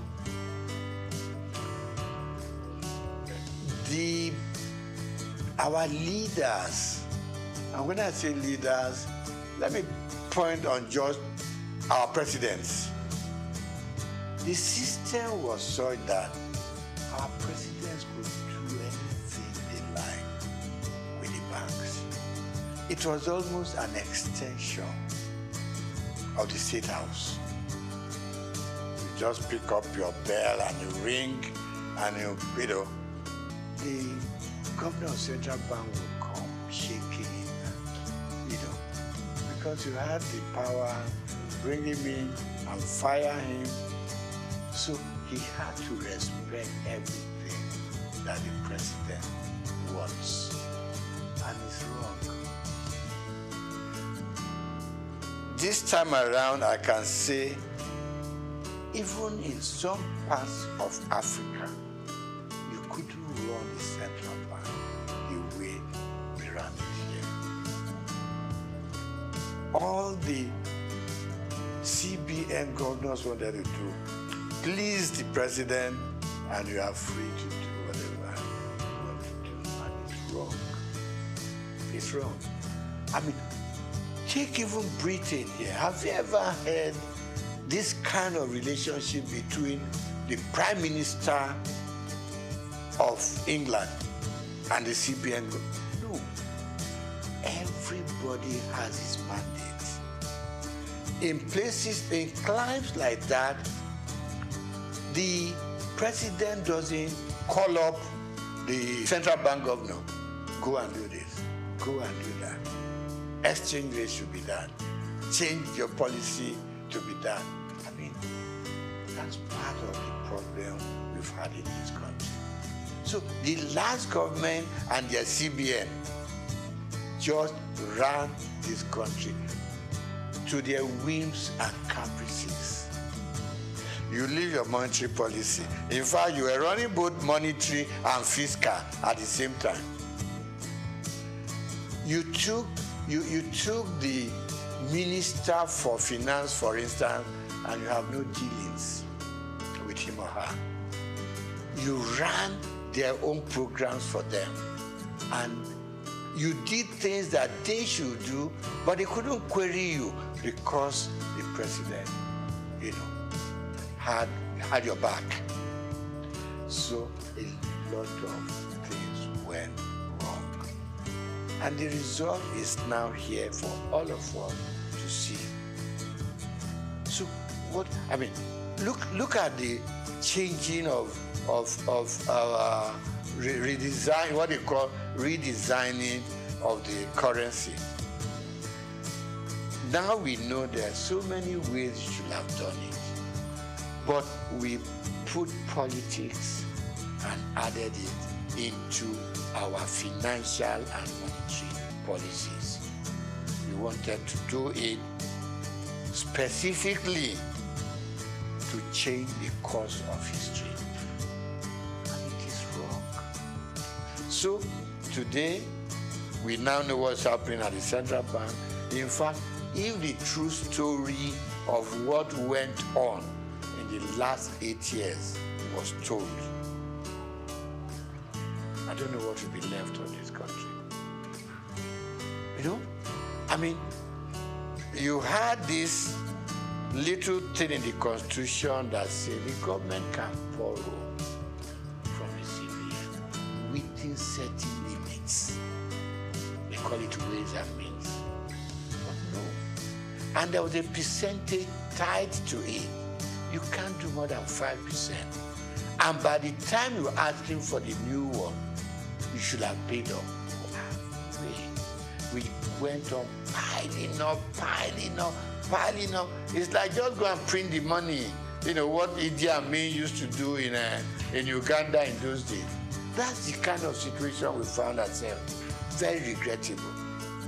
But I believe some sanity will now come into this space.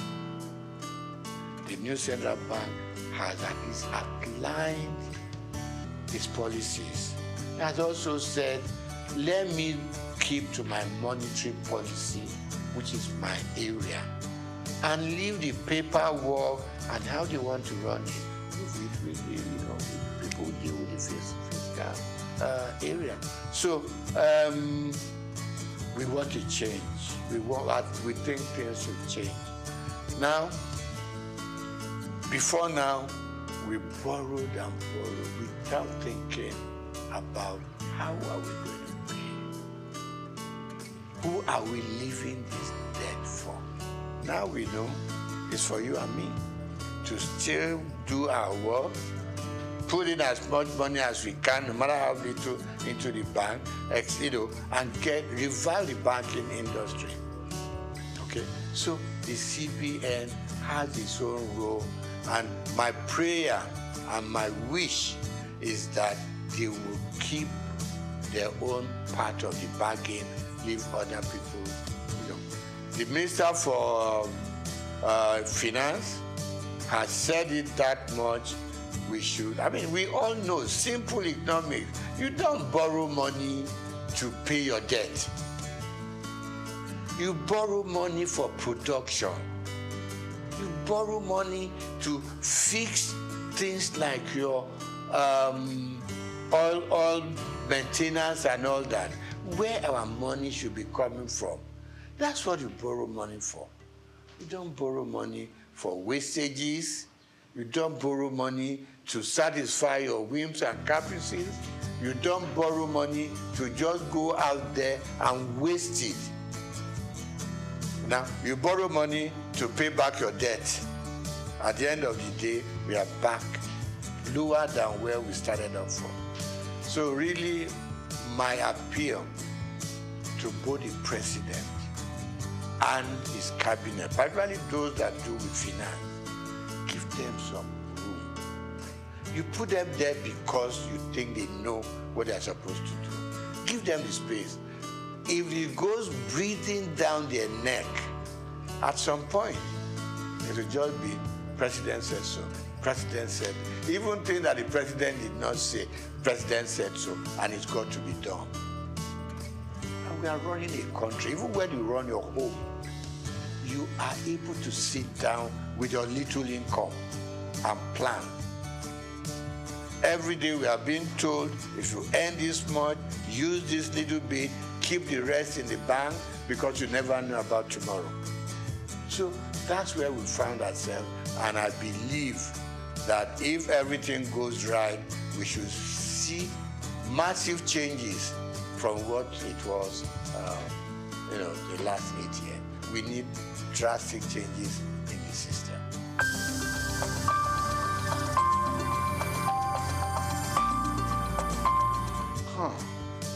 My mom in Abalinde used to say to me, when I want to be lazy, he will make sure you do what she wants you to do. And he will remind you that hard work doesn't kill. It is laziness that turns you into an inconsequential human being with no sense of direction. We grew up learning hard work, both in school and out of school. I, for instance, hawked on the streets of Lagos with my mom. You leave St. Gregory's College, now not primary school, St. Gregory's College. You come back. My mother was a textile seller. Got it, probably went to Balogun, pick up. When I come back from school after my lunch, get a basket full of cloth, which I put on my head, and we go from street to street. My mother is carrying her tape rule and another measurement stick, and we'll go round Obalende, Igoshere, Bamboshe, Oshoji, and we were selling. From there, she graduated to owning a shop in Balogun. When I leave school, I was her accountant, so to say, bookkeeper. All the things they sold, I make, keep the records and everything. I helped her take the money to the bank. It was Barclays Bank, what was it called then? Yeah, Barclays Bank, before it became Union Bank in Balogun. So I've learned how to trade. I've learned how to make money. I've learned how to deal with customers. Plus that, I was also a bread seller. Somewhere along Strachan Street off Igboshere, there was a big bakery owned by the Lawson family. To be able to get enough bread, you got to get there between 5 and 6 in the morning. Okay? So let me cut it short. We learned to work hard. And that working hard continued with us up till where we are today. We also were very straight-minded in terms of what we wanted to be. We played pranks, so we went out to play football, we went out to, to play with the girls and everything. But at the end of the day, you returned home. And our parents didn't spare the rod. They didn't. You came back later than expected to. They would lie you on the floor and dealt with you. So the combination of the kind of upbringing and the kind of training we went through home probably kept us where we are.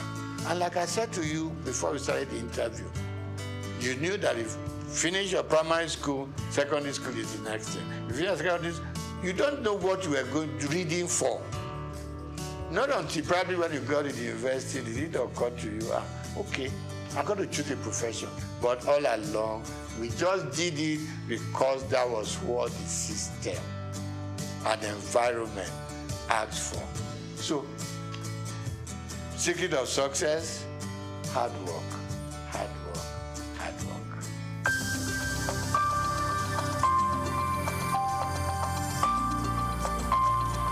No. I had a father who was very finicky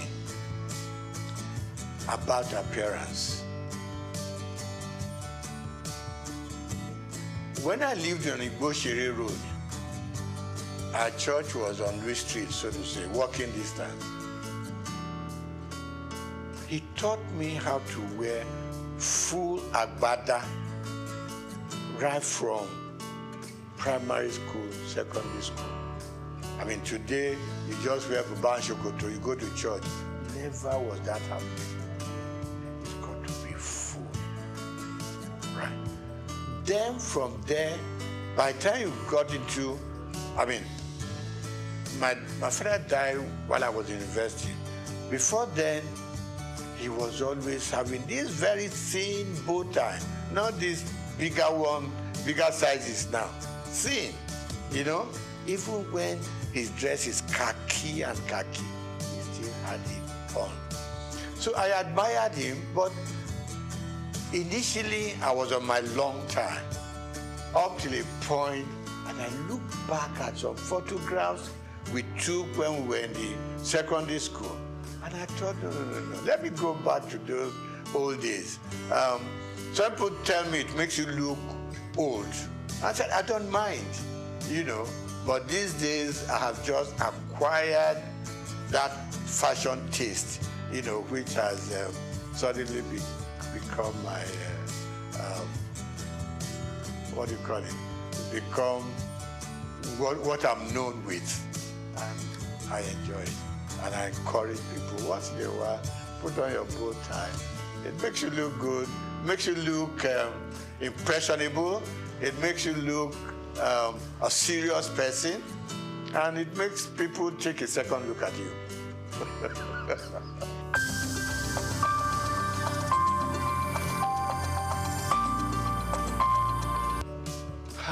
I think, number one, parents started sparing the rod. Call it civilization, call it growing up and all that.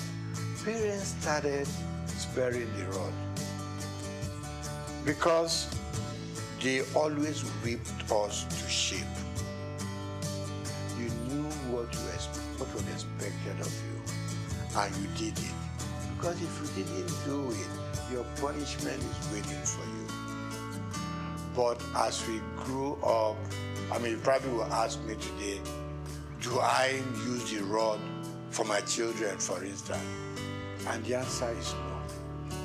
And why it is no is that these days the children look up to you.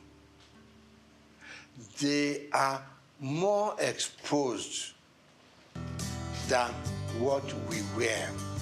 More exposed. They know what daddy does. If you show them a bad example, they will repeat that bad example. If they know that when daddy wakes up in the morning, before he goes anywhere, he needs time to say his prayers. They too unconsciously will copy you. If they know that when dad goes out, he comes back certain time. He doesn't come in at 1 a.m., 2 a.m. Subconsciously, they too will know there's something that this old man sees that doesn't make him go out all night. So they copy from us. But then, like people say, I don't know how correct it is, that these days people are so busy looking for money. They're all over the place. They abandon the home to nannies and housemates and all that. And the children a lot of the time are on their own. But people like you and I, for instance, probably had housemates in the house. You see, but the work that the housemaid does, we were also made to do it. Right? Washing our plates, staying in the kitchen to see how things are prepared. They took us through it, even if you didn't have to do it yourself. And that's why you and I are what we are today. But for the modern young families, most so if there's some money to back it up, no, the children don't touch a lot of housework in the homes. They can go out by the time they land. They can wear, I mean, you see some little young girls and what they wear. In fact, even to the church, you want to ask yourself, aren't their parents go to see what the children are wearing? Particularly the female. Even the guys wearing what they, think they don't use the belt, the trouser would just be somewhere on their hips and all that. Yeah, I mean, we want them to express themselves, but within control. So, wrapping up on that, I'm going to say, yes, we grew up under stronger control. Today's parents are so much in love with their children. They don't want to make them unhappy. You don't want to, pick up a stick and hit them. But I don't quarrel with that. But please be there for them when they need you. And don't be scared to talk to your parents. To talk to your children. No. We should never be scared to talk to them. Because they're not going to take us over. They are our children. So what you don't want them to do, communication, extremely important. Talk to them. Let them, because peer pressure is extremely strong out there. They're mixing with so many guys from much even richer homes who have more to spoil their children with. Now you are a moderate family, your moderate children have to mix and relate and go out with guys with stronger economic background. There is, there is some disconnect there. Let's bring our children closer. Let's talk to them. A lot of parents don't talk to their children, and it's not right, because the more you talk to them, the more they have that empathy for you. They know you care for them. They know, I mean, because you have been moderately successful, for instance, they too want to be successful like you are, and all you are saying to them, follow my footsteps, and you may not go wrong. And don't make wealth, money, the thing that should govern your homes. No, don't spoil the children. Give them adequately what we all need to survive, and they will survive. I mean, in those days, while all you needed to take to school was 1 shilling, okay? You still see children from rich homes who came with £1 and stuff like that. But let's be contented.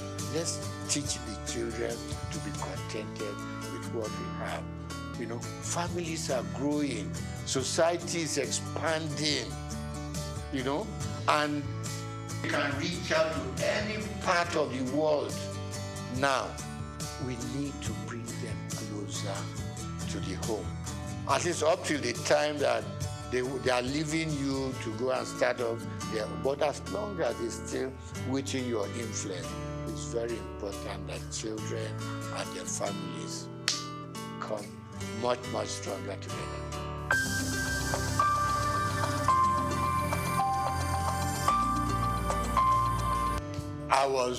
I'm going to start with sports. I was an avid squash player. Okay, back in school, a bit of football, a bit of tennis, and all that. But when I started growing up seriously, I loved squash. And I played squash until I was over 50. Okay, and the doctor said, slow down on squash. So today, I do my swimming. Okay, I still do my swimming 2-3 times a week. Okay, and then of course I walk. There's this thing that keeps on saying, I mean, if all you can do is walk for 30-40 minutes a day, okay, and then of course I'm an avid fan of football up till today. I wish we could develop a local league so that I could slow down on my European Premier League sessions. So I love football and I love lawn tennis up to now. Now, favorite color, subdued. Okay, hot colors frighten me. Okay, and if you have to do it, just make it minimal. When I pick my dress, for instance, you got to know you want the kind of shirt you want to wear to match the color of the tie you want to use, to match the color of your suit, so it doesn't run riot. So it's extremely important. And I said to my friend, just Google it. What color matches this and what color matches that? So you don't become like a Christmas tree on the road. That was the third one, food. I grew up enjoying my eba and amala. Growing up from Obalinde, okay? So I do my eba, I do my amala. Rice, occasionally. But then these days, from age 70 upwards, the doctors are screaming, watch what you eat, what the quantity you eat. So my wife draws up a weekly timetable. Monday is this, Tuesday is that, Wednesday is that, and she manages to mix up the slightly heavy one and the slightly lighter one so that you have a good mix. With age, you cut down on a lot of things. Cut down on your booze, cut down on your champagne, you cut down on your wine, you cut down on your salt. In fact, it's like they're punishing us. But then they say that is the way to go, to be able to at least live longer and enjoy more of life.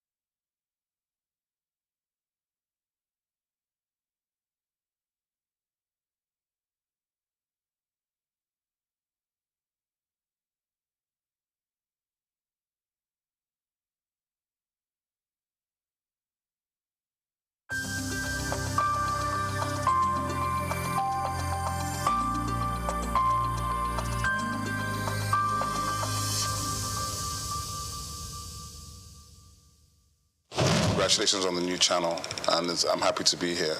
The Omniverse is imagined as a collaboration platform. So it's a platform that, as the name suggests, is bringing together ecosystems. So it's like an ecosystem of ecosystems, aggregating aggregators and community leaders who are able to bring together their communities together to a platform. So the summit in itself was, while it was a big event and a heavy lift for us and the team, and I have to thank our team of volunteers. We had a team of about 40 full-time core volunteers that delivered the Omniverse.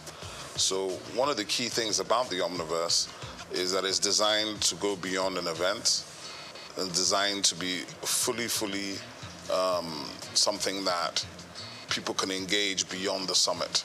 So we will be launching our digital platform. We have about 70 community partners already, including a number of government institutions. So to answer the question, there's public-private partnership within the Omniverse. There's regulators, there's government departments and agencies, there's ministries.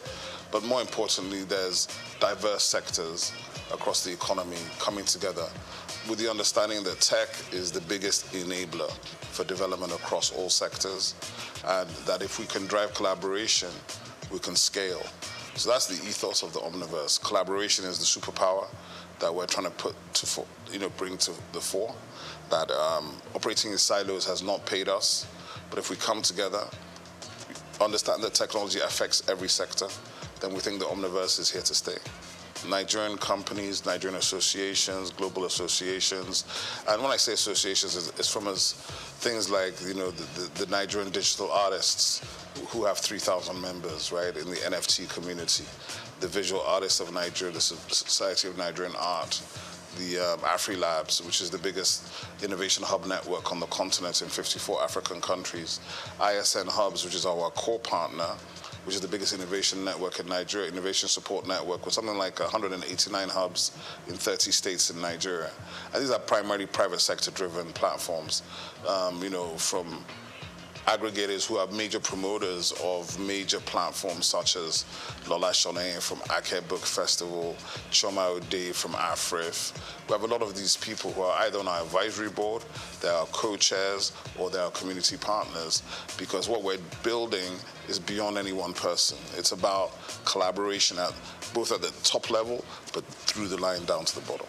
The role of my council is, first of all, to be the primary sort of mandate is to infuse Nigerian arts and culture into everything the Nigerian government does, at state level, at federal level, and to input it into schools, education, and everywhere.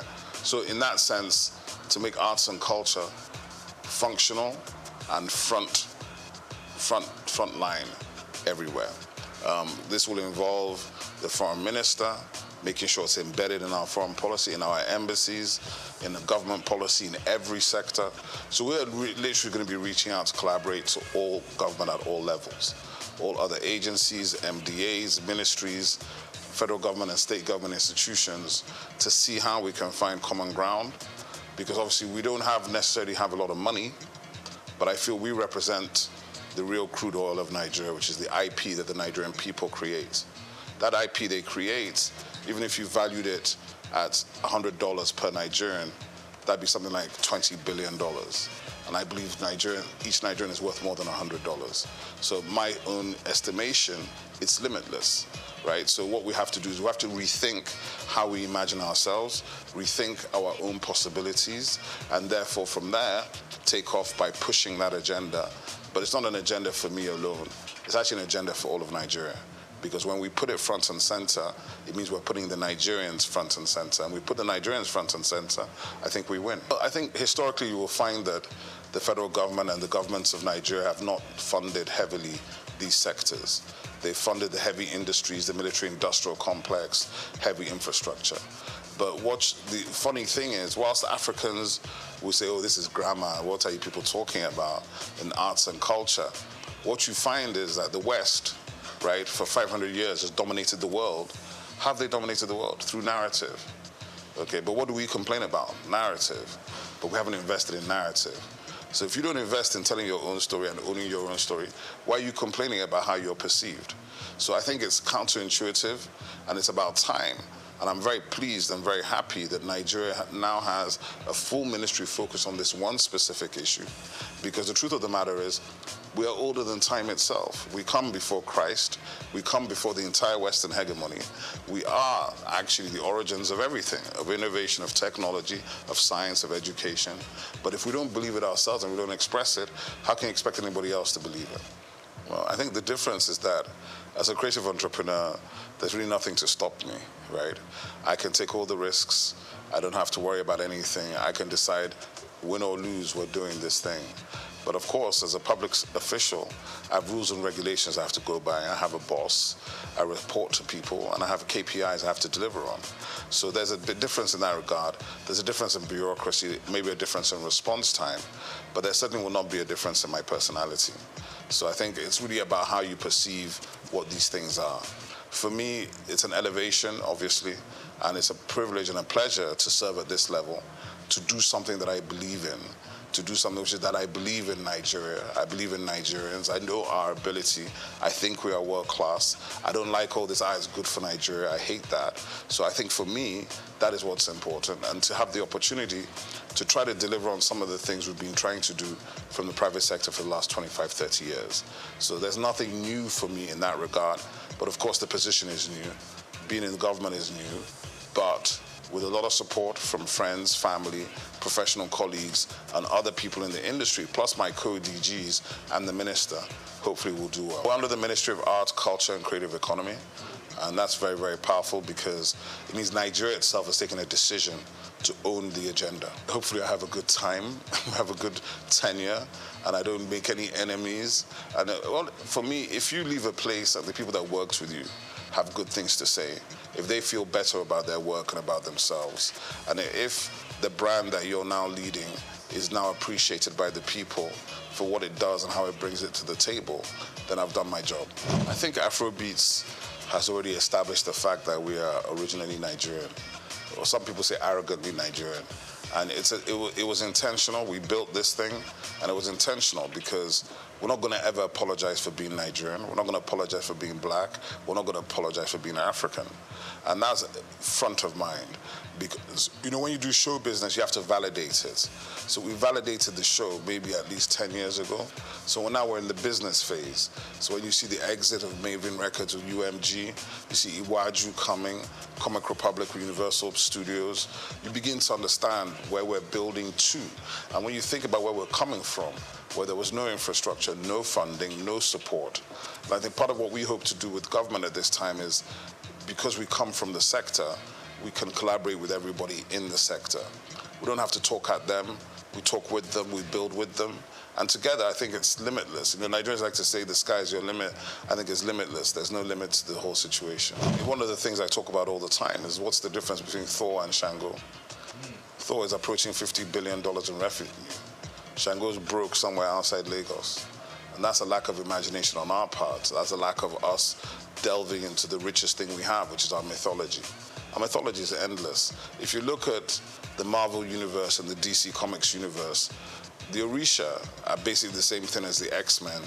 But the Orisha, some people are still afraid of them, whereas the X-Men are north of $100 billion in revenue.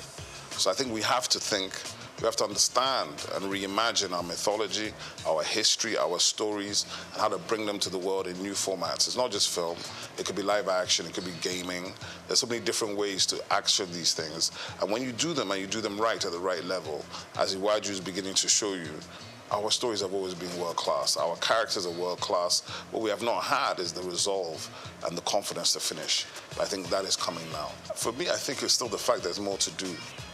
My young brother, Misan Harriman, is nominated at the Oscars, the first Nigerian nominated for a director for a short film, because I know what that will do for the next generation of Nigerian directors, right?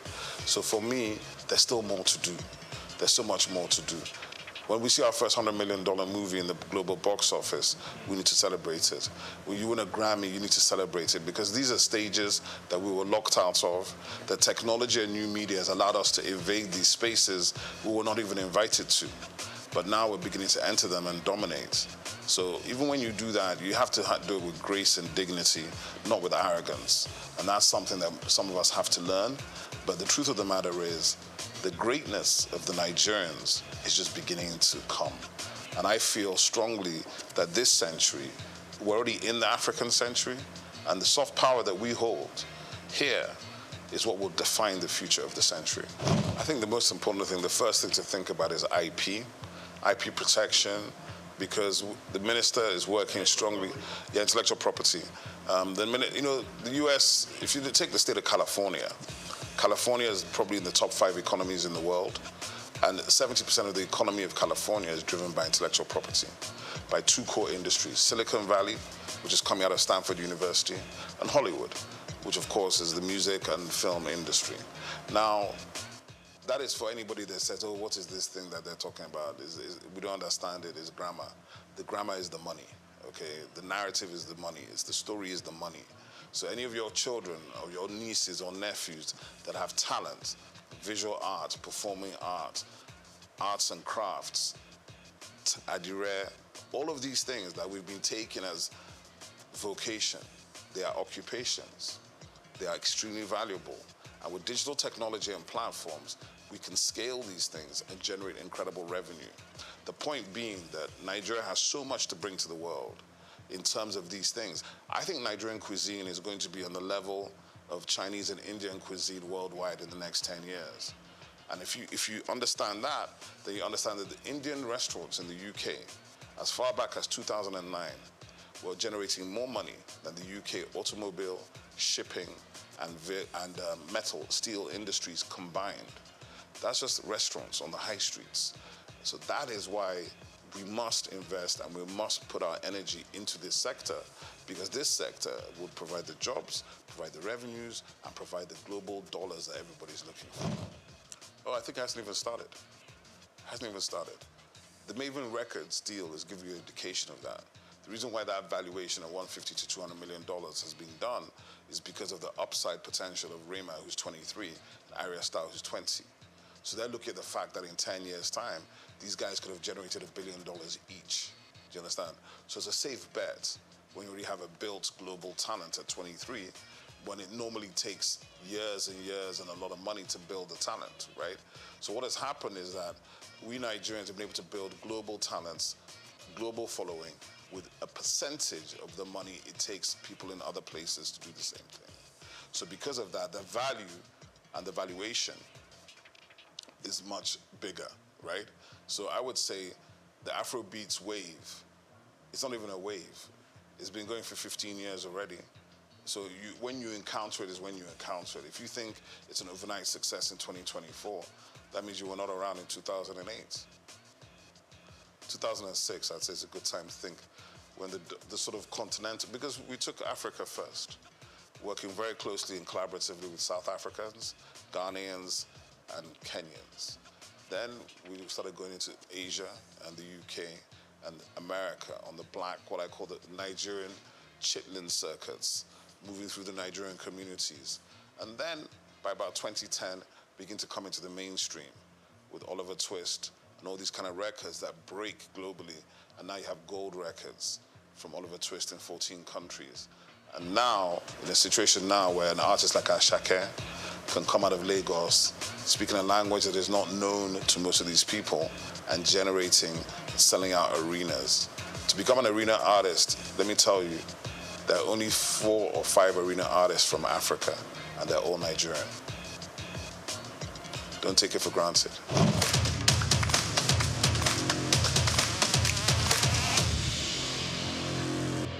I think a lot of people feel that, but what I should tell the rest of the country is that the rest of the continent is also trying to get to Lagos as well, right? It's not just the rest of Nigeria. From Accra, from Luanda, from everywhere on this continent, they're trying to get into Lagos, because if they can break in Lagos, they can break anywhere else in the world. But what I would say is this, from the perspective of my agency, our purview is national and global. We have 10 regional offices. We'll be visiting all of them. And our duty is to spotlight and showcase everybody. So we can't deal with just Lagos. And I think as we go forward, people begin to see the activations and plans coming. But the easiest way to do it, and the way we're going to do our best to do it, is to provide digital platforms to give everybody the opportunity to be seen. Because in this world, you know, we live in the attention economy. So to be seen and to be noticed is very hard if you're not in the place where all the noise is being made. But I know for a fact there's significant talent in all parts of Nigeria. I was watching last week, a gentleman called Ehi Benite was showing me all this content from Jos with these guys rapping, serious stuff. They're rapping in Hausa, they were doing ciphers. And then he was like, what do we do about these guys? I said, just keep pushing them, because there's an audience for everything. There's an audience for everything. Don't be worried about that. There's an audience for every single thing, including the thing that you may be doing in your bedroom, but you think is not important. Somebody's interested in it. My label was a hip-hop label. I even refused to sign singers. There's almost every singer you could name was trying to get us to sign them. And I used to do it based on, can you rap? If you can't drop a freestyle, don't bother, right? It was that simple. And we helped all the other singers get signed to labels that we thought could help them and develop them in that direction. Hip-hop has changed, and obviously it's generational, right? So hip-hop has changed, and you know, everybody approaches music from their own generation. Like, oh, I like this kind of hip-hop or that kind of hip-hop. What I feel is that Afrobeats became overwhelming, and it overwhelmed every other genre here. So the hip-hop guys had to fight for relevance, but the best ones always rise to the top. That's just the simple truth. So I don't worry about that. And I've heard enough guys. I even saw, there was a whole Instagram series some guy was doing about a year ago, where he was just bringing out fresh rappers every day, from Enugu, from Jos, from Kaduna, from Kano, from Benin. I love it. I think there are incredible MCs in Nigeria. A lot of times they need to focus on doing better songs, right? Not just being a freestyle rapper. If you want to get paid to rap, you've got to do better songs. You can't just do the freestyles. And that's something they've got to think about. You've got to balance the commercial side of it with the business side of it. And what has happened is, to a large extent, the commercial side has won because you've got to pay bills. But hip-hop, it never dies. I think, first of all, obviously from the perspective of I'm sitting in government, so I'm not in a position to tell government what to do or what not to do. But what I can say is this, is that the agency, my agency will be the home for the music industry, for performing arts, visual arts, fashion, gaming, recreation, festivals, culinary arts, film and television. We're kind of a convening agency for the ministry. So we have a lot of work to do, a lot of places to touch, but we're also going to collaborate with all the other MDAs in the ministry and heavily with the private sector and the developmental sector. Because to answer the question, I've worked in all these spaces for, it's not quite 40 years, but it's a long time. I've worked in all these spaces for a long time. In the institution, we have positive relationships to bring to the table to change the approach and to change the destination of where we hope to go. What I will say as well is that the reality of it is we're just beginning the journey. And there are no magic wands. I'm not going to wave a wand and everything's going to be fixed overnight, and neither is anybody else. But we will be bringing fresh energy, fresh ideas, a fresh engagement, and we're obviously open to collaboration. And that's really important for me to say that, because people feel there are gatekeepers, but in my agency, there are no gatekeepers, right? We're not interested in whether you have the biggest reputation or the smallest reputation. We're interested in the value you're bringing to the table. Because the truth of the matter is Nigeria is massive. There's a lot of stuff going on in Nigeria. We're going to try to aggregate those things and bring them into one platform so that even as Nigerians, we can know what we're doing. Because to be honest, if you don't know and you don't follow, there's no way you can know 90% of what is happening even in Lagos before you talk about the rest of the 36 states in the FCT. So for me, from my perspective, the journey continues. The objective remains the same. We want to see Nigeria win. But in order to do it this time, I don't think government should ever be disinterested in the nature of the industries in which it is operating. But we also don't need to be owning the space. We want to enable, partner, collaborate, and see how we can push people to do more. You know, because there are already people doing a lot, and maybe they haven't been recognized, they haven't been brought out, they haven't been celebrated. All these kind of things we can help to do, help to get news stories and people to bring these things to the fore, right? Like I said today, a Nigerian who was nominated for an Oscar as a director, the first Nigerian, is up tonight at the Oscars. It's not news in Nigeria. That's a problem. We have to be able to tell the stories that are of greatness of our people, because if you don't do that, you can't inspire anybody.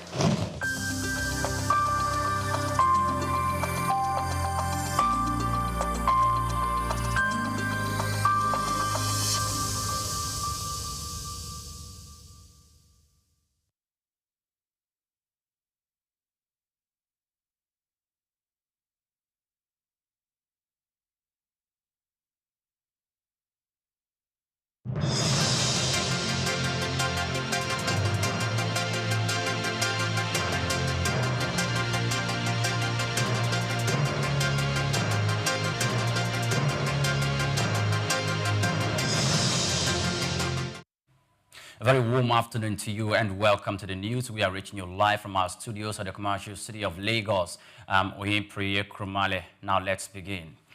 The Nigerian Social Insurance Trust Fund has launched a sensitization campaign across the federal civil service to promote the implementation of the Employees' Compensation Scheme.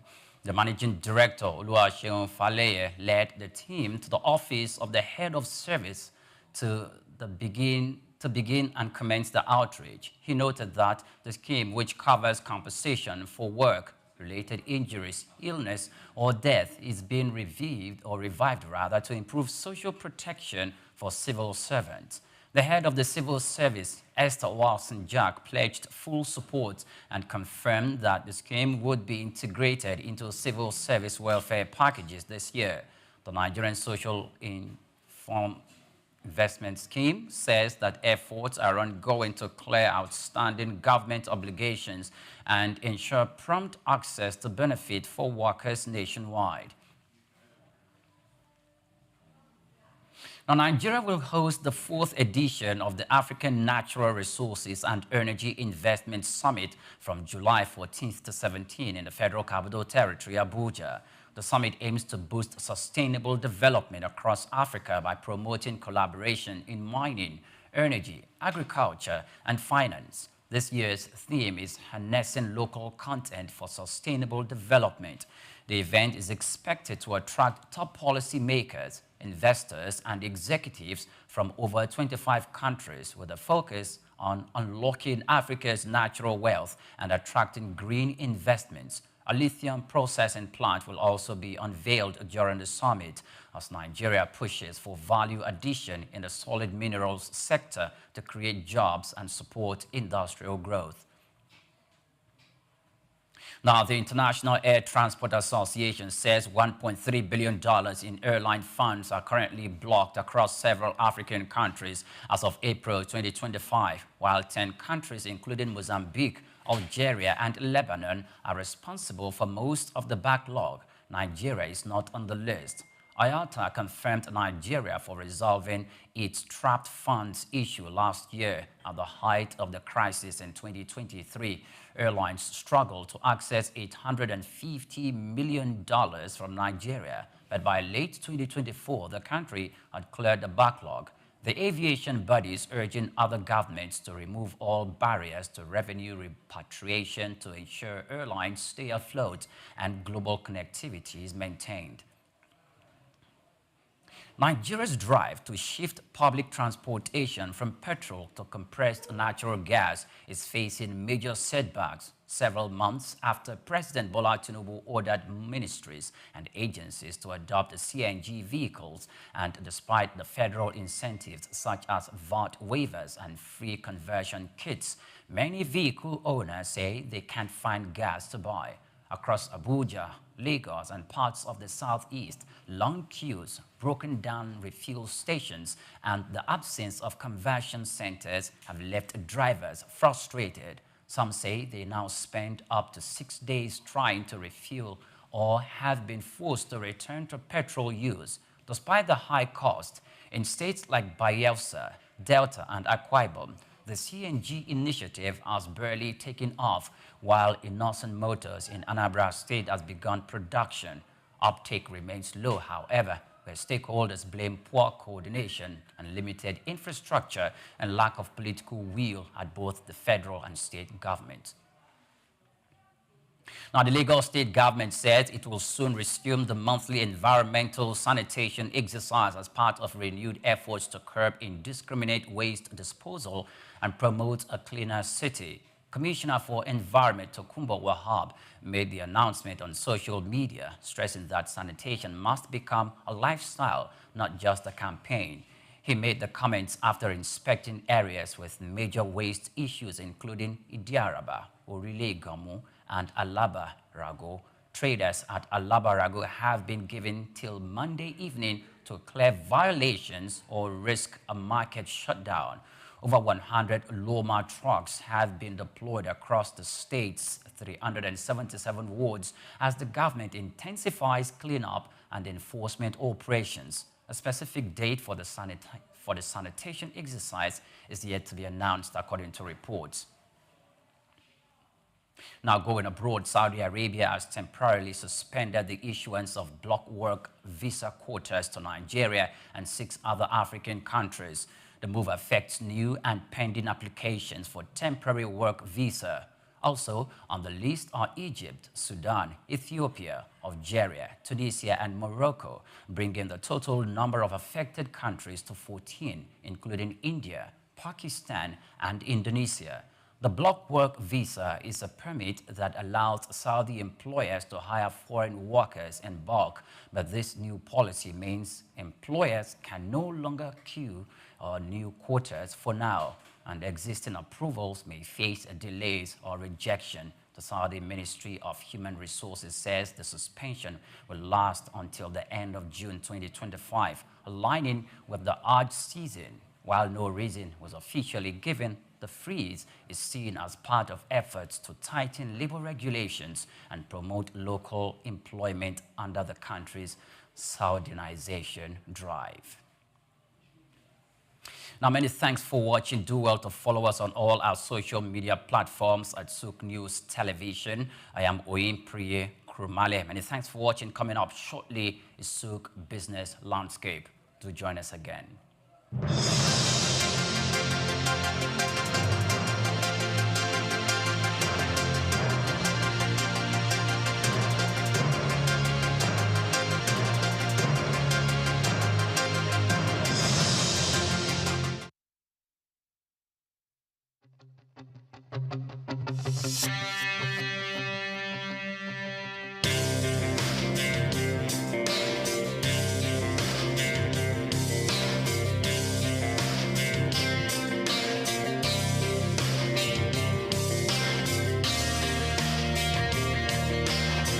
When you visit Lagos for the first time and Google fun or recreational places in the city, at the top of that list will be Freedom Park.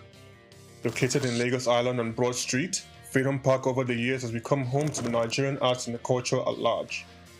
From annual big shows like the Lagos Theatre Festival, celebration at the Lagos Poetry Festival, to local festivals that celebrate literature, music, and arts. Freedom Park is one of the most visited recreational sites in Lagos for both local and tourist people alike. A place to mingle, unwind, or simply just have fun. Freedom Park, however, hasn't always been a place of fun and games. It has a history that dates to 1861, when Lagos was made a British colony. In 1885, Freedom Park was built as a fortified prison from imported bricks. It was referred to as Her Majesty's Broad Street Prison. Some prominent political prisoners were held in the prison, people such as Herbert Macaulay, Michael Imodu, and Obafemi Awolowo. In 1979, Her Majesty's Broad Street Prison was destroyed, reduced to a dumping ground. It was later rebuilt in the 1990s, celebrated in 2010, Nigeria's 50th Independence Day. Freedom Park still holds a bit of its history within its walls in the museum where there are pictures and artifacts. Some of the old prison facilities have been converted into leisure facilities that people visit and enjoy today.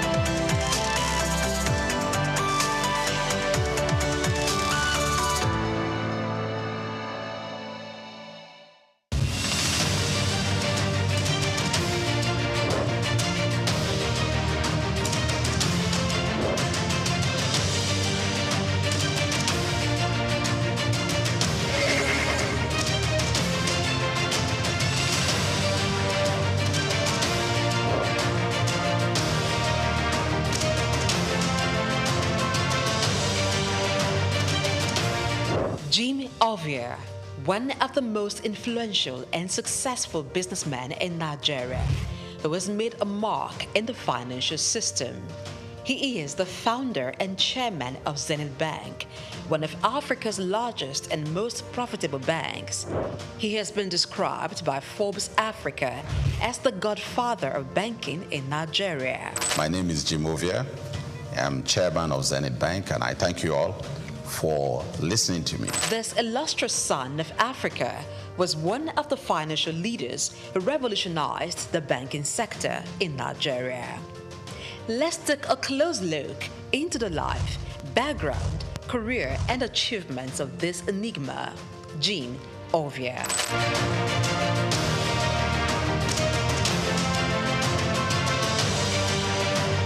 Jim Ovia was born on November 4, 1951 in Agbo, Delta State, Nigeria, to a large family as the second son of Chief Obi Olihe of Agbobi in Delta State. Being one from a humble background, Jim attended local schools as he had lost his father at the tender age of 4. His widowed mother, together with his older brother, saw him through school. He had secondary education at Ika Grammar School in Agbo.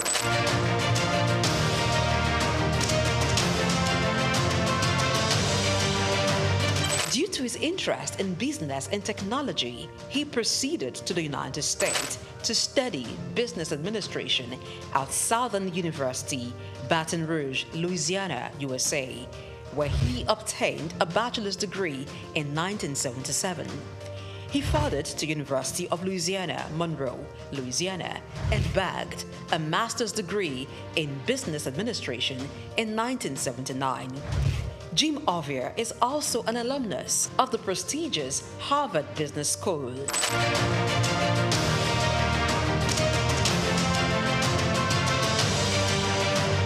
Jim Jim Ovia worked briefly as a clerk in Union Bank in 1973 before proceeding for tertiary studies. Upon acquiring immense business knowledge from international institutions, he returned to Nigeria, his home country, and began a career in banking. He continued at this for years, working for banks such as Lion Bank, Merchant Bank of Africa, and International Merchant Bank.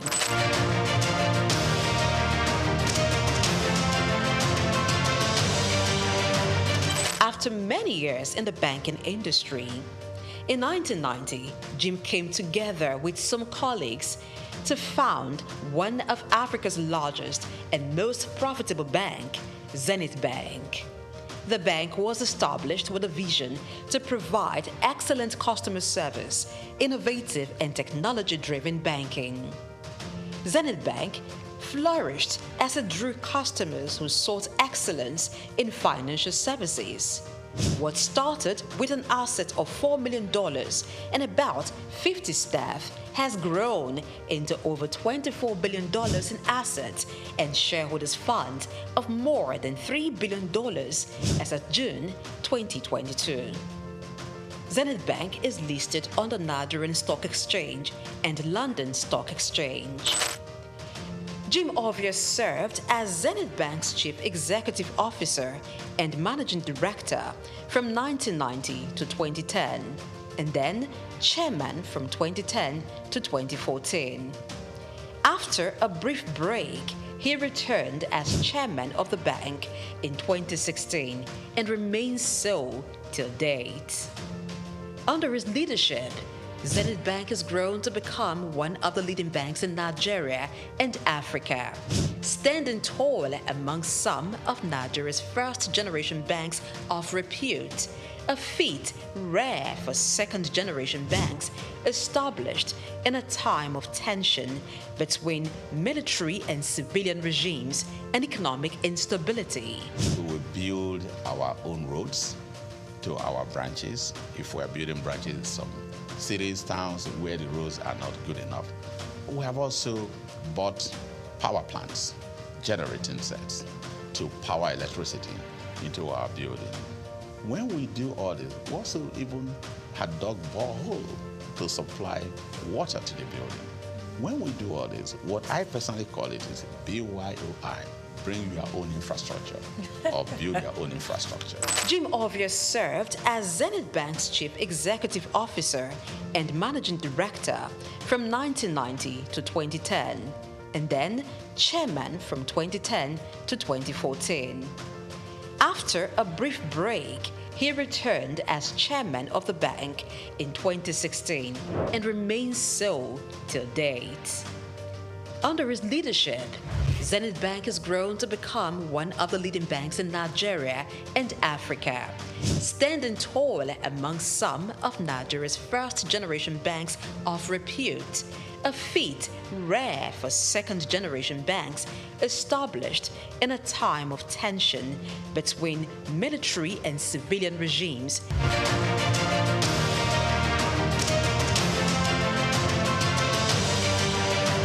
Zenith Bank has diversified its services to include insurance, pensions, stockbroking, and investment banking. The bank has won awards and recognition for its performance, governance, innovation, and social responsibility, inspired by its chairman's belief in giving back to community. Really, it's my special pleasure, my honor indeed, for this opportunity offered by AAI to be awarded in the category of Business Leadership Award for 2017.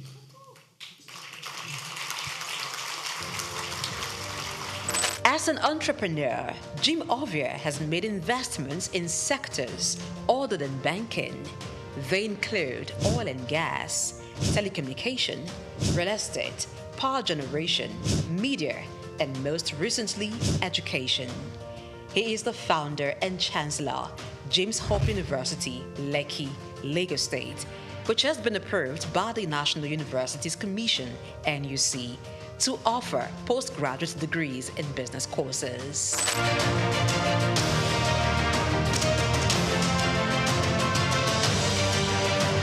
Jim Ovia is a man who believes in giving back to society.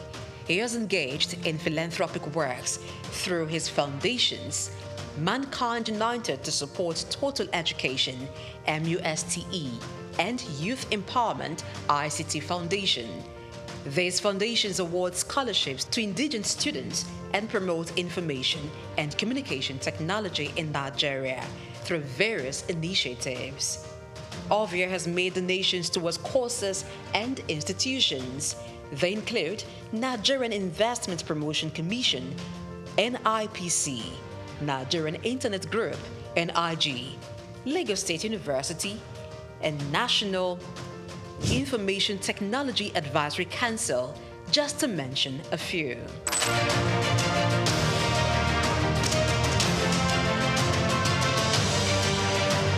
In recognition of his contributions, Jim Ovia is a recipient of many honors and awards.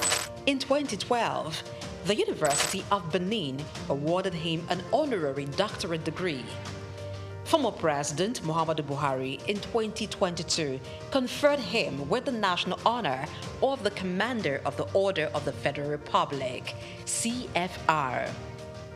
Also in 2022, Jim Ovia was conferred with the National Productivity Order of Merit, NPOM award, by the federal government of Nigeria.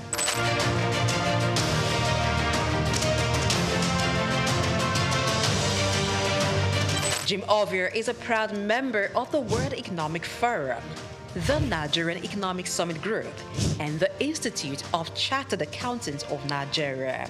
He is also a member of several boards and councils. We can't afford to lose depositors' money. We can't afford to lose money that belongs to stakeholders. So you must structure your industry in such a way that the best are nothing but the best are there. As chairman of Zenith Bank with more than 9% stake, Jim Ovia in 2015 was estimated by Forbes to have a net worth of $550 million. This net worth obviously has been surpassed since then.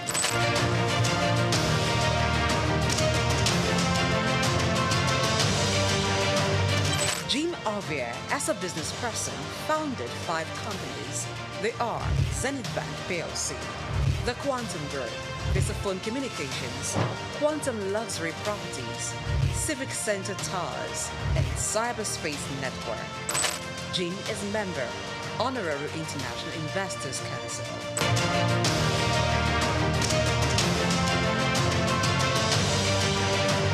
Kay Ovia is CEO, Quantum Markets Limited, a firm that offers stock brokerage services. She sits on the board of several organizations and is chairman, board of directors of Cyberspace Limited, a leading software engineering company. Cyberspace Limited is one of the pioneers in provision of internet services in Nigeria, providing network and software services. Kay, being at the head of a tech giant in Nigeria, teamed up with her husband, Jim, to strategically deploy robust IT infrastructure at Zenith Bank, which resulted in the development of digital products and technology-driven banking in Nigeria. Kay is an alumnus of Enugu State University of Technology, ESUT, where she holds an MBA in management. She is much given to philanthropy, with several initiatives to transform lives, particularly those of the underprivileged. One of her projects targeted at children and youths, Star Rising Talent Hunt, aims at discovering and projecting hidden talents.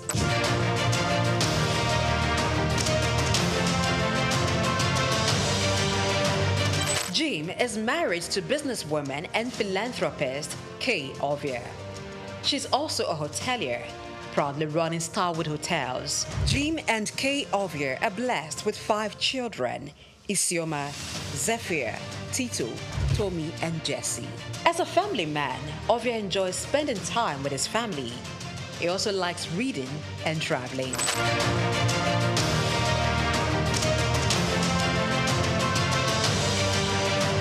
In order to pass on his vast wealth of knowledge on business and finance to African entrepreneurs, Jim Ovia authored a book titled Africa, Rise and Shine. The book was published in 2018 by Forbes Books.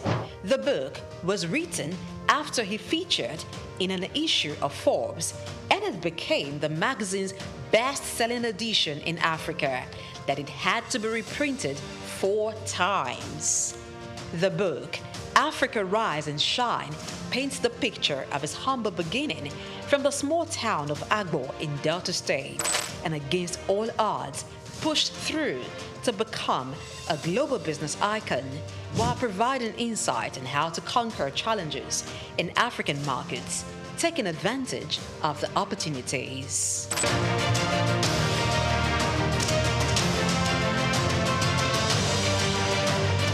The man, Jim Ovia, is a firm believer of Africa being a continent abundant with natural and human resources.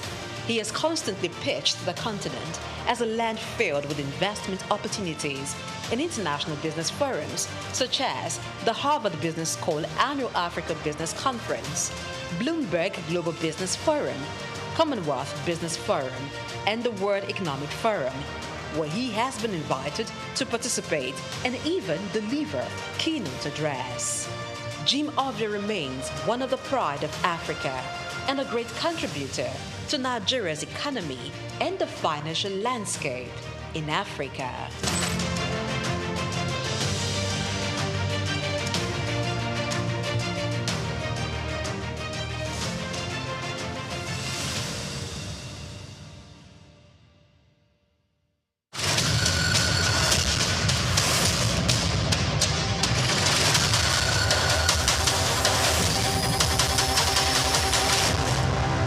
Lawyers are concerned about several issues when it comes to artificial intelligence, AI, including data, privacy, compliance, and job displacement. Will AI really take jobs away from lawyers? In this special report, Bayo Olaoye addresses one of those concerns, job displacement for lawyers, as a result of the introduction of artificial intelligence. Will artificial intelligence make lawyers jobless? The short answer to that question is no. There are 3 reasons why AI will not take away jobs from lawyers, according to experts. First, AI systems being developed for the legal industry are primarily co-pilots. Secondly, there are numerous tasks AI simply won't do because legal implications prevent it. For example, litigation. AI cannot make court appearances, unless, of course, nations radically change their constitutions to allow robot lawyers to stand in court, which is highly unlikely. Additionally, for lawyers involved in strategic work, such as security, meeting new clients and existing ones, or serving on boards, AI cannot replicate the human touch.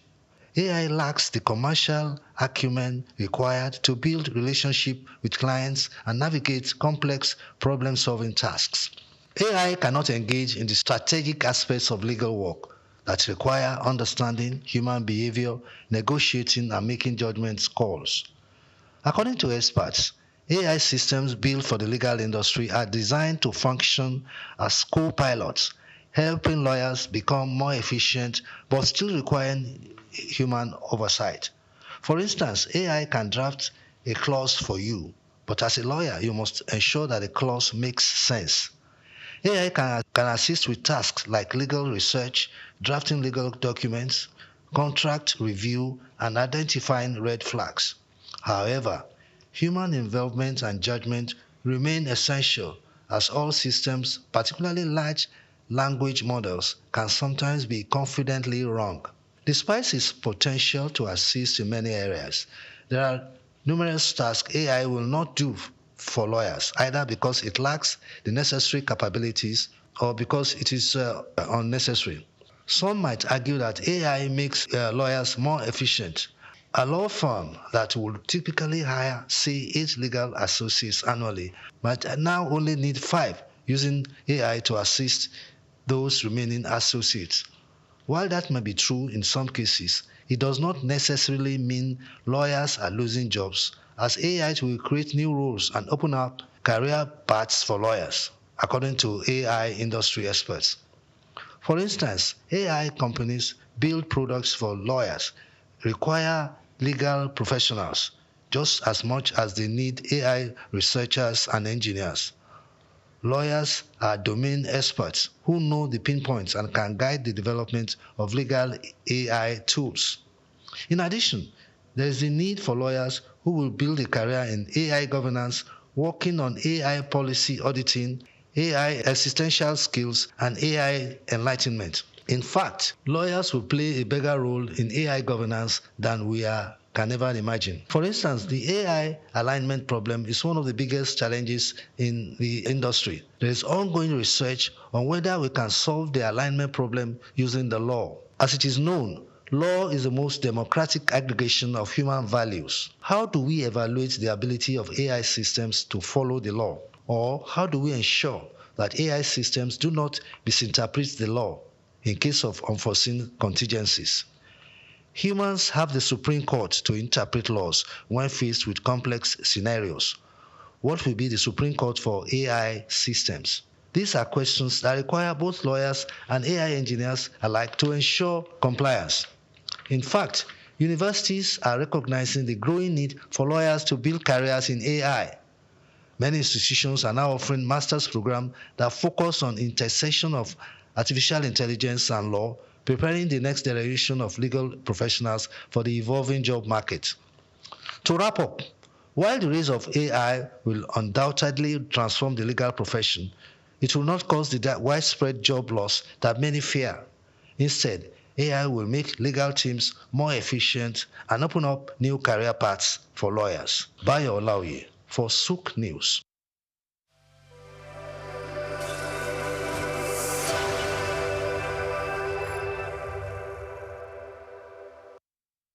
Idumota Market.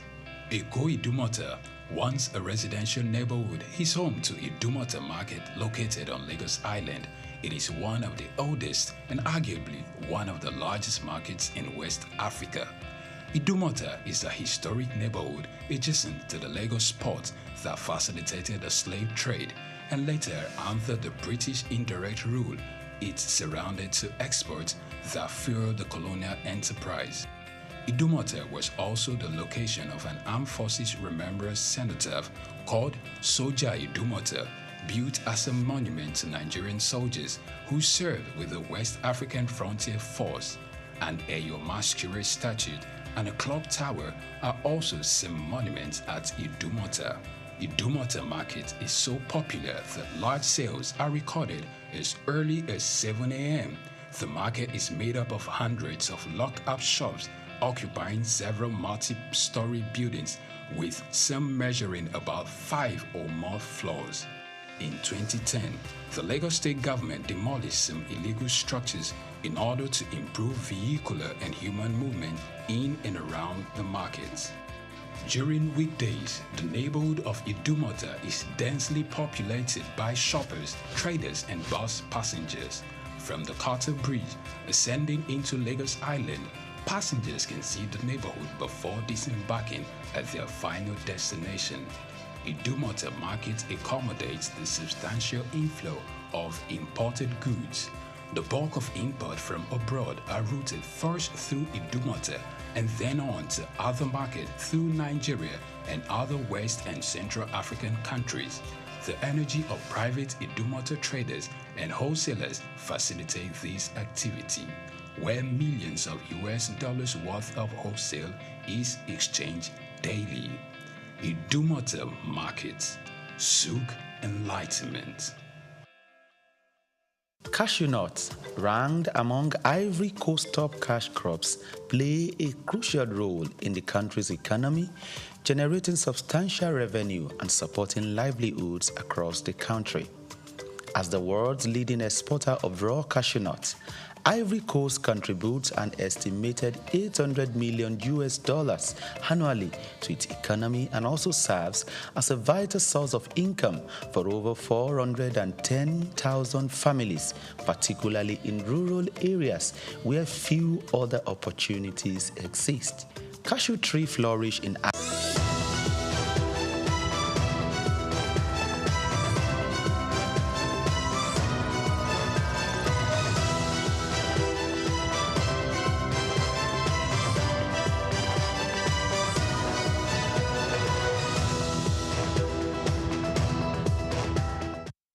Hello and welcome to Souq Business Landscape, your weekly deep dive into the world of business, the evolving economy, and the forces shaping development across industries and nations. Now, each episode we break down the trends, challenges, and innovations that drive markets and move societies forward. I am Olumide Shokoy. I have the three, well, not musketeers this time around. I have gentlemen and ladies.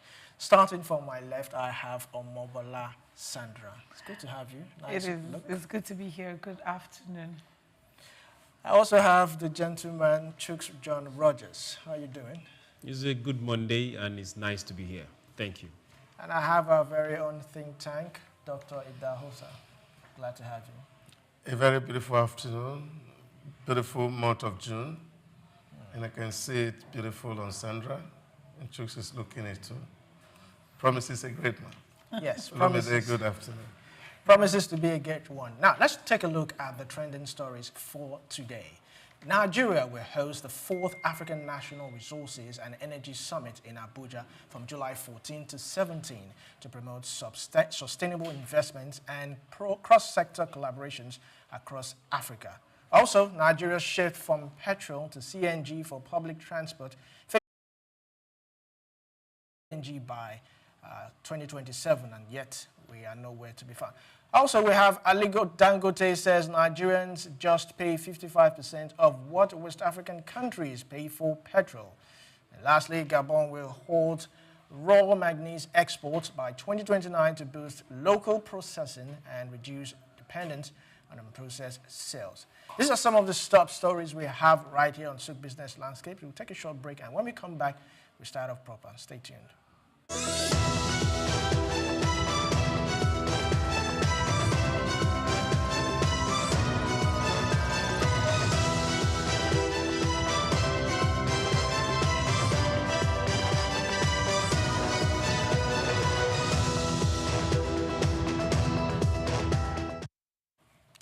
Welcome back to Souq Business Landscape. Let's start proper with the first story. Nigeria will host 4th African Natural Resources and Energy Investment Summit from July 14 to 17, 2025 in Abuja, aimed at boosting sustainable investment and Africa's natural resources. Now, the summit will unite policymakers, investors, and industry leaders from over 25 countries to explore cross-sector collaborations in mining, energy, agriculture, and finance.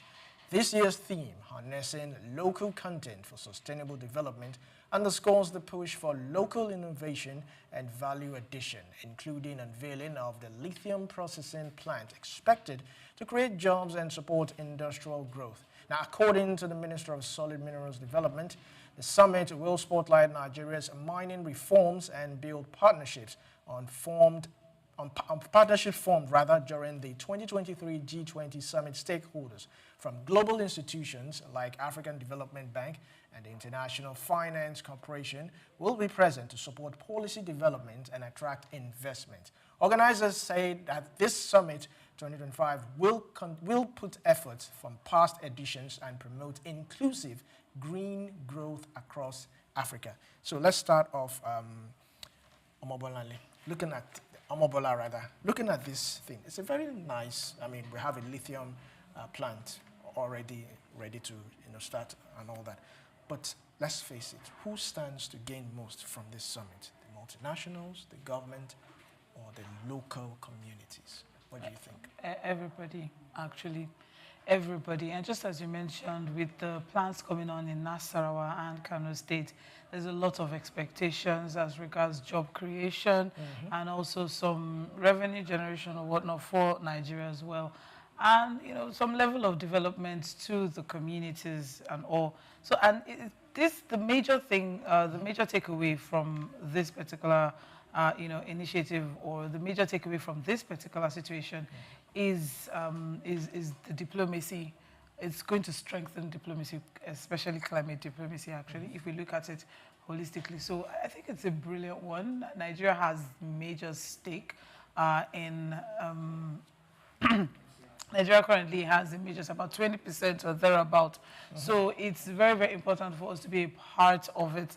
I just don't know if we have the adequate infrastructure for it as of now. I can't wait for us to get into the next story about the CNG conversation. We're going to, tie it together one way or the other. But the truth of the matter is, it's a big win for both the local communities, for the government, for diplomacy, climate diplomacy. It's a big win. However, do we have the infrastructure to to actually get it to where it's supposed to actually make us start gaining something from it?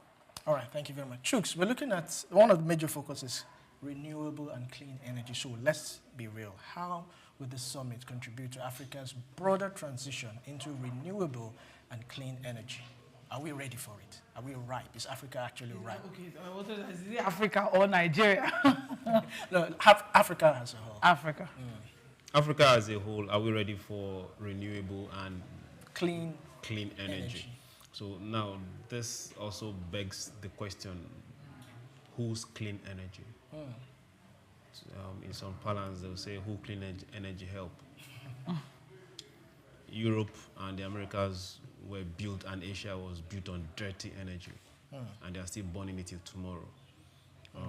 For industrialization to happen, you need a whole lot of that energy to go down. You need resources to power that energy. You need a whole lot of money to sell. Now, there are several questions I will really want to ask, even if I'm not looking for the answers. If we say clean energy, renewable energy, how much of those particular components, products, is Africa producing in the first place? Which means if we decide to switch at the rate at which the West is telling us to switch, we end up depending on them for the product, for the assembly plant.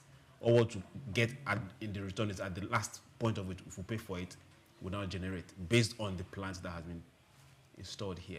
So what is Africa still doing? We are going to the market to buy. We are not bringing products to sell. Africa right now is a raw, as we speak at this moment, is a raw material based continent. Now, have we added value to our raw materials? That is what I think we should be looking at. And not just following the West toe to toe on green energy or clean energy. So who says we can't do it here? That is my own issue. Now, for this particular summit, it's good, it's nice. But there is an aspect I've not been seeing. I've seen it happen over years. I've not seen participation of community, local people. From Jesse to Olobiri to Port Harcourt to Warri, the people are alienated from what is coming from their ground, and we've seen that playing out again. To what extent are the local people, the indigenous people, part of this particular campaign, part of this particular drive, part of this business of tomorrow? And if they're not carried along, there's going to be a struggle. Let me direct that question to you. How will local communities, small to medium enterprise, benefit from the deal struck in the summit? Well, I think there's a whole lot that needs to be done in the area of capacity building, which is very, very critical to Africa at the moment. We cannot run away from the fact that the technology needed to actually drive the renewable energy sector, we don't have it at the moment, and we shouldn't have to deceive ourselves about that. And we need that technology, and it has to be done. And I think, like what our president has done, has set an ambitious target of 2060 for Africa to be able to get to that threshold of, okay, now we are ready and we are full-blown renewable or clean energy compliant. And until we get to 2060, there's a whole lot that we need to factor in. And when you look at what other people have done, for example, look at the Chinese reverse engineering model that, of course, has transformed the whole of China. It took them about 30 years, including learning a new language. And I think those are part of the conversation that we should have going forward. Yes, it's nice. We have a lithium company established in Nasarawa State, and we're hoping, of course, like Governor Sule said, a second one is in the pipeline. Yeah, but when you look at it, the expertise that is needed in that particular environment, of course, we need to import them.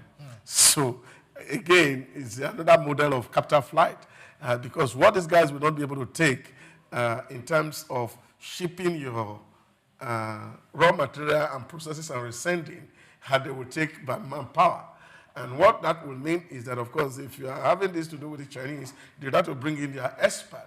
And, of course, you have to pay them cutthroats. And that, of course, that money is not in the economy. It's moving straight to China. If they are India, it's going straight to India. If they are Nepalese, it's going straight to Lebanese. And this is where we need, as Africans, and especially for our own country, Nigeria, to have a roadmap for what exactly we want.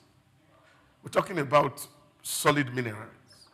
We want to have universities, colleges of education, polytechnic, monotechnics, who will have specialized departments that will train competent hands. On Friday or Thursday, I was having a conversation with the chairman of the Public Account Committee, and I was saying, oh, we went to the refinery. What we saw was beautiful. So what's Dangote trying to do? He brought in experts, but he has also recruited so many people from the Nigerian universities so that this expert will train them. That can be because those guys also will need to keep their job. So there's a limit to which they will allow them to know. So what we can do is to create a model where there is a quota, a kind of, not just the quota, is having a university system that are not just taught by professional teachers.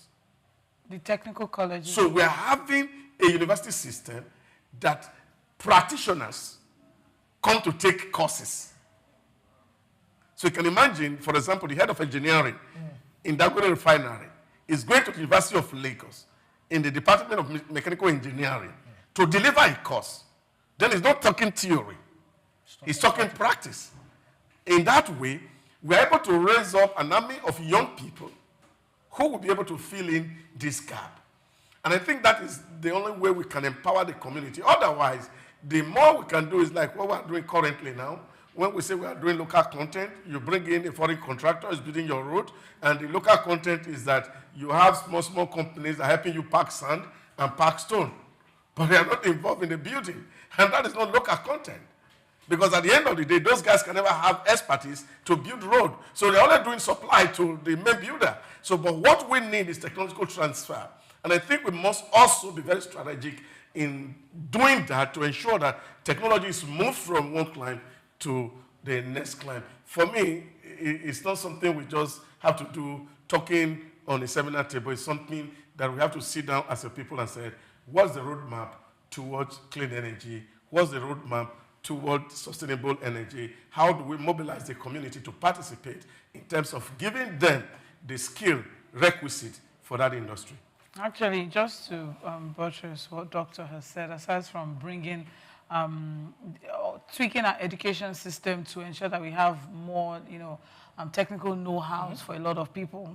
Theoretical aspect, yes, we have that on lockdown, but the research aspect, the technical aspect, and the practicals as well is very, very important. But aside from that, I think another thing that would also bolster this initiative would be local beneficial, if there isn't anything in it for the locals. So I think orientation as well would also go a long way. So let the people, the community people, not just see, oh, they've come again, they've just come exploration and they are going and all. So maybe if they have that understanding, and also even for security purposes as well, if the people, this non-state actors, if they have the understanding that this thing is for our own good, it's not like what has happened in the past where, you know, there's a lot of climate issue in the Niger Delta due to, you know, exploration of oil. So with lithium now becoming almost the next gold for us now in this country, I think it's just very important that there's proper orientation so that if the locals understand that there is a lot of benefits on this for us, for the country, for the community, children as well, I think it'll also go a long way for this particular initiative, Nigeria hosting Africa's green energy. But you see, before lithium can become the next oil, our steel rolling mill must have to work. Oh, yes. Because lithium is just one aspect. I'm trying to be optimistic. Lithium is just one aspect. On lithium because that's what we're talking about right now. But because we also need, for example, if you're looking for lithium battery for solar energy, take for example. Now, the plates, the solar plates, have to be produced here, not imported. Because in elementary economics, they call it composite demand. So what it is that if you're buying battery, you're also buying the panels. So it's not just about the panel alone, about the lithium battery alone. It's also the fact that even the plastic that, of course, we are going to use the lithium on has to also be made here. And we have all these resources here. And I think that when people talk about constitutional conference, I think that what Nigeria should be talking about at the moment is the natural resources conference, where we'll have to identify the things that we really have and then emphasize the economy. The more that we speak to the politics, because you can imagine that all the value chain of the things that we need is here. In short, my friend busted me some years ago and he said to me, we were in a presentation and your people came and they sat in the room in Abu Dhabi and they were telling what was in the land in commercial quantity. And the way he painted it to me was that about 8 of the 12 precious stones that the Bible recorded in the book of Revelation, 8 of them, we have them in commercial quantity in Nigeria. More than 8. I think we have about 14. But the point is, I think I'm talking about the one that is in heaven. The one that the Bible talks about that is in heaven. We have 8 of it in commercial quantity in Nigeria. So, but that brings me to policy uncertainty. Sorry about that, Mr. That brings me to policy uncertainty, which is another major issue here now. Because policies come out and, you know, implementation is a huge problem.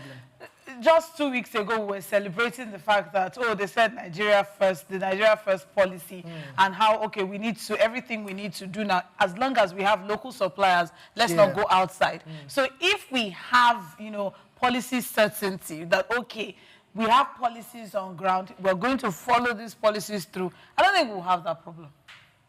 And government continuum also. Why will pray and seek not having issues? Let me talk a bit. Let me talk a bit in addition to what you're about to talk about, do you think we should be focusing on lithium at this point, or what other mineral resources? We should focus on all. That's what's all of it. That's what the streets are saying now is lithium. So maybe we should, because you can't tell me that you know, the minister who is in charge of resources is not aware of all the resources that it is not possible that the government is not aware that we have gold, we have sapphire, we have plenty. You see, it's not easier. You can't tell me that they don't know. They know we have. This is the real issue. You mentioned something that's very fundamental. And I was telling my friend recently, immediately we hear Nigerian first policy, the thing that comes to mind is we must be consuming things made in Nigeria. And I think that is obviously very wrong. Because if we don't own Nigeria first in our mind, then all of us have to first and foremost think Nigeria.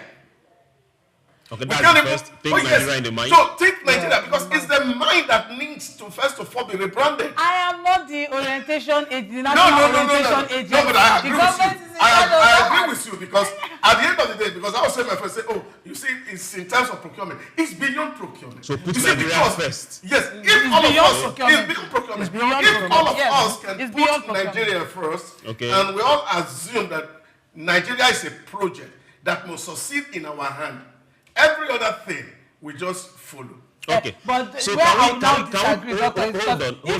Can we put Nigeria first this way? I say Nigeria first, and the elites, and the people at the top. Who are the elites? The elites. You are the elite. I don't know about that. Okay. I really don't know. Doctor is it's the highly, elite. I know doctor is the elite. Okay. But me being the elite is highly debatable. But what I'm saying is... Don't worry, we can compute that on the website. No, doctor, if you say Nigeria first and it is just us down here that, are pushing that agenda, it's going to be a big struggle. But somebody has at to the end push of the day, somebody...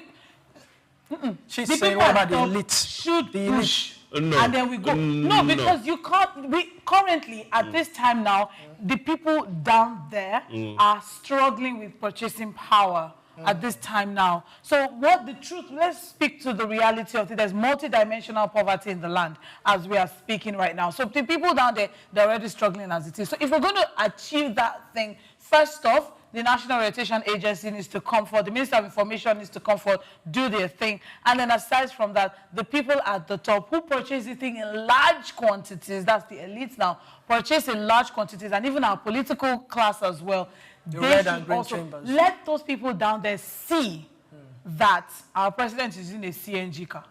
Let them see that the governor is using a CNG car produced here in this country. Let them see that the legislators are using a CNG car produced in this country. Yeah, but we are still reducing it to product, and that is what I don't want us to reduce. No, it's not just product. So it is beyond an example. It is beyond what we drive. The raw materials. It's beyond what we eat. It's beyond what we wear. So what is important is that we say first and foremost that this is Nigeria and we have to own it. And I think that's where the conversation about Nigerian first needs to start. That if all of us, take for example, I'm not even thinking about what people are going to do. I'm also talking about what require money. And I'm talking about just something like how do we protect our national assets, for example. That the man who is working as a motorbiker in Lagos understand that if in the night he goes out and use a sledgehammer to break down road divider, that's actually not doing anybody any good. Now, if that man who is selling iron in the street of Abuja will understand that those iron that they use to cover manhole belong to all of us and he doesn't need to steal it. Now, that makes a lot of sense. Okay, let's also add if the guy in Abuja knows that if he takes government money that belongs to all of us, he doesn't need to steal it. Right. So that is Nigeria first. That's Nigeria first. So we have to put Nigeria first. And then of course say, how are we going to get a Nigeria that is working for all of us? That we're not just going to be blaming somebody, that all of us begin to take... blame. Let all of us do it together. All of us take responsibility for making Nigeria work. So we're not going to be pointing hands at people, but we're saying in our you just pointed hand at in our own... driving by. No, I'm not even talking to you right now. I'm talking to people at the Aso Rock. So we don't need to blame anybody, but we are saying that we are collectively, as a people, responsible for what we are at the moment. And then that we're making up our mind to shift, to say we're going to put Nigeria first before our tribe. Nigeria first before our community. Nigeria first, just like you say, America first, before our families. Before our pocket. Hold on. So let me bring us back to this topic. Nigeria first. Back to what Doctor was saying. Honestly, I like using that word. Technology is never given free. Never, ever given free. And if we want it, we have to be deliberate about it. It's either we buy it, we negotiate for it, or we steal it. There are no two ways about it. Yes, I'll keep saying it. We can borrow it. You said, you can't borrow it. How do we steal it? There are a whole lot of rights. You can borrow it, you can beg. Just the way China took up by sending people there, and whether you call it espionage or whatever, or the companies that were there and they nationalized it. However, so for us here, we have to have that policy as a people to go after it and pursue it and get our people doing it. That's the only way we can have that. No, but what Doctor said as regards Nigeria first in your mind still comes to play. No, because you would send somebody out there now to go and get this technology and they will jackpot from there. Good. So that's patriotism. Let's leave that part. If we keep looking at the negative, No. Patriotism is very key. You should know that, I am coming here to acquire what I need to acquire for national development. Okay. Now, let's you know why I'm buttressing your point. See, take for example, China. They were speaking multiplicity of language. That 30 years, they have to teach one uniform language. So the current Chinese that won't work here. Language, it will work. It will work here. If it work in China, it can work anywhere. We are not Chinese. Yeah, but so now you look at what. Do you know what Chairman Ma had to go through for him to actually achieve that? There's a lot of negatives. Yeah, but it doesn't matter. But what you see today from that though, what we're seeing today in China was a strategy put in place by its national leader to push an agenda. Let's even not say we are going to speak one language. But what I'm saying is that how do we create the buy-in that the ordinary man on the street and the man who is the president of the Nigerian Senate or the man who is the president of Nigeria understand, first and foremost, not just in paper, but in his mind, that what matters is Nigeria. Can I answer that? Leadership.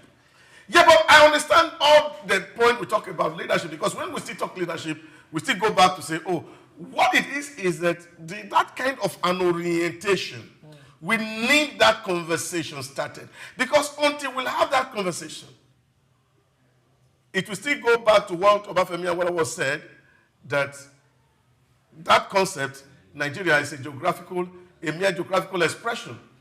Because it does not exist in the mind and in the heart of people. Now, if it does not exist, there is no policy that you can put. Come back to this. No.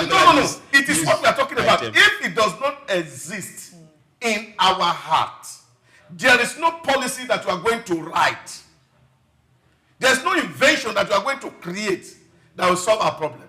Because at the end of the day, because I have used this analogy severally, PPAK, God bless his soul, had a thesis. He called it the thesis of the two publics, where he advocated that until we transform or transmit our loyalty at the primordial setting to the civil society, nothing will work in Nigeria. And I believe him 100%, because at the primordial setting in my village, you can't go and steal the money we contribute to.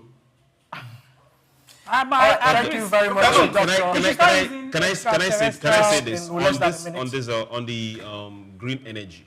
Now, we've seen the rundown for this particular summit, but there's still something missing, except if we are not getting, if we've not gotten there.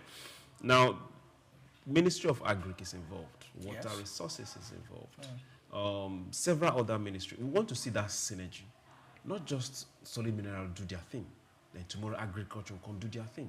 That way we'll just keep having one meeting after the other, one summit after the other. But if we have that synergy, we know that, okay, we are working towards a common goal. It's easier to achieve that way. Thank you very much. Until we start to exhibit true patriotism, that is rebranding our minds to think Nigeria first, psychologically, mentally, that way we'll be able to move forward. And like Amobola said, it also starts from the top. The elites, the people at the top, our leaders, they need to start showing this example. So we'll go on a short break. We still have a whole lot more coming up on Souq Business Landscape. Stay tuned.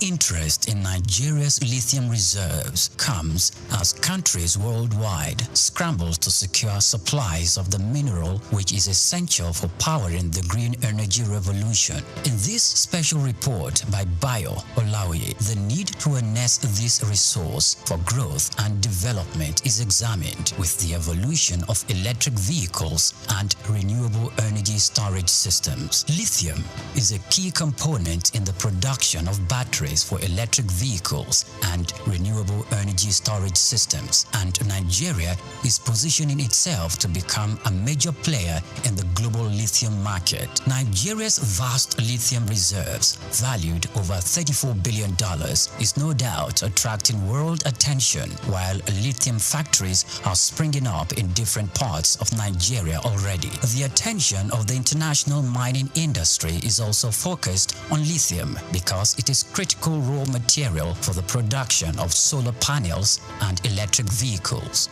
Analysts predict that global lithium market could grow robustly over the next decade, driven by the rapid adoption of electric vehicles and renewable energy technologies. Data from a global future market insight showed that the lithium mining industry has emerged as a cornerstone of the clean energy transition, driven by the skyrocketing demand for lithium-ion batteries. The surge in lithium demand is driven largely by the electric vehicles market, which accounted for over 70% of the global lithium consumption in 2024, according to an Iranian-based research firm. With countries such as the United States, China, and members of the European Union pushing for next zero emission by mid-century, lithium demand is expected to escalate further. The federal government, indeed, the Ministry of Solid Minerals Development, should intensify efforts geared at renewing and resuscitating the viable lithium industry in the country to its full potential. As Nigeria diversifies its economy into other sectors, the lithium industry offers hope and expectation that this sector would earn more revenue for the country. Nigeria should not just watch with folded arms, but must strive with the political will to develop and strengthen the country's vast lithium reserves.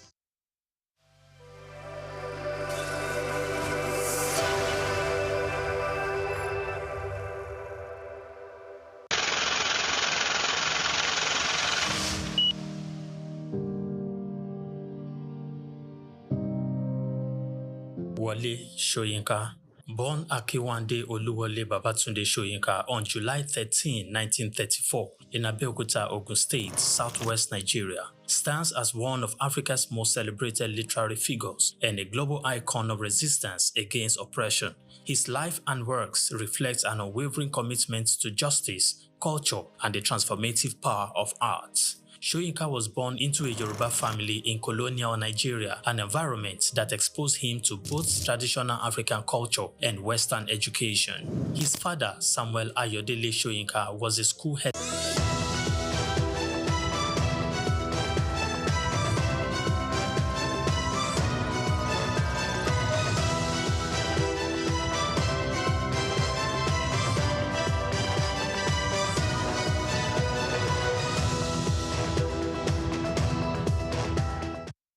Welcome back to Souq Business Landscape. So we'll take the second story. Nigeria will host the 4th African Natural Resources and Energy Summit. I beg your pardon. Let's take the second story. Here it says, Nigeria's plan to move public transport from petrol to compressed natural gas, that CNG, is facing serious challenges despite strong support from the federal government.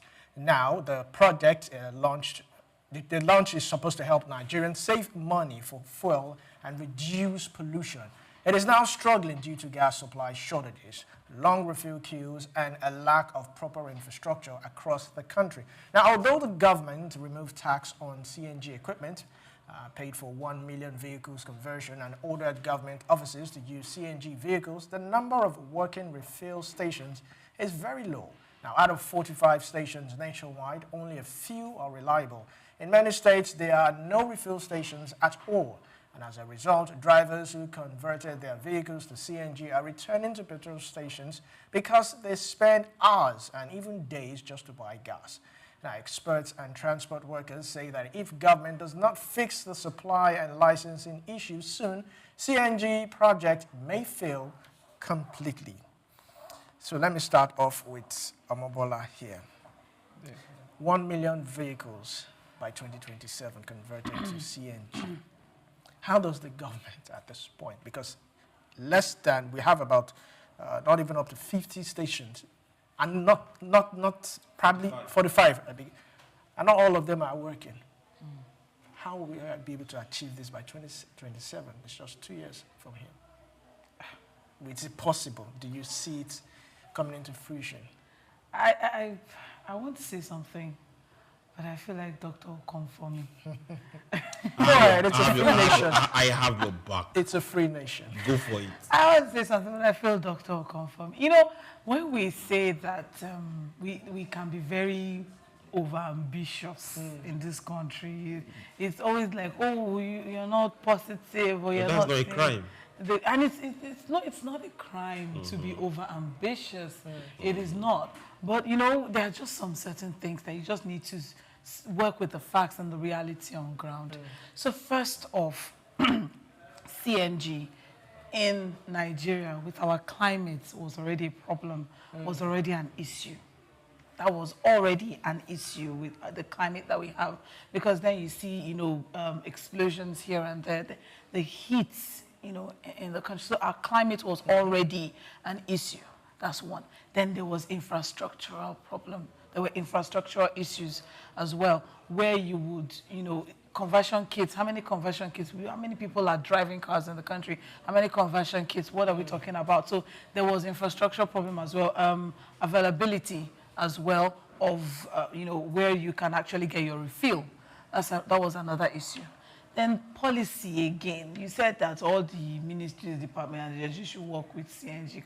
How many of them actually followed through on that particular policy? How many, if you go to ministries, departments, and agencies today now and say, okay, how many of you are actually, you know, using CNG powered vehicles? And aside from that, even if you're going to give that directive, I don't know, maybe a gas filling plant, or station, should be at all these ministries, departments, and agencies. If you're going to, you know, tell them, I won't say order them, or if you're going to tell them that, oh, every one of you needs to do this, but did you make it easy for them? All right, did you make that transition easy for them? And then we've not finished talking about CNG and the issues that came with it, the challenges that came with it. We are already, last week or 2 weeks ago, when did we start the electric vehicle conversation? So I feel like, you know, we're just really excited about things, and then once we just get in there, and then we're just, you know, we just run out. So there were already issues on the ground, but I really don't want to sound pessimistic, but I just, right from time, I already saw the issues that were on ground, and there were no clear-cut plans on how to solve those issues or how to solve those challenges before we went, you know, headlong into it. Souq, I need to ask you a very honest question. Let's be honest with ourselves. Is there any hold on. Can't you just let me know? Does he have a stake in this CNG thing? No. Is there any data showing that CNG, compressed natural gas, actually reduces daily fuel expense for Danfo or the Keke after conversion? Cost-wise, yes. No, yeah, it does, actually. Okay. Cost-wise. Cost-wise, yes. Cost-wise. But logistics, I don't know about Cost-wise, 100% yes. Now, when this policy was formulated, normally good intentions. Yes. Extremely good intentions, but that is the same thing that covers a whole lot of graveyards. Very good intentions. But the planning and the follow-through is the issue. 45 stations, it's not possible. There are 36 states in this country. That's probably one. 45 stations, but about 10 or thereabout are functional. No, yes. Let's look in at the urban city. Let's look at the 45 stations itself. In all, actually. If the 45 stations were functional day one, they will still not be enough. Enough, yes. Now, we are trying to project, okay, now, how did we even get to CNG in the first place? Let's always follow through and ask ourselves these questions. We came to CNG because subsidy was removed. We're now looking for solutions after removal of subsidy. That was a big mistake. That shouldn't have been the reason. You plan ahead, make solutions. Then people will now fall back to your solutions that have been created. Now, these particular solutions, mind you, a whole lot of things were competing with it. There is government money to be spent. Other ministries are also shouting and looking for money. Then CNG came. As we speak right now, CNG has not even seen the G, not much of the N. Dangote is at a point said he was going to into it, invest in. Can we tell ourselves some basic truth? This country doesn't belong to Dangote. Now let's I don't want to say that, but I mean, let's get to this. We are an oil producing country. Okay. We are trying to Why are you sell whispering? crude because Everybody knows let it get into our heads. So why are you whispering? We are trying to sell crude. Crude. We are trying to be the best refiners of this crude in the long run and sell this refined crude out. Why are we trying to shoot ourselves in the foot? No, but we have gas. As There's business, gas flaring happening in different parts of the country. No, for business sake. Okay. But we have gas. Why are we trying to shoot ourselves? Well, Now we are looking at, you talked about electric vehicle. If the world goes electric in 2030, what happens to our crude? Do we think we drink it? Okay. There are so many things that we can use fuel for aside from cars. Okay. But who consumes the most? There are so many things that we can use fuel for aside from cars. The point is we just put the cart before the horse in this CNG situation. That's just what happened. We put the cart before the horse. It was just the same way, it was blurted out. Subsidy is gone. And the things that were meant to have been put in place before that announcement, had not yet been perfected. That's why we had the issue. The issue was not that they removed subsidy. The issue was, what are the cushioning initiatives that had been put in place or that had been planned out. So it's just the same way with the CNG conversation as well. What are the things that, the challenges that were outlined, have they been sorted? What have we been doing? Okay, 2 years after CNG now, and they've still not increased from that 45. So it's not like it was a work in progress. Do you understand? It's been 45, it's still 45, and there's not really anything that we can see on the ground that is showing that. So I'm still going back to policy uncertainty. When we put out policies, we follow through. And, who should follow through? The people that put out the policy. Now, this is where we're also getting it wrong. Now, if we keep looking at the people that put out the policy, things will not work. It's my responsibility. It's your responsibility. To also join. If you put out a policy and told me, and encouraged me, rather, about the CNG, the president... And that person will need to ask, how many people have invested in CNG, aside the government? If you put... Because the government has not made it look attractive enough. Yeah. Are you sure? I think, Doctor, let me add the question to this. Let me add the question to this. Of course, yes. So who has invested? Are private players being incentivized to invest in CNG infrastructure? Thank you. And if not so, rather, why? Please don't mention Dangote. I have a problem. And my problem is so massive. Because there's a way that our orientation has been wired, that we feel that whatever happens, that if government don't do things, things can get done. And I don't think there's any country in the world that is run that way. Now, will you say people have been incentivized? Yes. Who are people not patronizing? See, this is only a country in the whole wide world where people get into a venture without due diligence. No research, no data. Including the government. I was going to ask that. No follow-up. And then we will just be operating. And then we're expecting that someday we will succeed. Yes. I took a cab from Alausa that day, and I was speaking with a woman, and I said, why are you buying petrol and not CNG? And she told me, I said, I have two problems. The first problem is that, number one, this is a used car. It's a 28 model.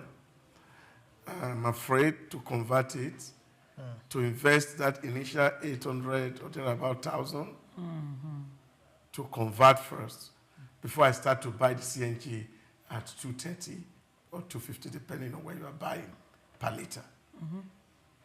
So, how do I get that initial bulk money to do the conversion?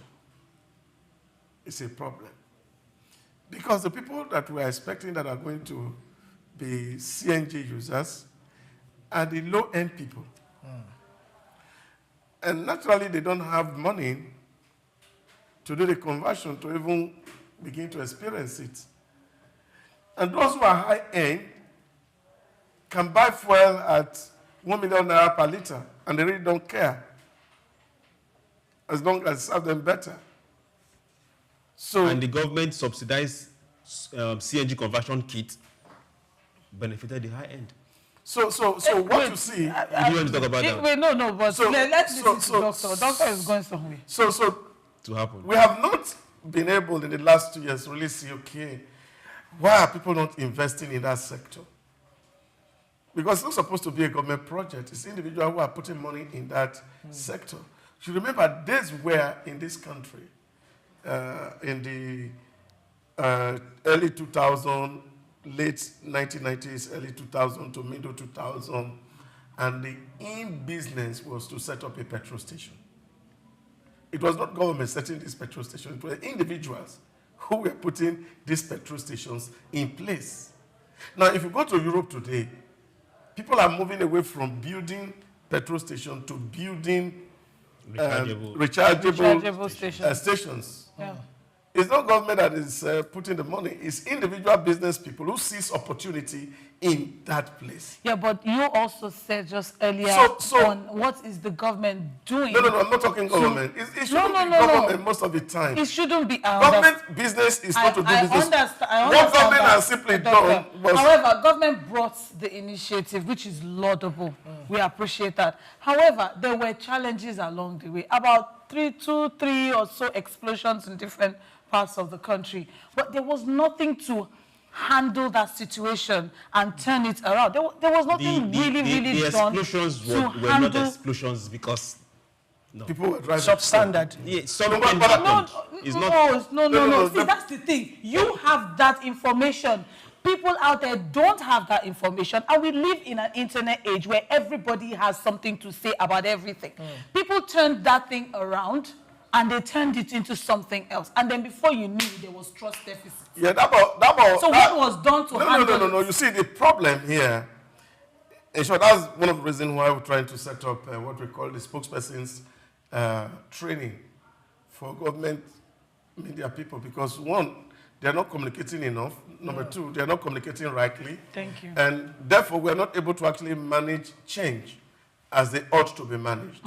And that is why, at the end of the day, what you find is that people continue to see that, look, even if I need to eat food in my house, you see, government has a way, or policy has a way of creating that. What people need to understand is that once a thing is happening, we are able to see, okay, what's the benefit to me? Why do I need to invest in that sector? So why is investment not coming in? And this conversation we need to have with operators.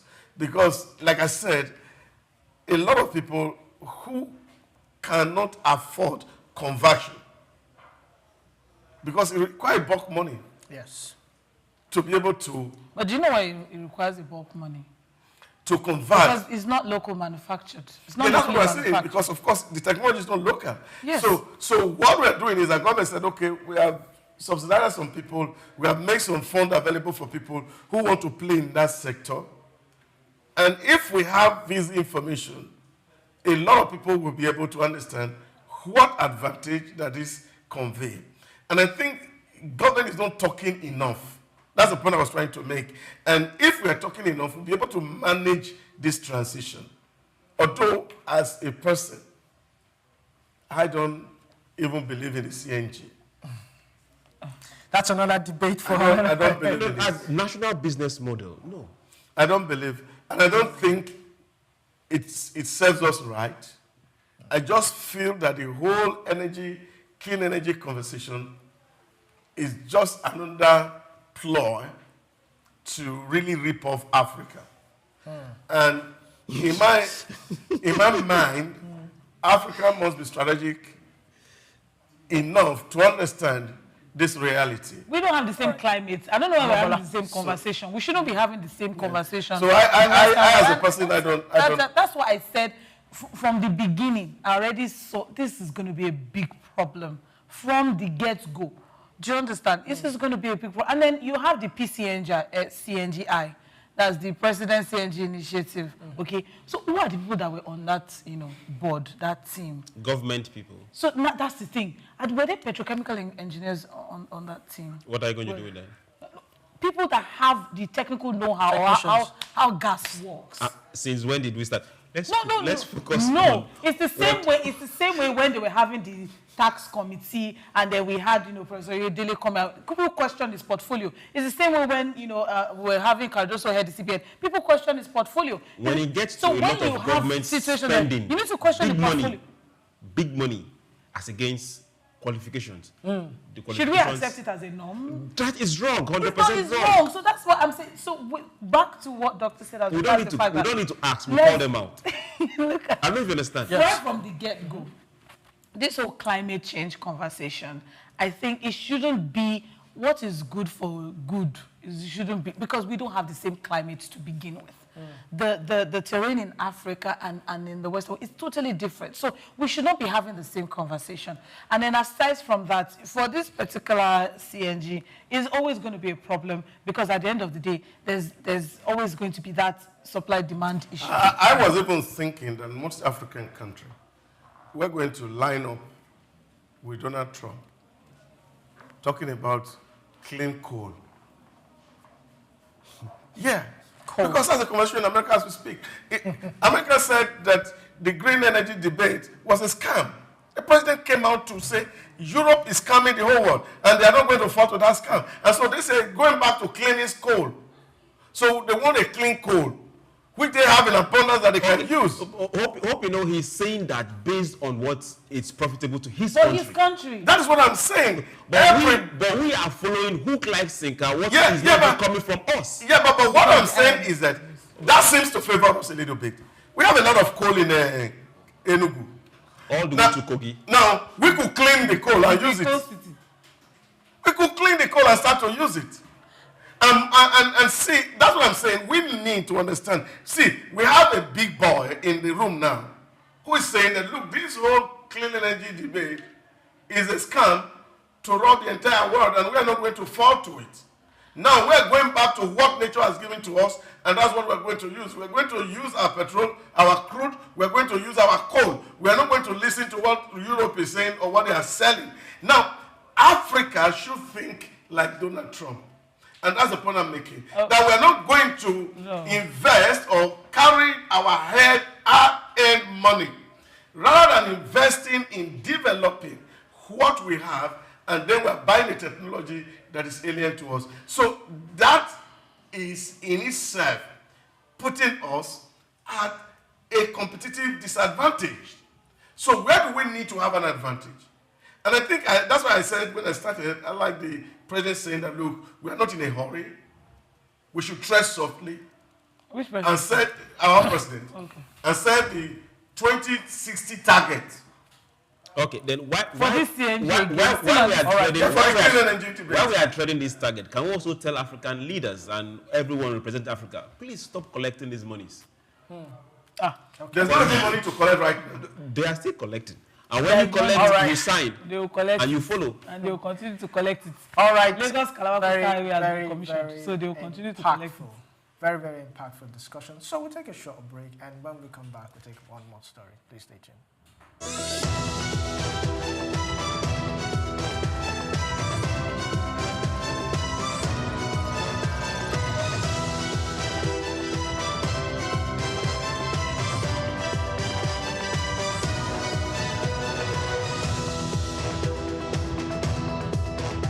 In Africa, there's one man who has consistently been a household name and index of reference in the business arena. The name Aliko Dangote apparently stands tall. The Africa's richest man clearly benchmarks success, wealth, and prosperity.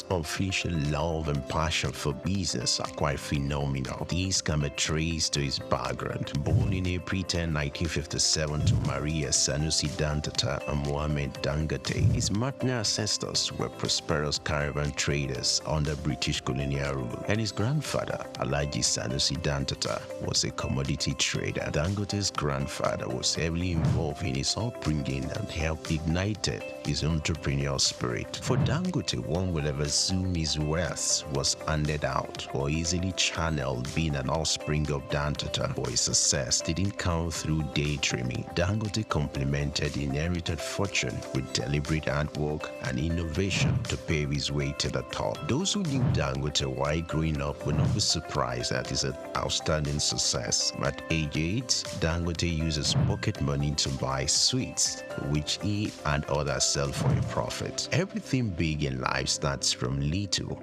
Taking a clue from this, Dangote, from a seed loan of 500,000 obtained from his uncle, started business, which he traded commodities and business supplies, primarily cement. By 1981, his firm was successful that he had incorporated other businesses and established the Dangote Group. His empire extended to foodstuffs, including sugar, salt, wheat, cement, haulage, and other business concerns. Among his holdings were Dangote Industries, Dangote Bale Nigeria, Dangote Cement PLC, Benue Cement Company PLC, Dangote Sugar Refinery PLC, Dangote Flour Mills, Nascent Ally Industries PLC. In addition to his holdings in Nigeria, the Dangote Group has operations in several other African countries. With these giant strides in the business arena, Dangote will forever be grateful to his grandfather for giving him wings to fly. According to Forbes, an American business magazine, Dangote remains the richest man in Africa with an estimated fortune of $13.9 billion. Dangote is one Nigeria, highly decorated with honors as well. His urine service and huge investment also got him both local and international recognitions. Like the Guardian Man of the Year in 2015, he won the 2016 African Business Leader Award organized by the African American Institute. Dangote was cited as one of the top most influential Africans by the New African magazine in 2015, 2017, 2018, and 2019. He was recently conferred with the prestigious award of the National Order of the Lion by the President of Senegal. When it comes to breaking jinx, Dangote has it in full measures. He took his pioneering and jinx-breaking adventure to another dimension with the unveiling of the $20 billion refinery, widely adjudged as the largest single-train petrochemical refinery in the world. The refinery has the total capacity of 650,000 barrels of crude oil per day and is expected to earn as much as $21 billion in annual income. Situated on 2,500 hectares site at the Lekki Free Trade Zone, Lagos, it is supplied with crude oil by the largest subsea pipeline infrastructure in the world. When fully in operation, the refinery will provide 135,000 permanent jobs in the region. When it comes to family life, Dangote seems to, however, prefer maintaining a low profile. He got married to Zainab in 1977 but divorced at an unknown date. He was later married to Maria Mohammed Rufai. Dangote has 3 daughters named Halima, Maria, Fatima, and he also adopted a son named Abdurrahman. Dangote is one granted authority that combines rare intelligence with self-effacing demeanor, a persona that naturally makes kindness. Like an eagle, Dangote's foresight and unusual business acumen make him a rare to come by. Though he owns chains of business in Nigeria and across Africa, the quest by this uncommon risk taker to conquer more business territories may not wane anytime soon.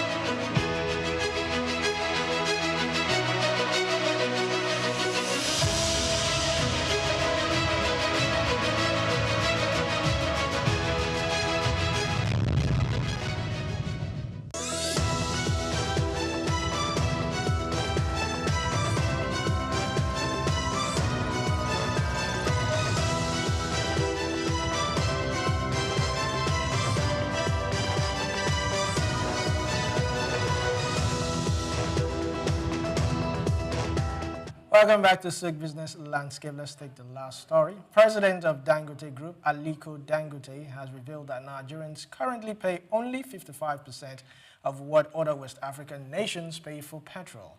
During a facility tour led by Economic Community of West African States Commission President Dr. Omar Toure, Dangote said petrol from his refinery sells between 815 naira and 820 naira per litre, compared to about 1,600 naira in neighboring countries. Now, he explained that local refineries have significantly reduced fuel prices and production costs in key sectors like agriculture, mining, and manufacturing. Citing diesel price drops from 1,700 naira to 1,100 naira, he said the refinery is helping to strengthen Nigeria's economy, reduce import dependence, and promote intra-African trade. Let me start with Souq. Dangote seems to be a benefactor or messiah. Right now, I think we should just cancel Father Christmas and use Dangote's name. We should wake up every morning and pray for Dangote at this point now. Okay. I also want to know the context data that particular statement he made came from. Now, he is refining. Right now, he's a major refiner in Africa, one of the major in the world, not just Africa. Thanks to Dangote Refinery, yes. Thanks to Dangote Refinery, several refineries in Europe are shutting down. The Aramco joke to you, but please carry on. But that is what it is. It's okay. Good. Thanks to that particular refinery. So now, as a major refiner, am I expecting to hear that from him? Because right now, I won't say he's a monopoly, but he is the monopoly. The competitors are not there yet. NMPC is not, what's it called? Warri, Koshishe. Port Harcourt, they've told us again that they want money. They've given plenty of people licenses. The ones they took, we've not seen it. It's okay. Which other? Kaduna, you don't die since. Right now, if Dangote is saying we have 55%, it now begs us to start asking some questions. This is where I always say crime and punishment. In the era of subsidy, large chunk of unaccounted tankers were crossing our borders to our neighboring brothers. Who were those that were doing it? The same people that were importing this fuel. So if we've been servicing them all this while, definitely it will be more expensive than what we are getting. But at the price at which it is right now, is that what Nigerians want? That's where my own thought is. I'm looking forward to when we will have Bill come on board. When we'll have the other Smith guy really start producing and have the government-owned refineries. Either they work or they sell them. Now, let me now stand and see what Dangote is going to say when these other people are all there. That we will now know, okay, good. He is saying what his company or his refinery is doing. But right now, he's the only one. So whatever he says, we'll watch. Amabola, so many refineries still not operating. Okay. You just said it right now that licenses have been given out and nothing yet. So could this actually lead to a monopoly of fuel refinery and distribution in Nigeria if competitors can't keep up? Does that mean that Dangote will be the one dictating? First off, it is very, very unfortunate that this burden is on Dangote. It is actually very unfortunate because for a very, very, very long time, NNPC was the alpha and omega in the oil and gas sector. There were licenses, yes, but what's going on? There are modular refineries, yes, but you can't compare, to a major plant, all right? So there are, small modular refineries here and there, but they are not refining. So whether they were blending or they were mixing, they were doing something. The point is, for a very long time, we looked to NNPC for this, and for a very long time, before they changed the name to NNPCL, I've not really seen that change, only name change, really. I've really seen that. But before then, it was a government company. And there is nothing wrong with government being in business. Aramco is operated by the government, and it's successful. All right? So there is nothing wrong if government is in business. There are government-owned enterprises in different parts of the country. But what NNPC did during that time is still in wherever it is. So if Dangote now looks like he's the only one that seems to be a messiah that came on board. It shouldn't have been. When there was the issue and the back and forth as regards, they're trying to monopolize, Dangote was asking for crude for Naira and so many other things. All NNPC had to do was refine. They have the refineries. Why are they not functional? Sometime last year, December or thereabout, they told us that they were mechanically ready. I don't know what that meant and what it is meaning now. They are chemically ready now. Now, chemically, okay, it's all right. Because, sometime last year, they said, we're mechanically ready, and I didn't get that. That's NNPC.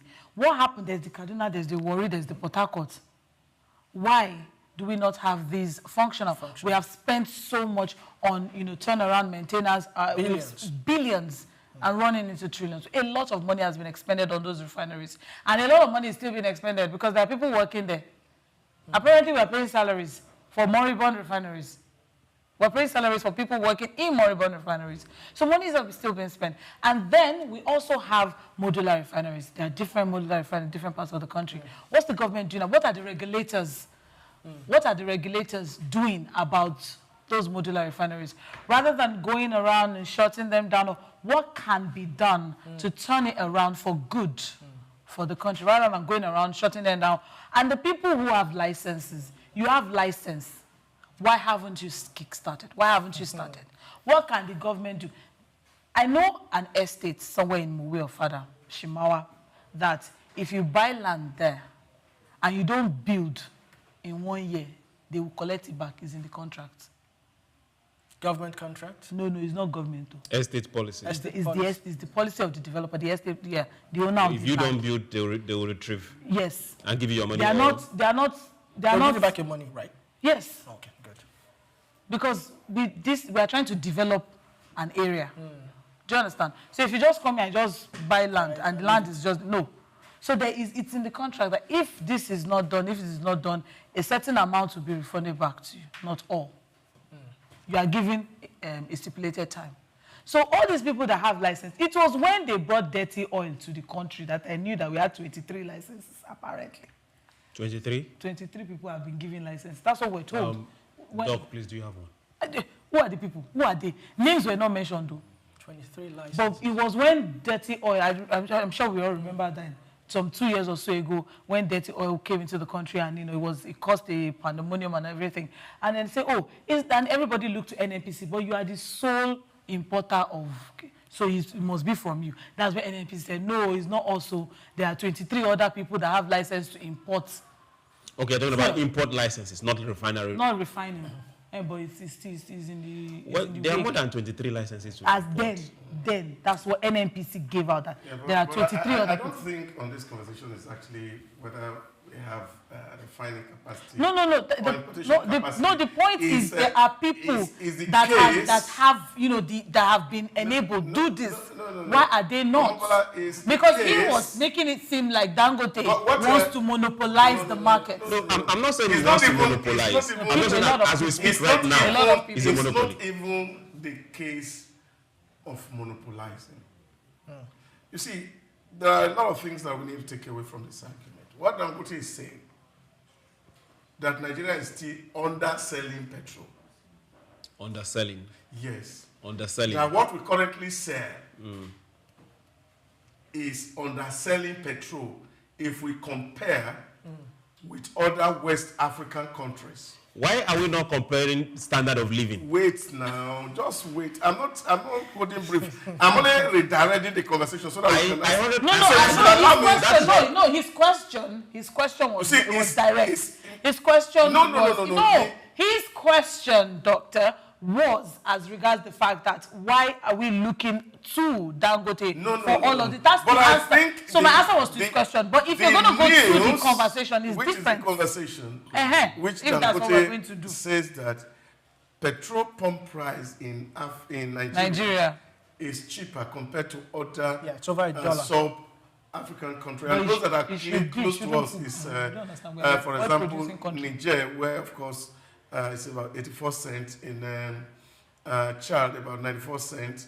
Then, of course, you go to Benin Republic, it's $1 $1.03. But they are buying from here. But we are an oil-producing country. It should be. You go to Ghana, as it should it's be. like 1.34, and Cote d'Ivoire 1.4, 1.5. Now, you look at all that, and so it makes plausible argument that, look, really in West Africa, Nigeria is selling cheaper. So, but I think the right question for us to ask is, globally, is Nigeria the cheapest petrol market? No. Can we look at Venezuela that is selling petrol for less than 1 cent? Can we look at Oman? Can we look at Iran? Libya. Can we look at Libya? Can we look at Algeria? Can we look at Egypt? But when we look at this, can we look at Saudi Arabia? Doc. Why are we going global? No. It's important because you see what this really means. You say, we're selling, and the price we're selling is it's too cheap. And what does that argument brings to you is the fact that, look, you see, we're not making too much money from you. That was how I was asking. If we were to make more money, said what he said. If we were to make more money, we would have gone to sell in Benin Republic and get more money. So it's like you're doing us some good. But so that's what I'm also saying. That can we also compare with other people who, beyond West Africa, who don't have oil wells, that are also selling petrol lesser than Nigeria? Are there countries like that? And I'm saying that you can name up to 14 countries globally who sell petrol far cheaper than what we currently sell in Nigeria. So it may not be completely right that there are no values in the system. So which means we need to actually see what's the cost of input and what is coming in. Nigeria sells at 7.7 cents per liter. Now, in Saudi Arabia, it is 6.4 cents. So, 0.64 cents of a liter of petrol. So, can we compare apple to apple? No, we cannot. And not orange to apple? Because in this case, we're trying to compare apple with orange. No. We can't. No, doctor, we can't. If we're talking about, if we're going to go input and output now, that's far. Far. Yes, because yes, sir. Because if you look at it this way, oil-producing country, you just mentioned what's the country? Venezuela. No. Oman, no, the last one. Iran, Iraq, Saudi Arabia. They are all oil-producing countries. No, the last one that you just mentioned now. That if you look at OPEC, they had to drop the quota for Saudi Arabia because it was producing too much. It was giving out too much. And they were making a quota. According to the quota. Everybody come in, they agree. The quota that was given to them, they were given more than that. And thereby, it wasn't allowing for some of the smaller countries to make as much money as they ought to have. No. What is OPEC? So if we can't understand this. And then if you now look, and then I'm not looking about crude. We're talking about pump price of petrol. It still boils down to it. No. It still boils down to it. No. There are two different arguments. It still boils down to it. Because there are two different arguments. Why is Nigeria paying that much? No, what I'm saying. Have the raw? No, you're not even listening to me. That's the problem. I'm listening to you. No. What's the? I'm just telling you that shouldn't be where we should be setting our focus. If you don't listen, you will not get the argument clear. This is the point I'm making to you. What is Dangote saying? Dangote is saying petrol in Nigeria from his factory is costing 8 naira 15 kobo. 815 naira. Why? You just wait now. This is it. When you don't listen, you cannot get the meat of the argument. He says in Benin Republic, which is your next door neighbor, that the cost of petrol per liter is about 1,800 or 1,900. In Ghana, the pump price is about 2,000 per liter. that Nigeria is still fortunate to be buying petrol at 8 naira 15 kobo. 815 naira. That was his submission. That is his submission. Okay. So the point I'm making is that something that belongs to me. So no, it doesn't belong to you. I'm with you. Just wait. I'm with you. Just wait. So, but what argument I'm making is that will Dangote also extend the argument to other people who we are in the same league with, like Algeria, where the pump price of petrol, as we speak, if we were to value it in Nigerian naira, is less than 600 naira. Or Egypt. Or Libya, where it's less than 400 naira. Or Oman. Yes. Or Iraq. Or Iran. Or Venezuela. Where we have petrol selling less, in Venezuela is still less than 100 naira per liter. If we're to value it in our currency. But there's a whole lot of subsidy there. Now that's what I'm talking about. So when you're saying, it's not as if that, petrol is extremely too cheap in Nigeria. That's not what it means.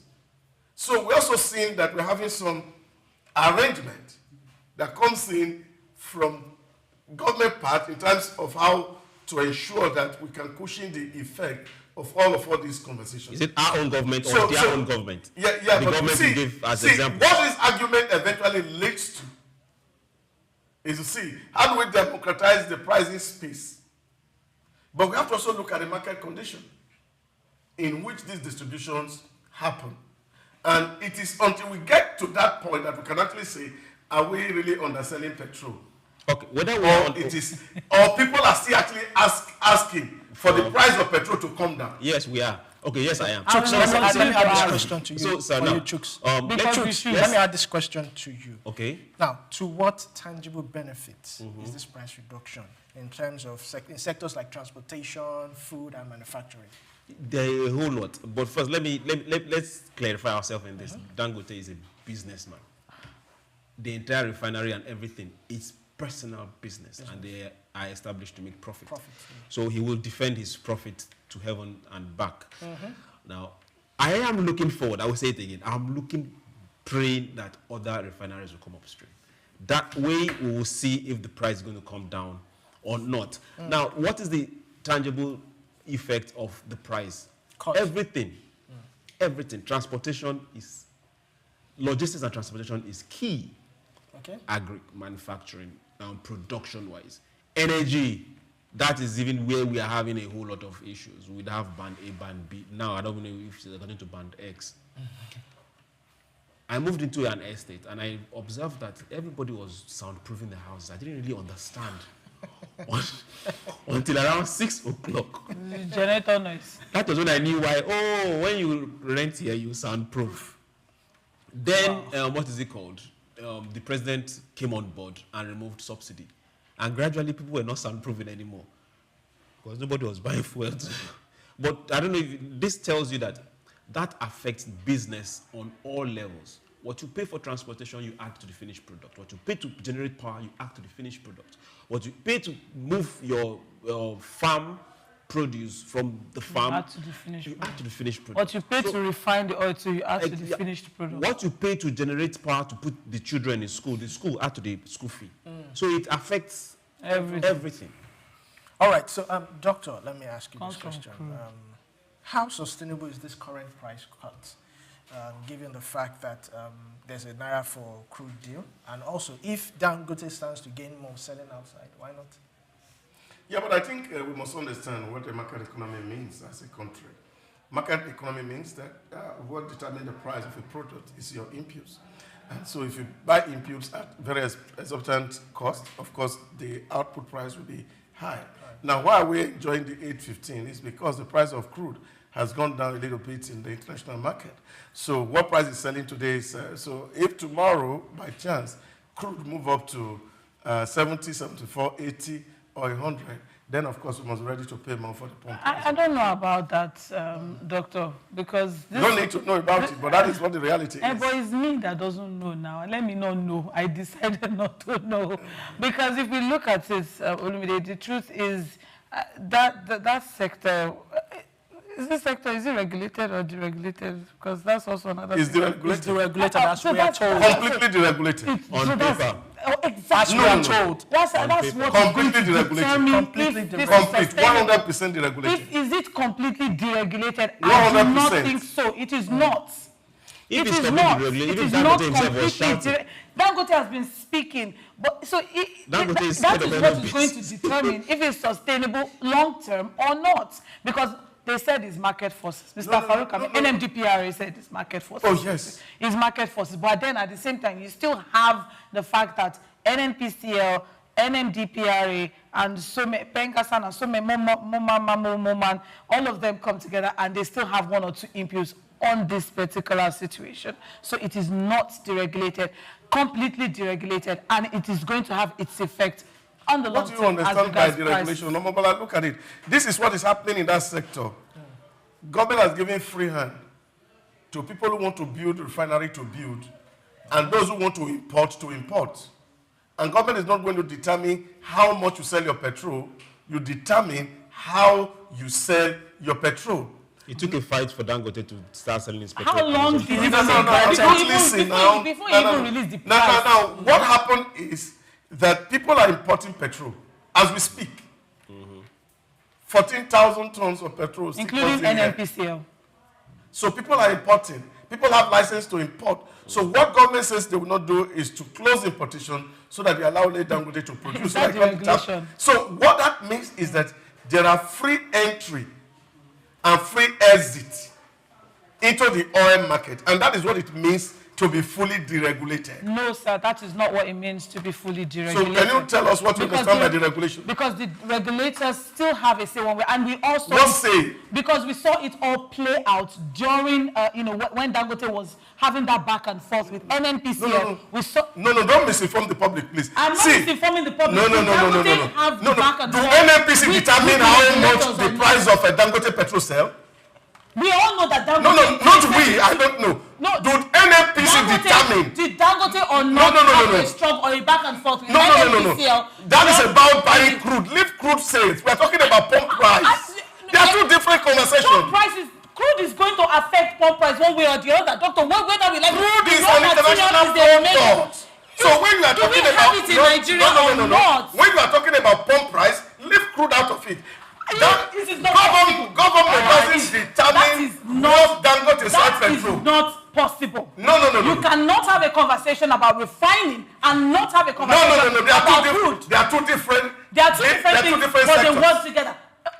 Two different sectors. Okay. That's why you have upstream, you have downstream. You have midstream. Final thought. And what does NMDPRA mean? Yes. Okay. What does NMDPRA mean? They are regulators. For which sector? Just to issue license and ensure that people keep the license. For which sector? Yes, of course. Downstream. Not upstream. Midstream. So what happened at the upstream?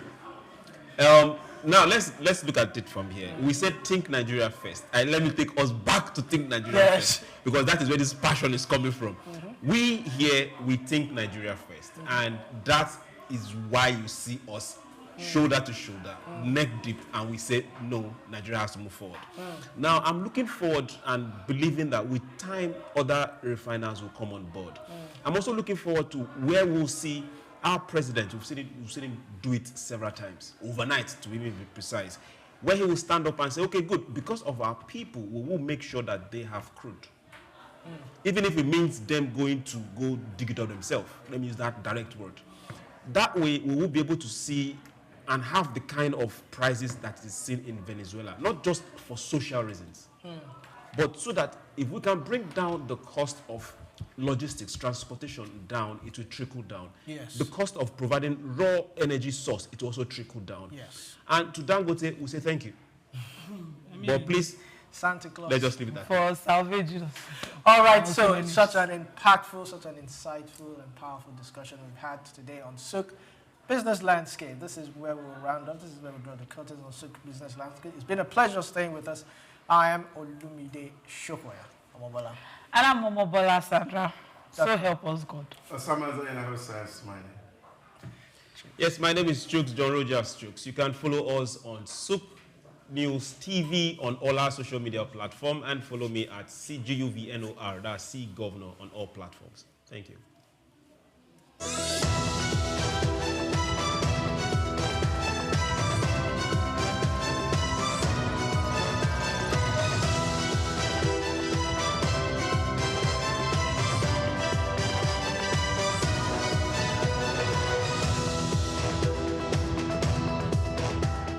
Muhammad Yunus was born on the 28th of June 1940 in the village of Batwa, Chittagong, a British Indian colony which is currently known as Bangladesh.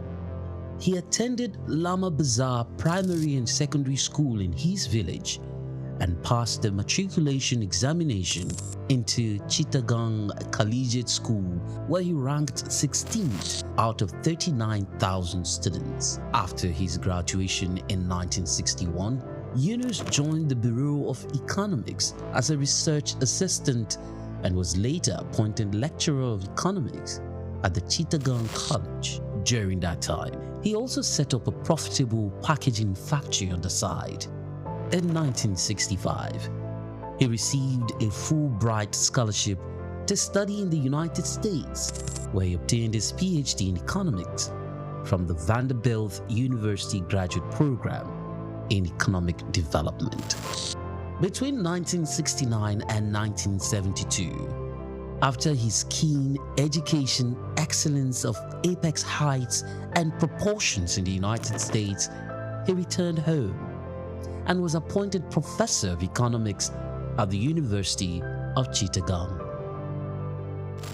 He was eventually appointed onto the board of directors to the United Nations Foundation, where he served for 33 years. When Bangladesh suffered a famine in 1974, Yunus felt he had to do something for the very poor. In his country, he founded the Grameen Bank. His motivation was to create economic and social development for the very poor, giving long-term loans to those who wanted to start small enterprises to pay back when they can. The aim to help was to get many of them out of poverty. For this, he was awarded the Nobel Peace Prize in 2006. Muhammad Yunus is a recipient of numerous international awards for his ideas and endeavors, including the Humanitarian Award in 1993, World Food Prize in 1994, Independence Day Award in 1987, Bangladesh's highest award, the King Hussein Humanitarian Leadership Award in 2000. He was also awarded the Volvo Environment Prize in 2003, Nikkei Asia Prize for Regional Growth in 2004, Franklin D. Roosevelt Freedom Award in 2006, as well as the Seoul Peace Prize in the same year. All humans are born entrepreneurs, he would always fondly say. His heart showed through his everyday life.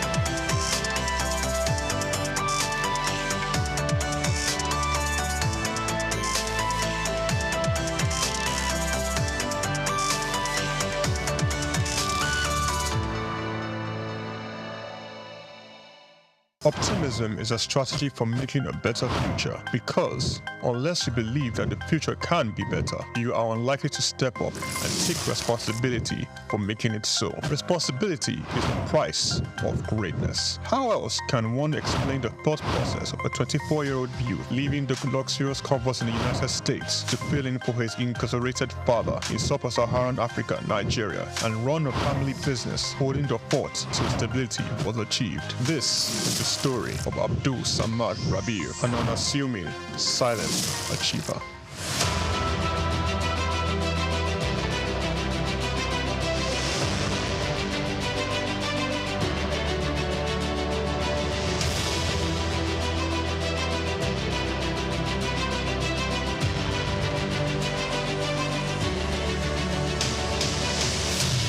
Samad Rabiu attended Capital University, Columbus, Ohio, and returned to Nigeria to oversee the family business when his father, Ishaku Rabiu, was detained by the administration of General Muhammadu Buhari for allegedly not paying the rice report duties.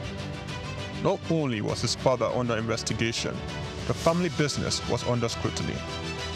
These harsh realities of being thrust right into the middle of it all shaped the young man's resolve to hard work in silence. Abdul Samad Rabiu is the son of one of Nigeria's foremost industrialists, late Khalifa Ishaku Rabiu, founder of Ishaku Rabiu and Sons Group. The family operated holding company with a history of investment in manufacturing, insurance, banking, and real estate. In the 1970s, the group invested in manufacturing, with its first investment being the Kano Suits and Packaging Cases Company, a factory producing suitcases and handbags. In 1972, the Bagauda Textile Mill, manufacturing woven clothes for uniforms, importing and trading in different segments of the economy, including frozen food service, sugar, and a motor vehicle and parts distribution company specialized in Daihatsu products. Abdul Samad Rabiu was born with a very big silver spoon in the ancient city of Kano on the 4th day of August in 1960, 57 days to Nigerian independence. 24 years later, responsibility beckoned. He was in the family business till 1988. Abdul Samad Rabiu, following in the steps of the family business, established BUA Bois International Limited in 1988. Solely for commodity trading, Bois International Limited imported rice, edible oil, flour, iron, and steel. The much-needed wins to his sale came in 1990. The government, owners of the Dettol Steel Company, got into a contract with Bois to supply its raw materials in exchange for finished products. This was the young company's much-needed windfall. Bois expanded further into steel, producing pellets, importing iron ore, and constructing multiple rolling mills in Nigeria. Nigerian Oil Mills Limited, the largest edible oil processing company in Nigeria, was sadly bought by Bois in 2005. Bois started 2 flour milling plants in Lagos and in Kano. By 2008, Bois had broken an 8-year monopoly in the Nigerian sugar industry by commissioning the second largest sugar refinery in sub-Saharan Africa.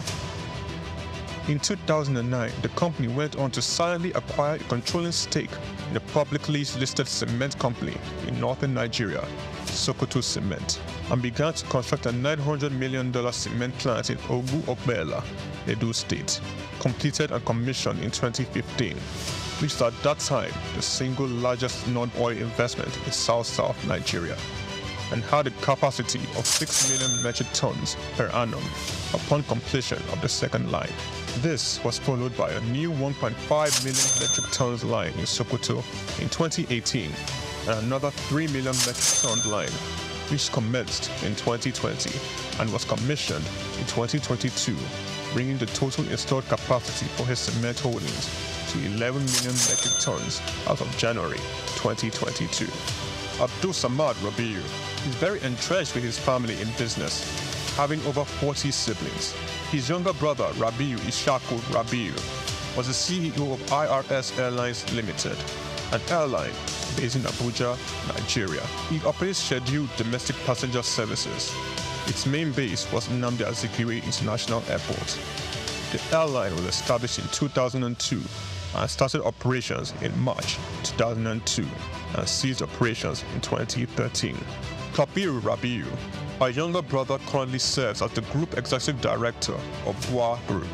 In 2020, Kabiru was named the Best African Economic Leader under the age of 40, the 100 African Economic Leaders for Tomorrow Awards by the French Institute, Souq. BUA invested $300 million in a 20,000 hectares Lafiaji Sugar Estate project, which comprises a sugar mill, sugar refinery, ethanol processing plant, and 35 megawatts power plant. The company also built an export-focused refinery in Port Harcourt, the only destination sugar refinery in sub-Saharan Africa. Abdul Samad Rabiu is constructing a 200,000 barrels per day petrochemicals refinery in Akwa Ibom State, Nigeria.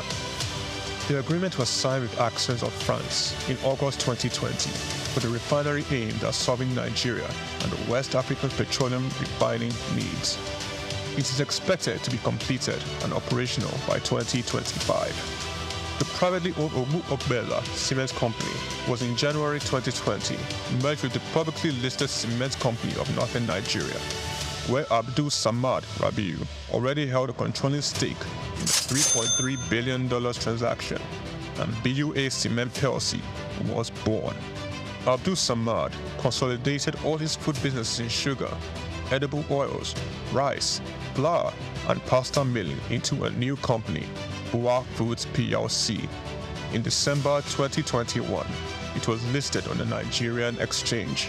BUA Foods emerged as a consumer goods leader in market capitalization, experiencing a phenomenal 206% year-to-date appreciation.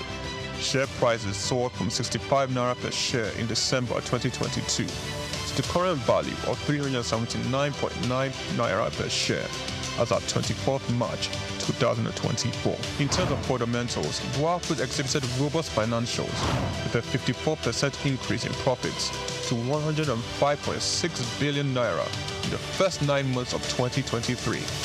Revenue witnessed an impressive 80.95% year-on-year growth, reaching 524.428 billion naira, and return on average equity stood at 43.42%. Despite challenges, Rabiu strategically increased his direct shares in BUA Cement by 56.37%, totaling 96.12% ownership. This move, executed on June 26, 2023, demonstrates Rabiu's confidence in his company's future growth. BUA Foods PLC and BUA Cement PLC companies are among the top 10 most valuable publicly listed companies in sub-Saharan Africa.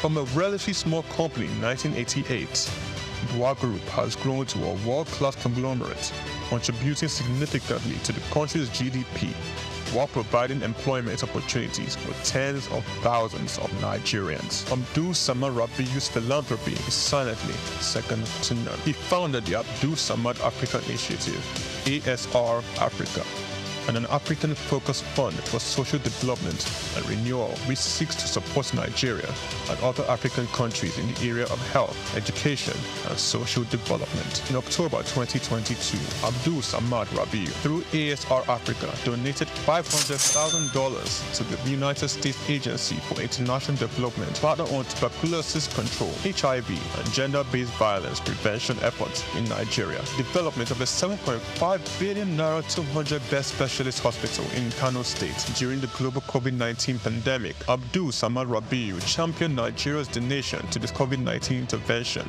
by a single individual or corporate donating, amongst other things, 1.35 billion naira to the COVID private sector coalition, 300 million naira to the Presidential Task Force on COVID-19, over 1 billion naira in cash donations to 10 state governments across the country, 70 ambulances, medical equipment, face masks, provision of foodstuffs for over 1.5 million persons in Kano, Lagos, and River States. ASR Africa Initiative donated a 4 billion naira police hospital in Abuja and donated 1 billion naira each for 6 universities across Nigeria through the ASR Africa Tertiary Education Grants Scheme for infrastructural development. The beneficiaries of the 6 billion naira tertiary education grant schemes are Ahmadu Bello University, University of Ibadan, University of Maiduguri, Nnamdi Azikiwe University, University of Ilorin, and the University of Benin.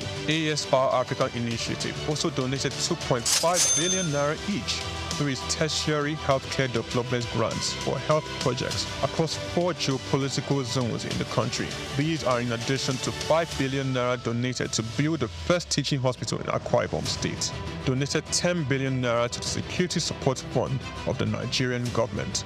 Abdul Samad Rabiu was awarded the 2022 CEO of the Year at the African CSR Awards, 2016 African Industrialist of the Year Awards by the All African Business Leader Awards, the 2022 Sun Man of the Year Awards, 2020 Vanguard Business Person of the Year, and the New Telegraph Philanthropist of the Year 2021, a recipient of several honorary doctorate degrees from various universities, including the University of Benin, Nasarawa State University, Sokoto State University, and Crescent University. Abdul Samad Rabiu is a fellow of the Institute of Directors, and he currently holds the prestigious Nigerian National Honors, Commander of the Order of the Federal Republic, CFR, Commander of the Order of Niger, CON, as well as the highest civilian national honor in Niger Republic. Abdul Samad Rabiu is married with children. His children are Mustafa Khadija Kuki Rabiu, Ishaku Khalifa Rabiu, Junad Rabiu. On the 22nd of January 2024, Forbes estimated Rabiu's wealth at $5.9 billion,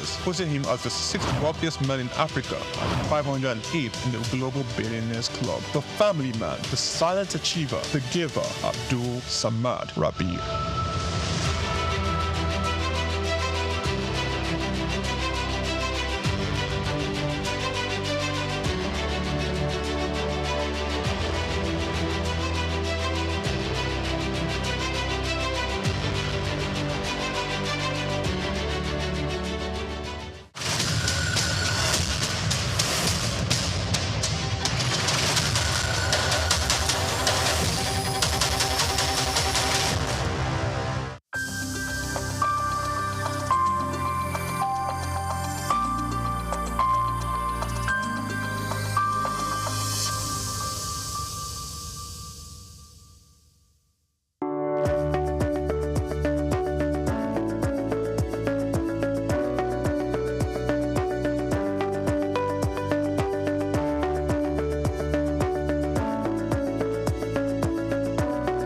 I hail from Lagos State, from Isaleko.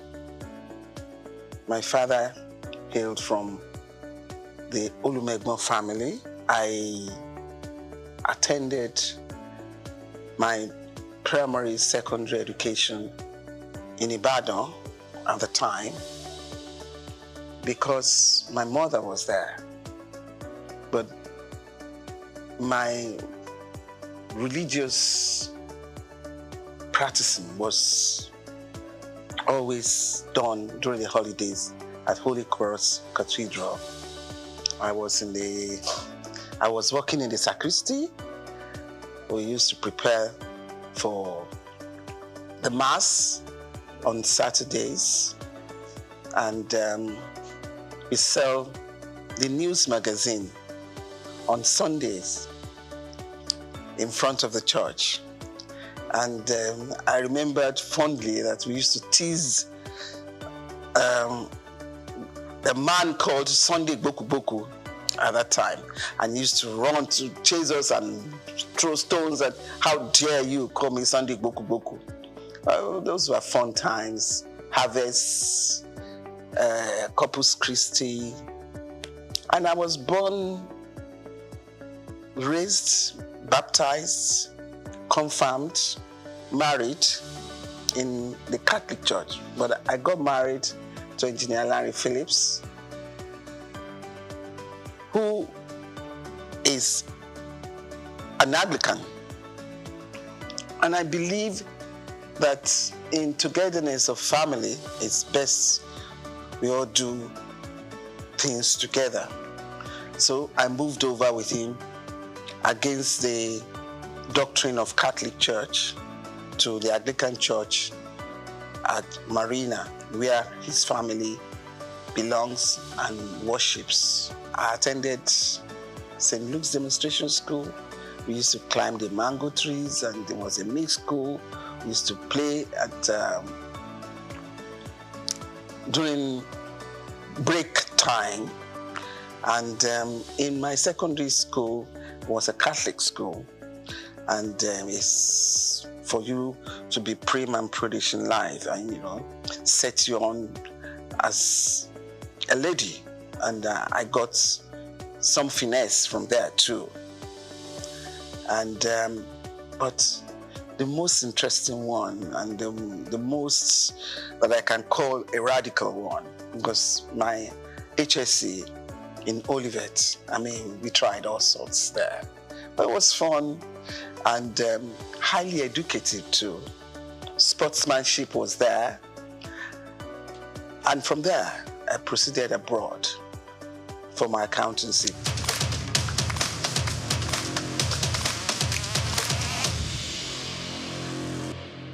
And I was lucky to finish in a record time, and I came back. Did my articleship, but married in between. I met my husband abroad, and we came back home, got married in Nigeria. I worked as an accountant with USC, very proud of the drill professionally that I got from USC. It had set me on a discipline for working, and I thank God that I had that opportunity, which still helps me today. Apart from the fact that my educational background sets me to be a diversified person in so many professions. And as an accountant, accountancy is the best of all, is the creme de la creme, and I've been able to fulfill my professional exposure in every species of responsibilities that I had opportunity to take upon me. And from USC, I proceeded to work for the bank. I went to politics. I became a commissioner in Lagos State, served with the present president of Nigeria. And you know how Lagos is. Lagos is like a country to other states. We went through governance. My team, as you can see, I have some of my colleagues in Abuja now. I have Honorable Minister Wali Edu. I have Honorable Minister Dele Alake. I have Honorable Minister Yemi Cardozo, and so forth. And I served in the bank as a director in Keystone. I've been a chairman of so many committees, you can say that again, in different aspects of life, professional, political, social, and currently I'm now the chairman of Souq Insurance PLC.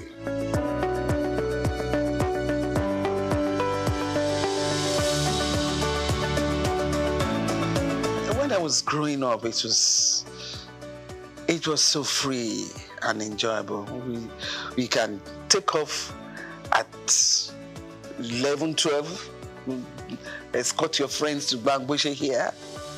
We go and have the Mosa. We go to the stadium. I remember me in my teenage age, I used to go to Nikon Stadium here.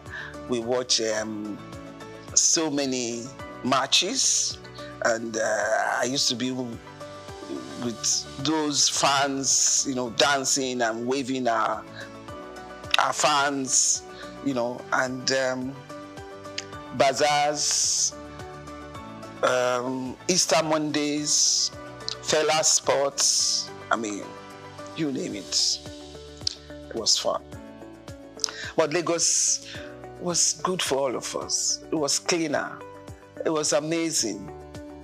Security isn't much to fear, you know. You can just live the way you want. And money and values of life are completely different to what they are today. I was with my grandparents and we had so many tenants and we didn't realize they were tenants. We were all playing together, eating together, and we are still like one family today. But the story is not the same again. I wish one can turn around and change it, but we have all given our kids sheltered life for the fear of unknown. And I think the disadvantage is very grievous.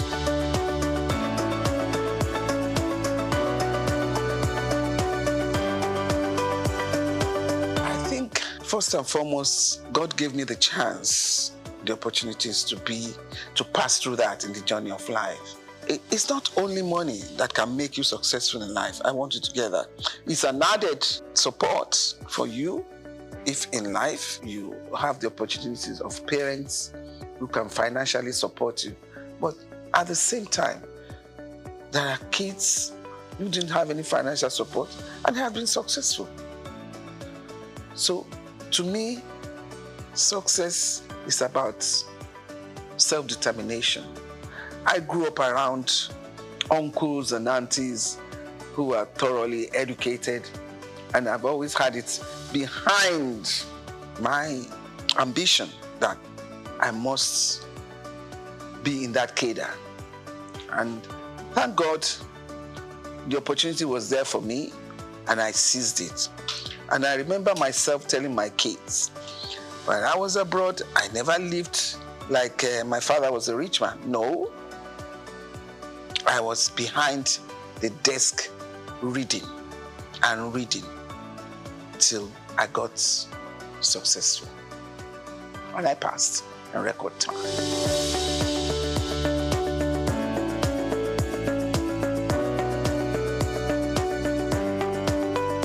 First and foremost, I think I'm a people's person.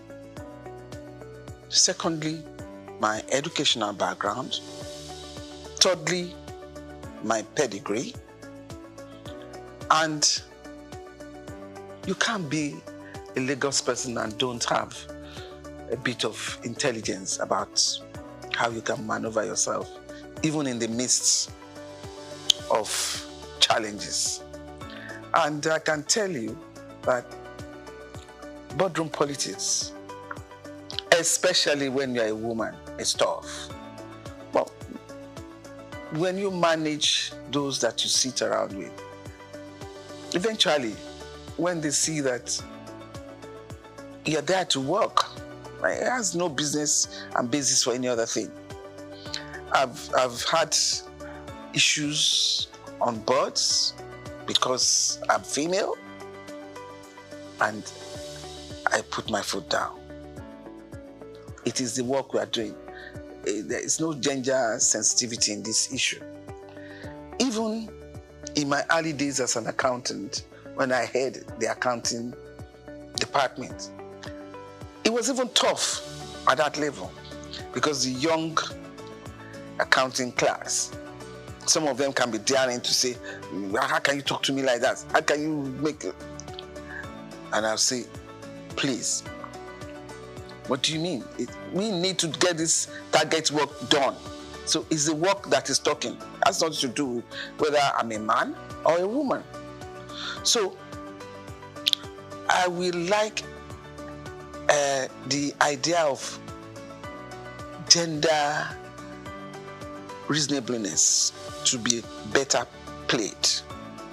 At least for now, we are not having it at 3 1/3, no. But I guess we are in the region of 20%. And it should be better. You give a woman a chance, she will devote her life to it. But, I mean, when we have 1 or 2 issues from women who have been there, that should not create hurdle or boundary that you say a woman shouldn't cross. No. Nobody's perfect in life. And I want to let you know, it's tough for a woman. These men, when it is a woman having a corrective measure to be taken, they do not handle it the way they do for the men. They're in a rush to pack the woman out. You see from what has happened all over the world. So I will still make an appeal that women should be given better chances, better allowances. It's so quick to make a woman a scapegoat, the sacrificial lamb. Let's take it easy. And please, women, when they put you there, make us proud. I should remember the other women coming after me. If I make this trouble now, they turn around and say, this is why we don't give them the chance to get to the top. So you manage the situation, you know? And let us remember that Africa is still very chauvinistic. It's still a man's world here. We are only trying. So just give us, for now, our required 33.1% as per Beijing recommendation.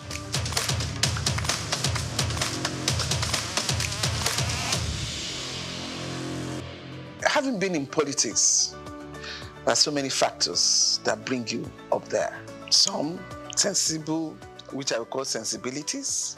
Some sensitive based, which I would call sensitivity. And some as per geographical distribution. If it's not the turn of your section, your district, there's no way they can put you there. But then sometimes it's the turn of your district, the party supremacy decrees that they don't want to use you. What do? You have to show some resilience as a stable character and do whatever you are given very well. Excel. Somehow, one day, you'll be there. Like Martin Luther King. At the end of that tunnel, I can see the light. Someday, somehow, you get there.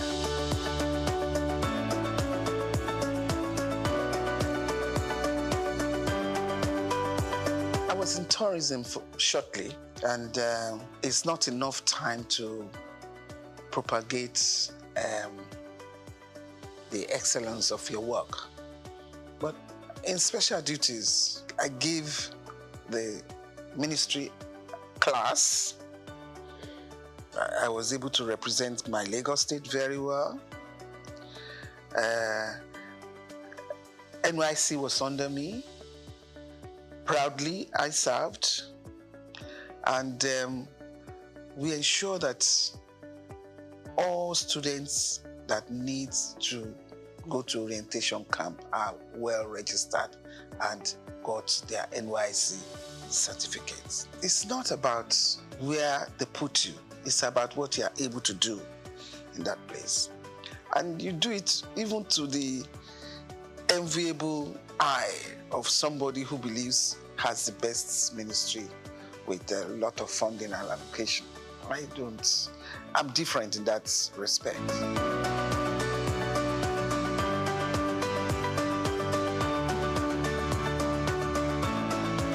A hard-working man, a man with a lot of sagacity, a man that is very kind, he has human kindness in his heart, a man that is highly focused. My office was very close to the Roundhouse, and I tell you, I wasn't surprised. And I kept telling everybody, I wasn't surprised he got a clinch that position, because I knew that even when in 99, from the day we stepped in, he's been working towards his election in 2003. So a man like that who is focused. His business is the end of the tunnel. All the distractions you are given, it's not, he doesn't consider it. So don't waste your emotions. You know, when you provoke yourself unnecessarily, and the person you are provoking yourself upon is not even responding on that line, you know you're wasting your time. But he's an astute politician. He knows what to do at every point. And don't try him, because he's a hard knock. And he's easy to forgive. That bit, I don't know how he does it, but it's easy to forgive and move on. He understands politics, maybe from a young age, I don't know, but he seems to have the knack of it at all times.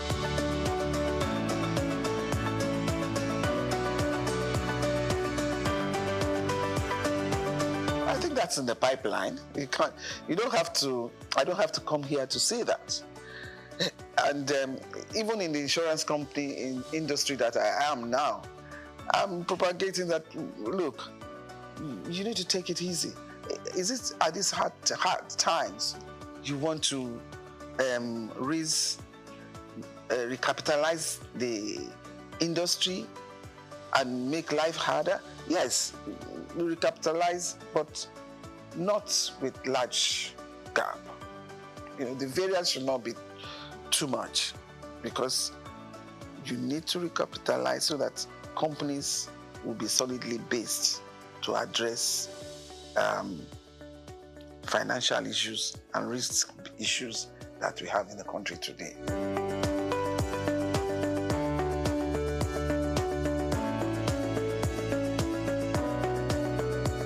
I studied religion for my A-levels in school. I did divinity. It's not just reading Bible. The interpretation, the history, the analogy, all of that I did. And it has helped to shape me for life. It has molded my conscience to a large extent. What I see in religion today, if I go back to the way I have studied religion, I will say I'm worried. The way we have churches established in this country now, I'm talking of my experience in Lagos State. On the street, you can find 6, 8 churches, but there is no school. Education is key. Religion molds the character, the moral values about life. I'm not saying they're all totally condemned, but I think there should be more conferences and seminars to appeal to their conscience. It's one God. And in Lagos, the families, both Christian and Muslims, and the third religion, which is the native religion, we all interact and live together. And usually you find out that all of them talking about this God. I am a Christian. I talk about my God. And I don't denounce anyone in any other religion that faithfully talk about their God. And I don't allow that to affect a lot of decisions that I have to make, and didn't affect a lot of decisions that I had made.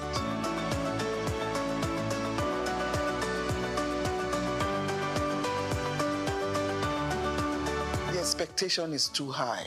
We are still a developing country.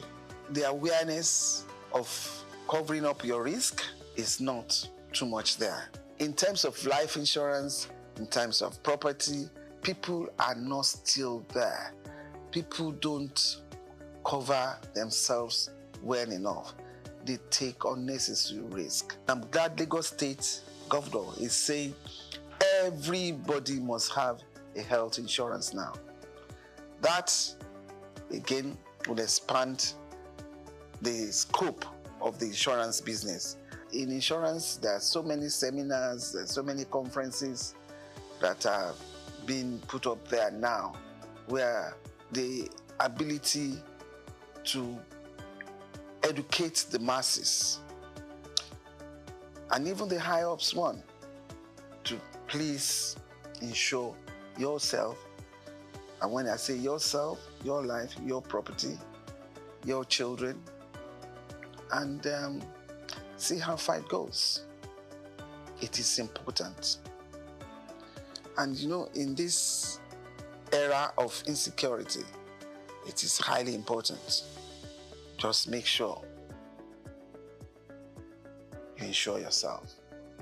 And with what the governor had proposed now, definitely Governor Sanwo-Olu did well. Health insurance is key. Health is wealth.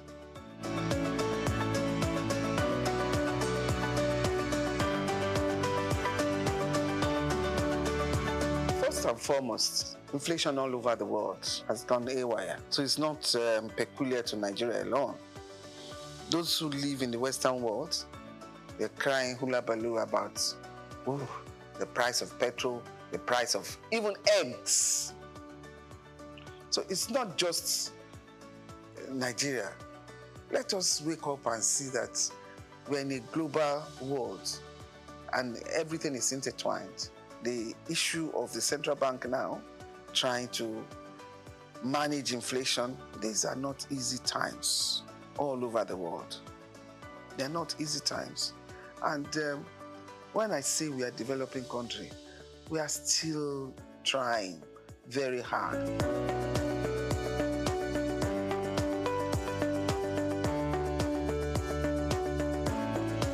I don't want to say it's sad. It depends on the environment. You know, you can't just bring UAE here into Nigeria. The environment here from inception has not delved too much on tourism. Your tourism is just go on holiday and go back. The beaches are there. And even from 1999, they are trying to redevelop along the beach so that tourist activities can happen. And I'm sure they're still on it. You need tourist attraction where you have every aspect of life when tourists come over. But with the problem of infrastructure that we have in the country, you can't do much tourism for now.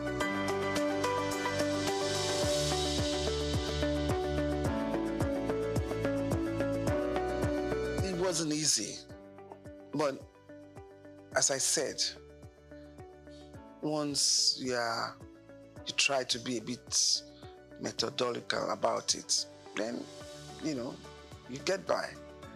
Because from the days I came back from England, starting a family, working in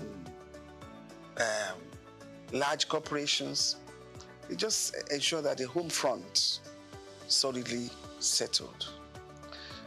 And it wasn't that easy, because you know that I'm talking of almost 40 years back. To be able to excel amidst men, you probably have to do 2 times, 3 times more than them. I'm lucky I have a husband who accepts me being what I am. Because if you have a partner that does not appreciate your ambition and your dream, he will not support you. But I have the support of my husband, and we are able to keep the home together. Make sure that his food is given. Make sure the kids are well looked after. Make sure the husband is well looked after at all times, and don't grudge.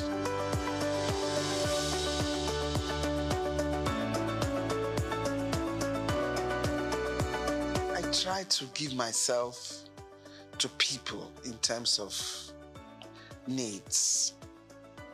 I try to recognize people's needs, and at the moment of that need, I try to help. And it's a legacy I try to sound to my kids at all times, recognize needs at that point and do it. Because at the point that you recognize it, if you don't offer the assistance, it may not be meaningful again. But if at the time that a need arises and you can do it, promptly do it. And I cannot manage people who are not sincere. I cannot. And that is the only thing that bothers me about life. And once I find out that they are not one way, I make my U-turn and I don't go back again. And that's one thing I have learned, I have seen, and I'm trying to learn from Mr. President Bola Tinubu. The way he can switch from being so hot and then swim as if nothing happened and carry on. That is tough for me. And I hope I'll be able to, within the space remaining, I'll be able to copy that. At the same time, I like hardworking. I recognize people who are hardworking, who are intelligent, and I recognize people who are hardworking and need to be helped in terms of training to be a better person. And I like fun.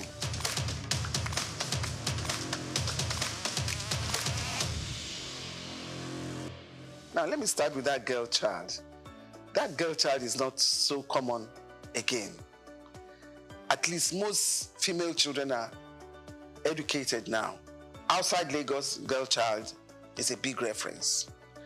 Yeah, I think everybody should be given equal chance to make a life, and a life worth living and contented with. Because if you don't have enough drive and motivation, then life becomes static and you just wear it out and go. But I believe that for women, don't let the men scare you off. You are equally hardworking and intelligent. Expose yourself, but don't mess yourself around. Don't get corrupt.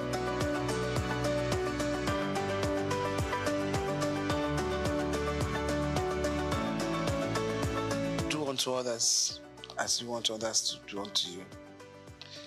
And there's one good prayer. Everybody that knows me, and I always say, my God is a just God. His judgment is always fair. So whoever hurts you, attacks you, leave them to God. He's a fair God. The judgment of God will come. Just move on and pray that in your lifetime, that judgment comes up. My favorite food, I like eba and ewedu. I'm an expert in cooking. I love cooking, and I tell you, I can challenge anybody to come and compete with me. On that level, I score a good card. But I love fresh fish, with ewedu and eba. I'm not too much of an amala fan, and my favorite color is green. Or it's green, but with that green, I love bright colors. Even jewelry, it has to be bright for me, but still worn in a conservative way. As loud as whatever I pick may be, I still give it a conservative umbrella. I love to dance. I'm a good dancer. I love to socialize. I'm a good mixer, but highly disciplined.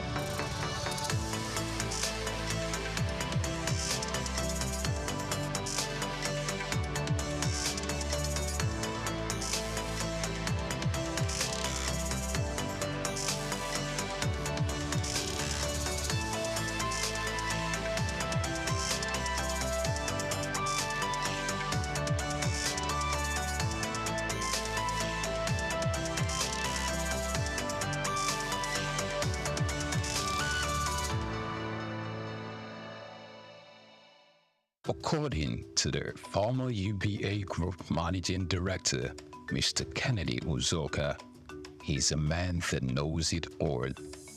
Also, another described him as an encyclopedia of knowledge. The both are now farther from the truth of a man whose career has spanned over 4 decades, being part of a dozen organizations in both the banking and manufacturing sectors.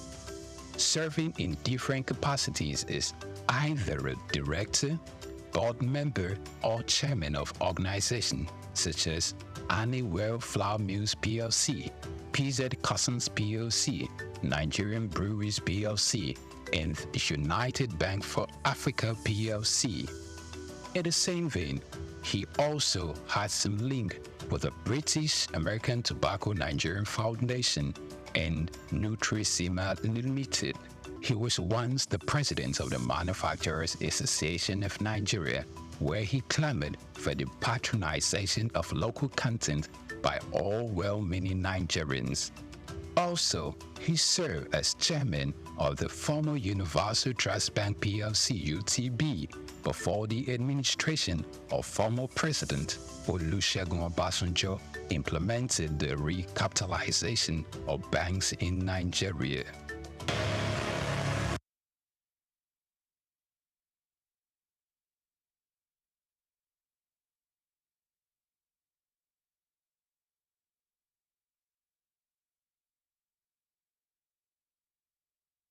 Born Kolawole Babalola Jamodu on February 9, 1944 in Odo Ere, Yagba West local government area of the present Kogi State. Kola Jamodu attended St. Paul's Primary School in City College from 1958 to 1961. Harvard Business School, Boston, Massachusetts, United States of America from 1986 to 1987. His mother was Mrs. Fumi Olabinwonu. Not much was known about his father. At an early age, Kolawole showed an uncanny drive for knowledge and learning, which will form a greater part of his adult life. His rise to fame hasn't been without its peculiar episodes of challenges. He started his career with the United African Company of Nigeria, UACN, in 1962. 3 years later, he moved to Lever Brothers Nigeria Limited, now Unilever Nigeria PLC, and in 1965, where he received many years of experience of over 10 years in production, commerce, and finance. He later joined PZ Customs Group in 1975 as a group accountant. Chief Kolawole Jamodu, for many who work closely with him, is a go-getter, both in the business arena and an exemplary leader in achieving the corporate governance with a litany of portfolios in diverse sectors. He's a trailblazer practically in many areas. He was the first Nigerian to be appointed as Group Finance Director at PZ. In 1980, he was appointed Chairman, PZ Nigeria Limited, then a trading subsidiary of the PZ Group, while still holding his position as a PZ Group Financial Director. In 1987, he became the first Nigerian Deputy Group Chief Executive, and in 1990, he became the first Nigerian Group Chief Executive of PZ Cussons. Still in 1990, he was appointed Chairman of PZ Cussons PLC, becoming the first Nigerian to combine the positions of a Chairman and Chief Executive. He, in 1999, after he had served in that capacity for many years, meritoriously retired but remained on the PZ Board of Directors as Chairman in a non-executive capacity. Known for his strategic touch of class, Take Two, although his first appointment as Executive Chairman of PZ Cussons was interrupted by his appointment as Minister of Industry in 2001, when PZ went through a tumultuous season in 2013, when revenue nosedived and profit hemorrhaged. Kola Jamodu was on every shareholder's lips, underscoring the confidence reposed in his ability to provide effective leadership hitherto wanting for the company at that time. Known for his knack for having the right strategy to grow business in a difficult market. In his capacity as chairman of Nigerian Breweries PLC, Kola Jamodu led the strategic investment and acquisition that have enabled Nigerian breweries seize key markets from competitors, positioning the company to maintain leading market share, moderate operating costs, and grow wealth for shareholders. In 2014, Nigerian Breweries acquired Consolidated Breweries Limited, with which sales revenue grew by 10% in 2015, even as the total brewed market declined. The company saved cost and defend profit drop in 2015. Jamodu also served as chairman of Universal Trust Bank PLC, a director in Ashaka Cement, and a director in Honeywell Flour Mills PLC.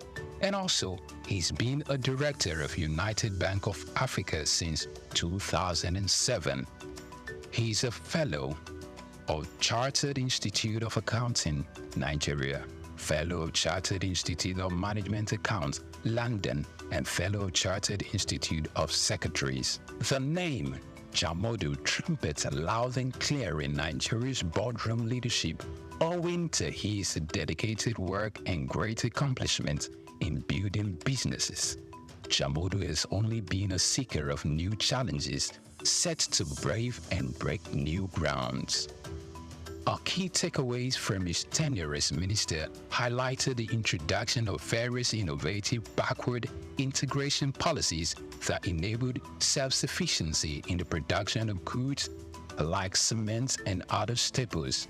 This move led to increased foreign direct investment, job creations, and a major boost to national economy and GDP. Dr. Jamodu, after a hiatus from the private sector, was appointed to numerous board positions with reputable multinational companies in Nigeria. For a start, he was reappointed chairman of United Bank for Africa PLC as a non-executive director in 2007. It's worth of note to say that in 2006, Dr. Jamodu was appointed to the board of Nigerian Breweries PLC as a non-executive director and later moved to become chairman in 2008, where he served 17 years meritoriously, spending 15 of those years as board chairman, and on April 30, 2023, retired as chairman of the organization, leaving a legacy of growth, innovation, and continuous success. Under his watch, the Nigerian breweries grew in leaps and bounds, strengthened its brand presence, and continued to drive positive change in the Nigerian breweries sector. What was achieved during my period was a joint effort, because you can't say a leader if there are no followers. There are committees, and these committees are made of members of man. Chief Dr. Kola Jamodu is a recipient of several national honors, including Member of the Order of the Federal Republic of Nigeria, MFR, Commander of the Order of the Federal Republic of Nigeria, CFR. Also, he's a recipient of the National Productivity Merit Award, NPMA. Additionally, is a Chartered Global Management Accountant, CGMA, a Fellow of the Chartered Institute of Management, London, and Fellow of the Institute of Chartered Secretaries and Administrators. He is also a Distinguished Fellow of the Institute of Directors, Nigeria. During his 4-year stint at the helms of affairs in the Manufacturers Association of Nigeria, MAN, he served in different capacities like the National Treasurer, Chairman of the Economic Policy Committee, Chairman of the Policy Advocacy Committee, Vice President, and later President from 2010 to 2014. Also, he is the past president of the Harvard Business School Alumni Association of Nigeria, a former president of the Chemical and Non-Metallic Products Employees Foundation, and an honorary member of the Nigerian Industrial Policy and Competitiveness Advisory Council, chaired by the Nigeria's Vice President.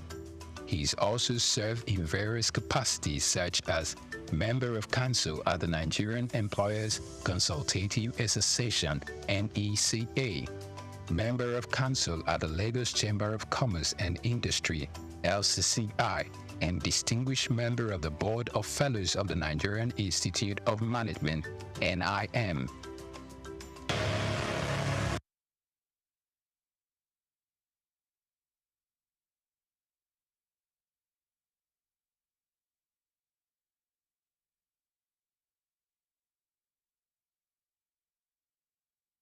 He is an active member of Ikoyi Club 1938, Lagos Island Club, Lagos Metropolitan Club, Lagos Motor Boat Club, Moderates Club, and Lagos Dining Club, some of Nigeria's most prestigious social organizations. Not many people, prominent or otherwise, could be suitably described as detribalized nationalists like Dr. Kola Jamodu, whose great likeness for all and sundry cultures and tongues, coupled with his numerous contributions to the growth and development of various communities nationwide, earned him several chieftaincy titles such as Ashiwaju of Ere Kingdom in Kogi State, Are Akbashewa of Ere Land, also in Kogi State, Babalaja of Lagos, Boba Gunwa of Henry Land, Kogi State, Maye Bobajiro of Ibadan Land, Oyo State, Barakoyi of Oshobo Land, Osun State, Mayegun of Ayetoro, Wede, Kogi State, Fiwajoye of Mulipa, Chebuode, Ogun State, Ikemba one of Oba Nsuka, Ari of Eruku Land, Kwara State. Jamodu is nothing short of a legend. Although with limited experience in partisan politics, he stood tall and stepped into the plate when occasion presented itself in Kogi State, when he took leadership of the People's Democratic Party (PDP) as minister, serving in the cabinet of the ex-president Olusegun Obasanjo. In the middle of 2020, Chief Dr. Kola Jamodu served as the pioneer chairman of the Elders Advisory Committee (EAC) of Pan-Okun Relief Response Agenda, which played a pivotal role when the world was faced with the coronavirus, mobilizing resources to provide relief materials for the entire Okun people, as well as address various issues relating to the pandemic in the land. He, through the Kola Jamodu Foundation, KJF scholarships are provided to several poor students through all levels of education, primary, secondary, and tertiary levels, medical support to indigents who have genuine medical conditions but couldn't afford to foot the bill. Chief Kola Babalola Jamodu, over the years, his hobbies have been the same: reading, traveling, golf, and badminton. He is married to his sweetheart, Olori Asiwaju of Ere Kingdom, Chief Mrs. Fumilayo Jamodu, and they are blessed with children and grandchildren. Chief Dr. Kola Babalola Jamodu.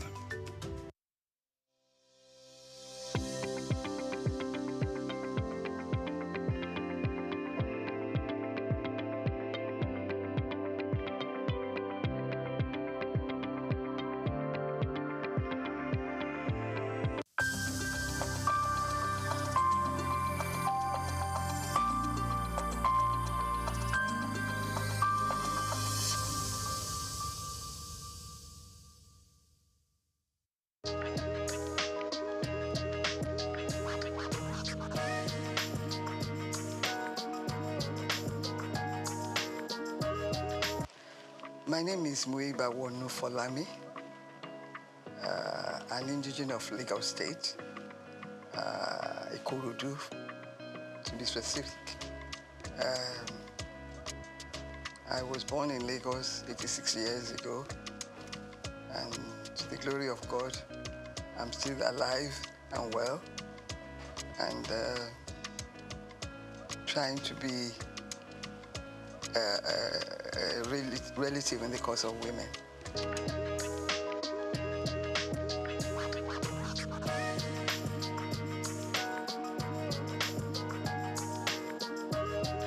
I attended primary school. I started at Ansarudin Alakuru School. From there to CMS Girls School, and then Queen's College, Lagos. From Queen's College, I went to the Portsmouth College of Technology for my A-levels, and then University of London for my first degree in law. The same university for my master's degree in law. I had, between obtaining my master's and my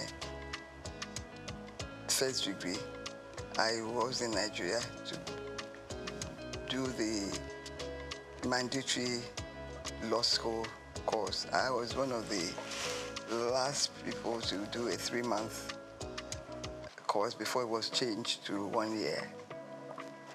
And then went back to England for my master's. And from there to lecture at the University of Zambia. Back to Nigeria, I was appointed by Dr. Taslim Elias, the CJ of Nigeria, to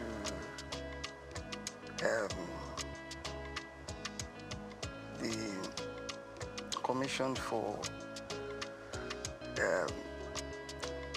Advanced Notice to Lawyers of Developments in Law. It was a commission funded by the Ford Foundation to keep lawyers abreast of the developments in law. I was a director there. Then from there, I was admitted to the Federal Ministry of Justice. After being legal advisor to many ministries, I ended up as the Director of Public Prosecutions for the Federation. And after that, whilst I was the Director of DPP, I was appointed Attorney General and Commissioner for Justice in Lagos State. After retirement, I've been involved in social work, in religion. I've always had religion, but I spend more time on religion. I read, I watch telly, and I live a good life to the glory of God.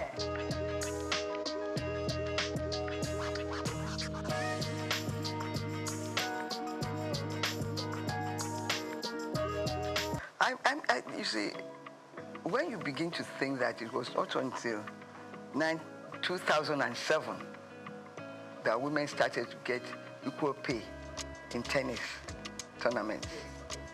And it was something that was fought for. Little things like that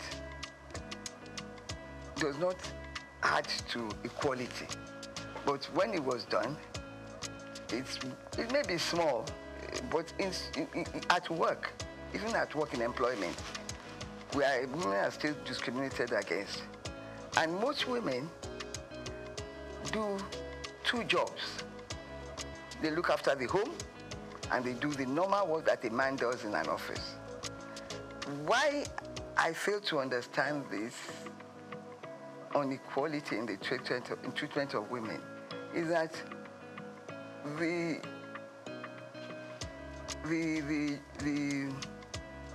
work, the responsibilities in the workplace is not reduced for women, even though we do not want to be paid the same salary as men. It's a fight that has continued, and in that area, I think we need to do more to push for more recognition.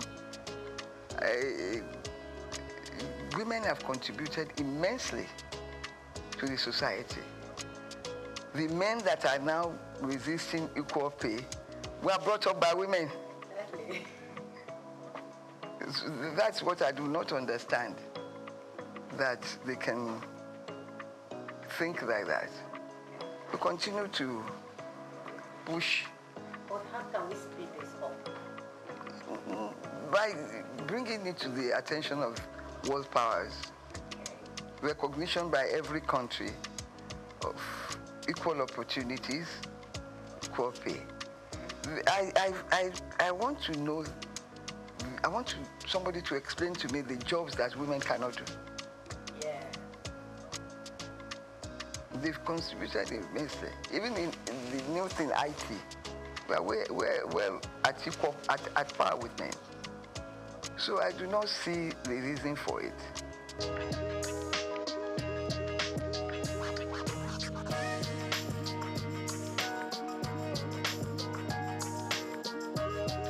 Unfortunately, I did not experience it, because when I left university, I practiced law briefly in my uncle's chambers before I went to University of Zambia as a lecturer. There, my position was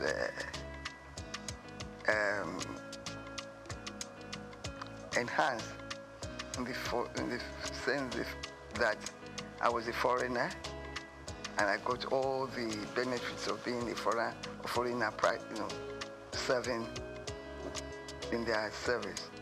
Fortunately, in Nigeria today, the federal government does not discriminate in terms of salaries. Whether you're a man or a woman, you get the same salary scale, and you are promoted on equal basis. Kudos to the federal government, to Nigeria for that. But in the private sector, things are different. In some companies, this is the area that we have to work on, because the job content is the same.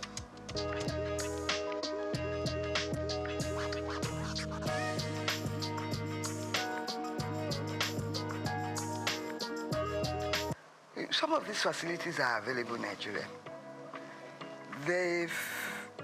I learned by being a member of the Society for the Disabled that every government body must admit a certain percentage of women and of disabled people. So most times this opportunity is not taken. They are bound to employ them. We continue to push for that to be implemented in most ministries. It's important because it's there. You have to take a certain percentage of disabled people to work in government positions. It's important that we work to enforce that rule in our society. When it comes to discrimination, Nigeria is way, way ahead of some developed countries, because maybe because through slavery, we faced discrimination right from the beginning. We now know how to resist it. But in my country, Nigeria, in the federal government, in the state government, there is no discrimination. It may happen in private organizations, but they must continue to push to let them understand that the job content is the same.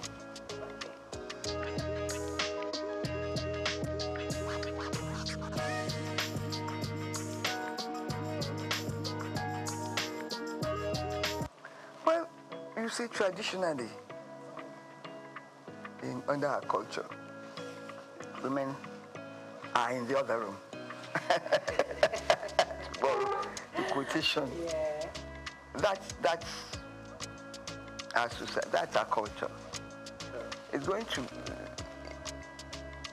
to take a long time to evolve. In my time, female education was not so popular. It's only the educated few that strove to send their children to school, their girl child to school.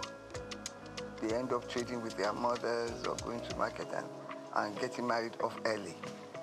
But as education began to rise in our community, its value was seen by my parents and others of their contemporaries to educate the girl child. And I believe the society is benefiting from that. So we must continue to push for the education of women, of girls.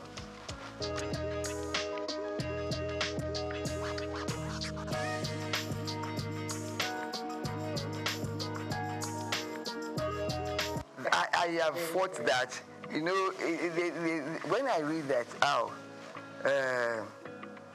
the certain state government has appointed look at our National Assembly, 4 women in the Senate. Isn't that shameful?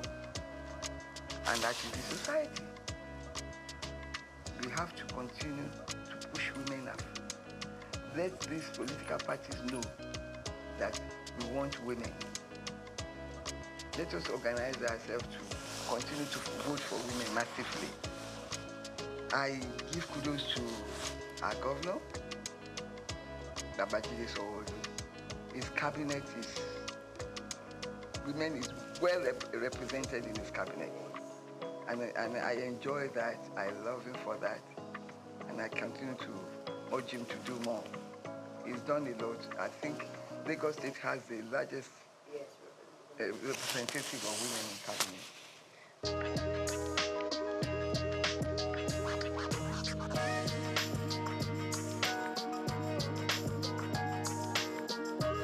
First of all, they have to project themselves in their office space, their workspace.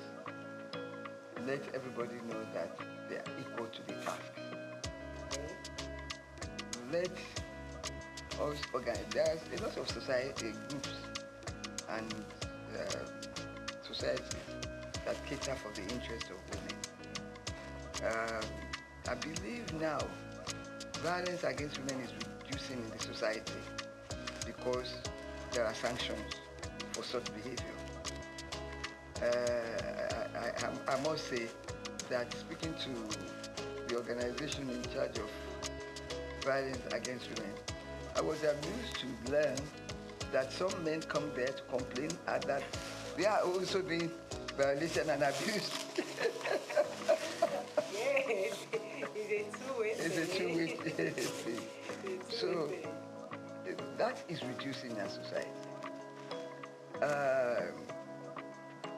Education of the girl child is important. We have to let the locals know that education is important.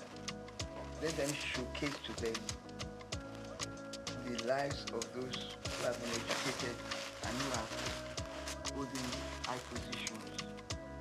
I'm glad that our president, Bola Ahmed Tinubu, has returned history to the classrooms. It's important. Let them know about people that have contributed to the development of our societies and country. It's important.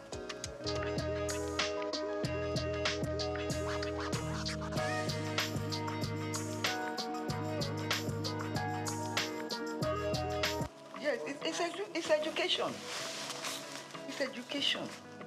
Once people are educated and they know that there is nothing a man can do that a woman cannot do when it comes to the workplace. We have women engineers, miners, and also all over. Give me a job specific that a woman cannot do, then I'll change my views. So the moment you begin to upgrade education, let government now you to vote more for education. I don't believe we are doing enough. There is a UN convention, and I think Nigeria is part of that convention, that a certain amount of a nation's income should be devoted to education. I'm not sure whether Nigeria is complying with that.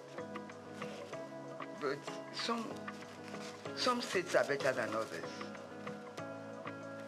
And we must, education, I believe in education of the girl child. Some states now are taking children, girls off the street. Hawking is completely prohibited. Things like that will help.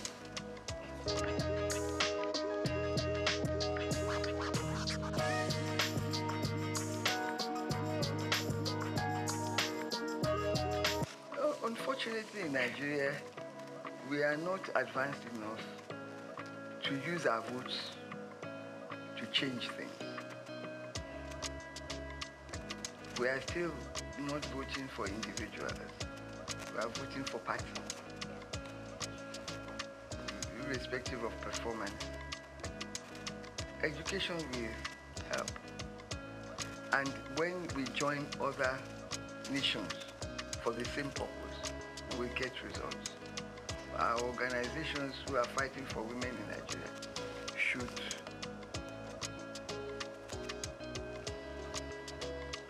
join worldwide organizations to showcase our own situation and learn. I believe that when you talk to others, you are come back with ideas on how to improve things. So we must improve things by telling women in positions to show, to continue to prove that they are more than up to the task. It will not come to us on a platter of gold. We must show by our actions and behavior that we are up to the task.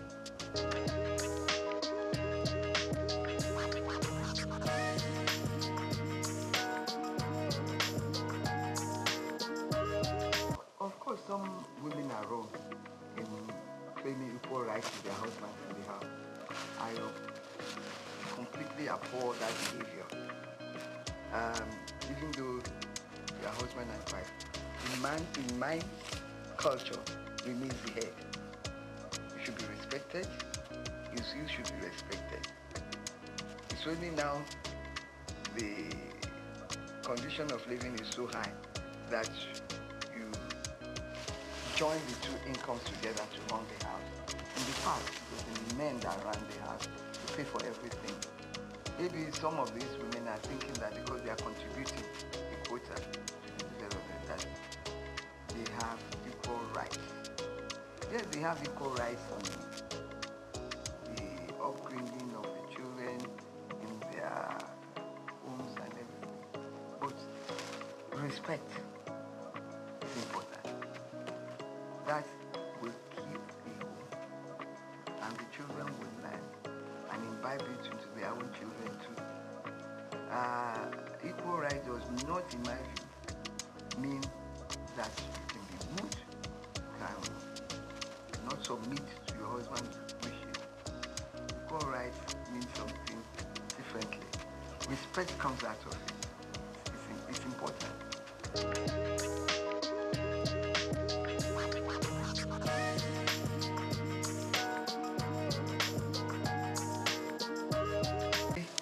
I go out and I'm like appalled at the way women dress. There's a competition to show as much of your body, to produce as much of your body that you can. It's absolutely difficult. They're not women. They're no longer women.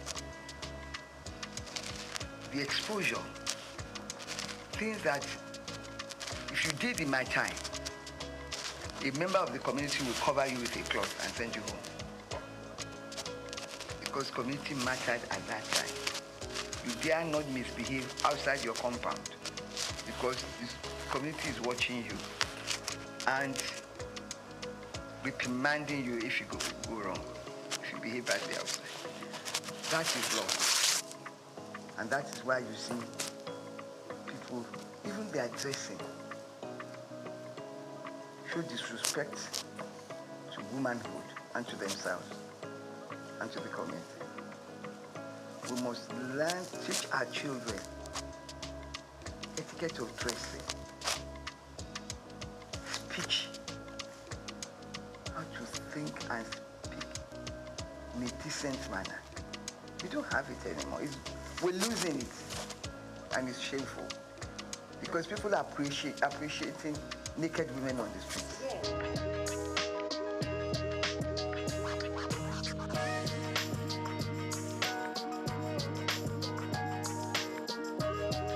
Both sides. If people dress badly, and you tell them and ignore them, they won't try the next time. For instance, I believe nobody can dress to come to my house or to come to my party like a naked woman. I will turn her back. I will turn her back. So that's the type of thing that we should all do. Let the people doing this know that we do not appreciate things like this. When the society itself corrects it, we must correct it individually. If their parents cannot correct it, we must, by ignoring them and not allowing them to come near us.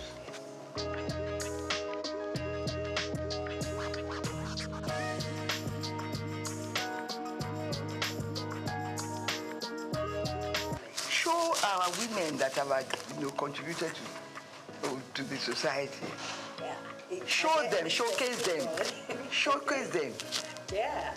We have the first woman senior advocate of Nigeria. We have Okonjo-Iweala. We have, in the UN. We have all sorts.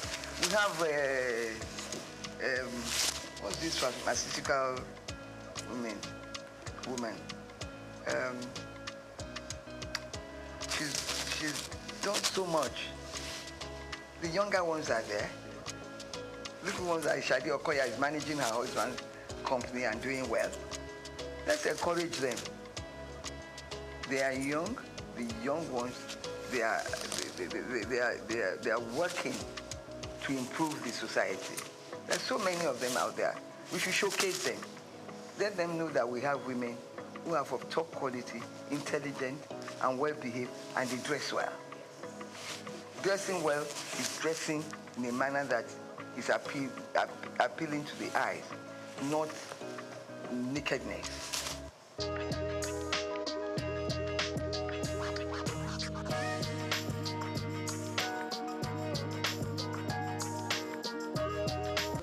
That's my darling, this new CJN of Nigeria. Okay. Who do that? I did talk about Kekere. I mean, we're there. Female CJN. Yeah. And there are so many female chief judges all over the Federation. There are so many in the medical profession, in the engineering profession. We have pilots. So let them know that there is nothing that a woman cannot do. In IT, in everything, women are moving forward. We should showcase them. We should let their pictures be seen in our newspapers, in our news, in everything, to encourage young girls that you too can get there. If they don't see, and if they don't know the history of these women, how they got there, they too will not be inspired. We have to inspire the young people with the achievements of women achievers. Kekere rose from magistrate to right to the top. I admire her. She's well composed, well behaved. Some of these people, when they become something, they lose their heads. They start with, no, she's so respectful, well behaved, well dressed. I don't think she would allow herself or her children to come out naked. Never. So people like that, Okonjo-Iweala the same. We have a lot.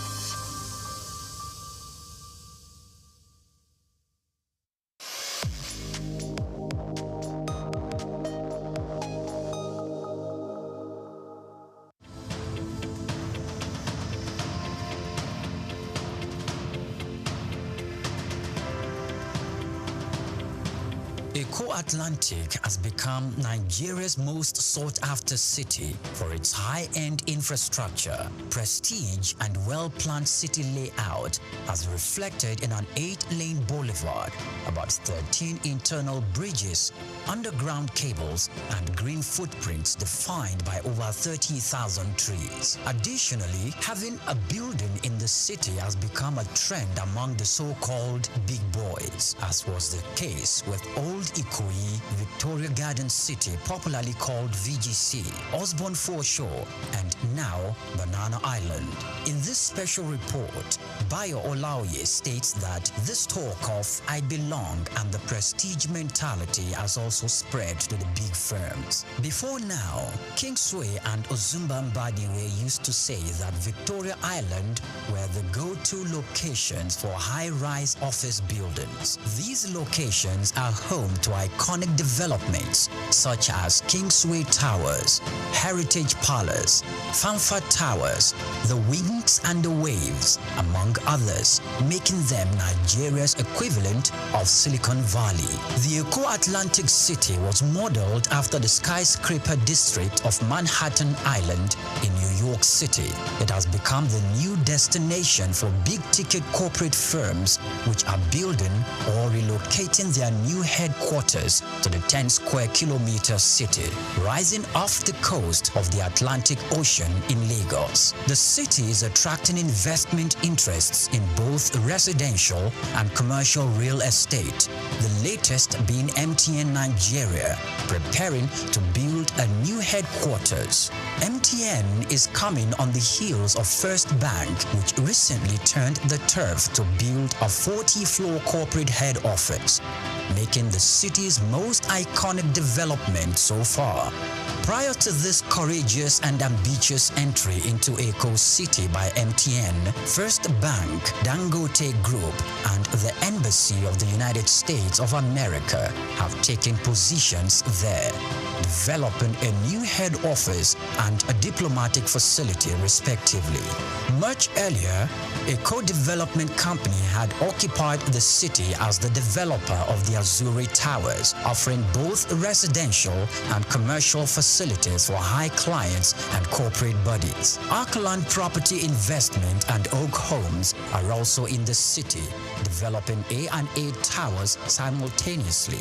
These are the residential developments that will be standing on the 22nd floor and the 33rd floors respectively. Other developments are the Pan-African Towers by Periwinkle Residences, Eco Pearl with Champagne Tower and Eco Pearl Black Tower, Amni Towers and Ani International Petroleum Development Company, and Louisville Towers by Total Energy Staff Cooperative and Multipurpose Society.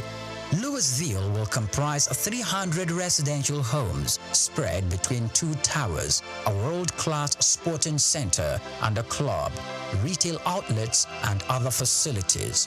It is designed to employ modern technology to achieve smart living and high standards. Eko Atlantic is an exclusive luxury city with superior infrastructure that appeals to the kind of investors we have seen in the city so far.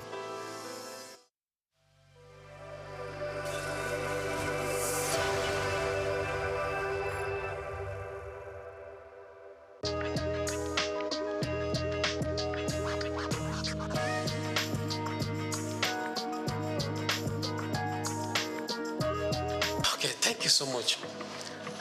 I think the bill is a good one for Nigeria. And I think that the bill will be a catalyst for business to thrive in Nigeria. So my position and my perspective to the bill would be that to be a very positive one for Nigeria going forward. If eventually the bill scales through the legislative processes and it have actually eventually become a law. So that would be my position.